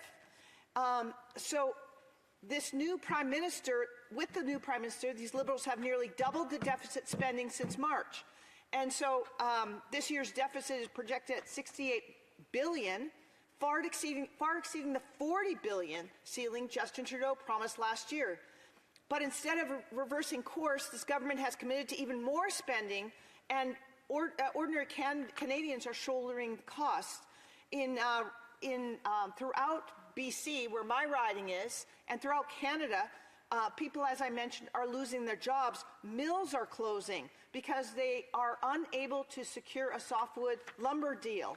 And so people are losing their jobs. And I'm hoping that my colleague across the aisle will not talk about, well, we'll be able to help them as much as we can with services like food banks and that type of thing, which is great temporarily, but how are we going to give that person back their job and their dignity in a place like a mill, where a sawmill, where generations have worked in the same place, and yet now they're shuttering their doors. Canadian families are falling behind their paychecks by less at the pump, at the grocery store, if they still have a paycheck. Generations of families, again, who have worked in a certain workplace, are losing their jobs. They don't want a handout. They want to keep their jobs. I know I've repeated that, but it seems like the Liberal Party doesn't understand that it's great to have safety nets, but let's keep these businesses going, and by being fiscally responsible. The damage isn't limited to one sector, by the way. When one industry falls in a small town, local economies suffer, small businesses suffer, the cycle deepens. So my question again is, will the Liberals have the courage to reverse course on this financial crisis? Honourable Parliamentary Secretary. Well, Mr. Speaker, I appreciate the member opposite's question, although I disagree with many of the premises of her argument, if it could be called an argument. I heard her talk about the importance of jobs. That's exactly what our government is focused on. We didn't ask for the trade war that we're in, which is obviously having an impact, a negative impact on our economy. But we've stepped up time and time again to support tariff-impacted industries, whether it's steel and aluminum, automotive, lumber, etc. Every single industry that's even impacted, we've stepped up and offered liquidity support. We've offered a remissions framework. We've offered a $5 billion fund to help SMEs pivot and adapt to the changing economy. We've offered reskilling programs for any workers that are displaced. It goes on in terms of the supports that we've offered. So we're the ones that are standing up for our industries, all while we stimulate our economy, move forward with nation-building projects that are essential infrastructure to get goods to market. We know exactly what's within our control, which is that the government can invest and encourage private sector investment for the industries that Canada sees a strategic advantage in, and that will create jobs for the future. That will help us get goods to market. Simultaneously, our government is actively pursuing cooperation, economic cooperation with many, many different countries around the world. We heard just recently about our Minister of Foreign Trade, that he secured a deal with Indonesia, which is a very significant size economy, almost double the size, I believe, of Canada's. Significant market access there for many of our businesses. Again, that's just an example of one thing that our government has done to help. But the member opposite mentions the PBO comments, and I thought maybe it would be good to review a few quotes from former PBO officers as of this weekend. So former PBO Kevin Page thinks, if you put the deficit and debt in perspective, we're not in a bad place with respect to other countries. With respect to our credit rating, we're actually in pretty good place. That's a direct quote. Another direct quote from Kevin Page. I think the analysis that we've seen from finance, from the PBO, and from the IMF, the International Monetary Fund last year, is that Canada is fiscally sustainable. Another quote from Kevin Page, well, I think the language from the current parliamentary budget officer, Mr. Jason Jock, is just wrong, and he should walk that back, quite frankly. He should tell people that our fiscal situation is sustainable. How about another one from Kevin Page? I think it's definitely inflamed certain passions around Canada's fiscal situation that I think are not consistent with the numbers, said Kevin Page. Another one from the former PBO. We're a AAA country, so where do you see shocking? It's not shocking to see a deficit go up because the economy is slowing and we have NATO commitments to meet. To me, it's sustainable. Again, previous PBO. How about the former PBO, Yves Giraud? He says, and I quote, I would personally wait until we see what's in the budget before making such statement. We'll have a much better idea on the evening of November 4th. So these are comments from two well-respected former PBO officers that have obviously conflict with the interim PBO, but it just goes to show you that there's many credible experts out there, including the Bank of Canada governor, who thinks that our fiscal plan and new fiscal budgeting framework are ways in which to stimulate the Canadian economy, create that virtuous circle between investment and economic growth. That's going to create jobs. The honourable member for Similkameen, South Okanagan, West Kootenay. So it sounds as if the member, Mr. Speaker, doesn't really trust the current PBO. That's interesting. That doesn't believe in what our current PBO is stating, which is too bad that these other PBOs are so much better experts than the person that's in place right now. I want to talk about how a certain industry, the forestry industry, you talked about, the member talked about promises that were made, or the money that was tagged towards different industries. Well, let's talk about the forestry industry. I've toured 6 mills in the last through the summer here, and I've asked each one how much money they've received from the government because they all need help. They're desperate. No one's received a penny. Can this member tell how much anyone's received? The Honourable Parliamentary Secretary. Mr. Speaker, thanks to the member opposite for the question. As I said, there's a whole number of measures that are in place providing support to tariff-impacted industries. So maybe the member opposite would do the kind favor of supporting the constituents that she's mentioning by providing that information to her, all of which is publicly available. But I want to talk for a moment about fiscal management and the fact that our government is actually extremely responsible and managing the country's resources and stewarding them in a responsible way. Today we made an announcement about a budgetary cycle change where we will now move to having fall budgets and spring economic updates. This is a really great move to help give a lot more transparency to Parliament, but also to ensure that stakeholders that we rely upon to work in partnership with have more predictability and can invest in ways that help get the objectives and outcomes that Canadians deserve. Thank you. The honourable member for Lanark, Frontenac. Thank you, Mr. Speaker. Mr. Speaker, in the past 2 weeks, I've twice asked the government why there is still a 35% tariff on Russian fertilizer when it is clear that this is not causing a net decline in Russian exports nor a fall in the price paid worldwide for Russian product. The purpose of the tariff, when it was imposed in the spring of 2022, was to punish Russia for the invasion of Ukraine. That year, a total of $115 million in tariff revenue was collected on fertilizer and fertilizer precursors. But because the contracts with Russian suppliers had already been signed and the fertilizer had already been loaded onto ships, the cost ended up being borne not by the Russians, but by the Canadian farmers who were on the hook for these purchases. This debacle prompted one contemporary analyst to observe in December of 2022, quote, "Sanctions should be punitive, but for tariffs on fertilizers, there is no evidence that Russian companies are affected at all," end quote. By the start of 2023, Canadian agricultural organizations were calling for the tariff to be lifted, pointing out that Canada was alone among G7 nations in imposing tariffs on Russian fertilizer. Now, I don't see any evidence that our farmers are any less supportive of Ukraine than the rest of Canadians, but I think they wondered quite reasonably why in this country, unlike the rest of the world, farmers were being singled out to pay a vastly disproportionate share of the financial burden for supporting Ukraine. Since 2023, direct Canadian imports of Russian fertilizer and fertilizer precursors like urea have largely dried up. But this has not had the hoped-for effect of driving down the total worldwide demand for Russian urea or monoammonium phosphate. Here's what has happened instead.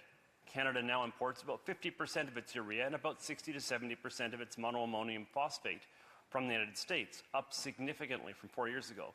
Meantime, the U.S. has increased its own direct imports from Russia, making up the demand shortfall. A position paper prepared earlier this year by the Grain Farmers of Ontario reports as follows on the implications of what I've just described. Quote, "Granular, fertilizer-grade urea is an indifferentiable commodity, meaning individual tons are very difficult, if not effectively impossible, to trace. The vast majority of U.S. urea exports to Canada enter our country through inland border crossings, but that doesn't mean the urea received can't be a blend of Russian tons with domestically produced American tons," end quote. The report goes on to observe that even when Russian product isn't being transited to Canada via the USA, the need to import from our southern neighbors hurts Canadian farmers and enriches American middlemen without actually reducing the net North American demand for Russian product. And I quote again, "American companies are essentially able to benefit from both sides, importing cheap Russian urea and exporting expensive American urea. The Canadian farmer ends up being the one to foot the bill," end quote. So, if the foregoing is correct, why on earth are we retaining the tariff on Russian fertilizer and fertilizer precursors? Surely Canadian farmers don't need to be further impoverished by a completely ineffective policy that doesn't make any difference at all to Russia or to Ukraine. The Honourable Parliamentary Secretary, the Minister of Finance. Well, thank you very much, Mr. Speaker, and thanks to the member opposite, the member from Lanark-Frontenac, who have had many good discussions with he and other committees that we served on together for some time. I would like to start by reiterating our government's total support and commitment for Ukraine, a cause for which, unfortunately, my Conservative colleagues across the way have chose not to support. I watched them stand up in this House and vote against the interests of Ukraine on numerous occasions, which shocked and surprised me. Perhaps it shouldn't be a surprise today that they seem to want to reverse course on essentially sanctions and tariffs towards Russia. Russia's illegal invasion of Ukraine, supported by Belarus, is a violation of international law and threat to the rules-based international order. Our government understands that Ukraine is once again at the front line of the struggle for democracy and freedom, and at this critical time, Canada continues to be a steadfast ally in Ukraine's relentless pursuit of freedom. I remember getting to meet President Zelensky and actually shaking his hand, and I iterated to him that we would never stand down, that we would always be there to support Ukraine. And it's unfortunate that I watched as my Conservative colleagues had a change of heart in this House of Commons in the past Parliament.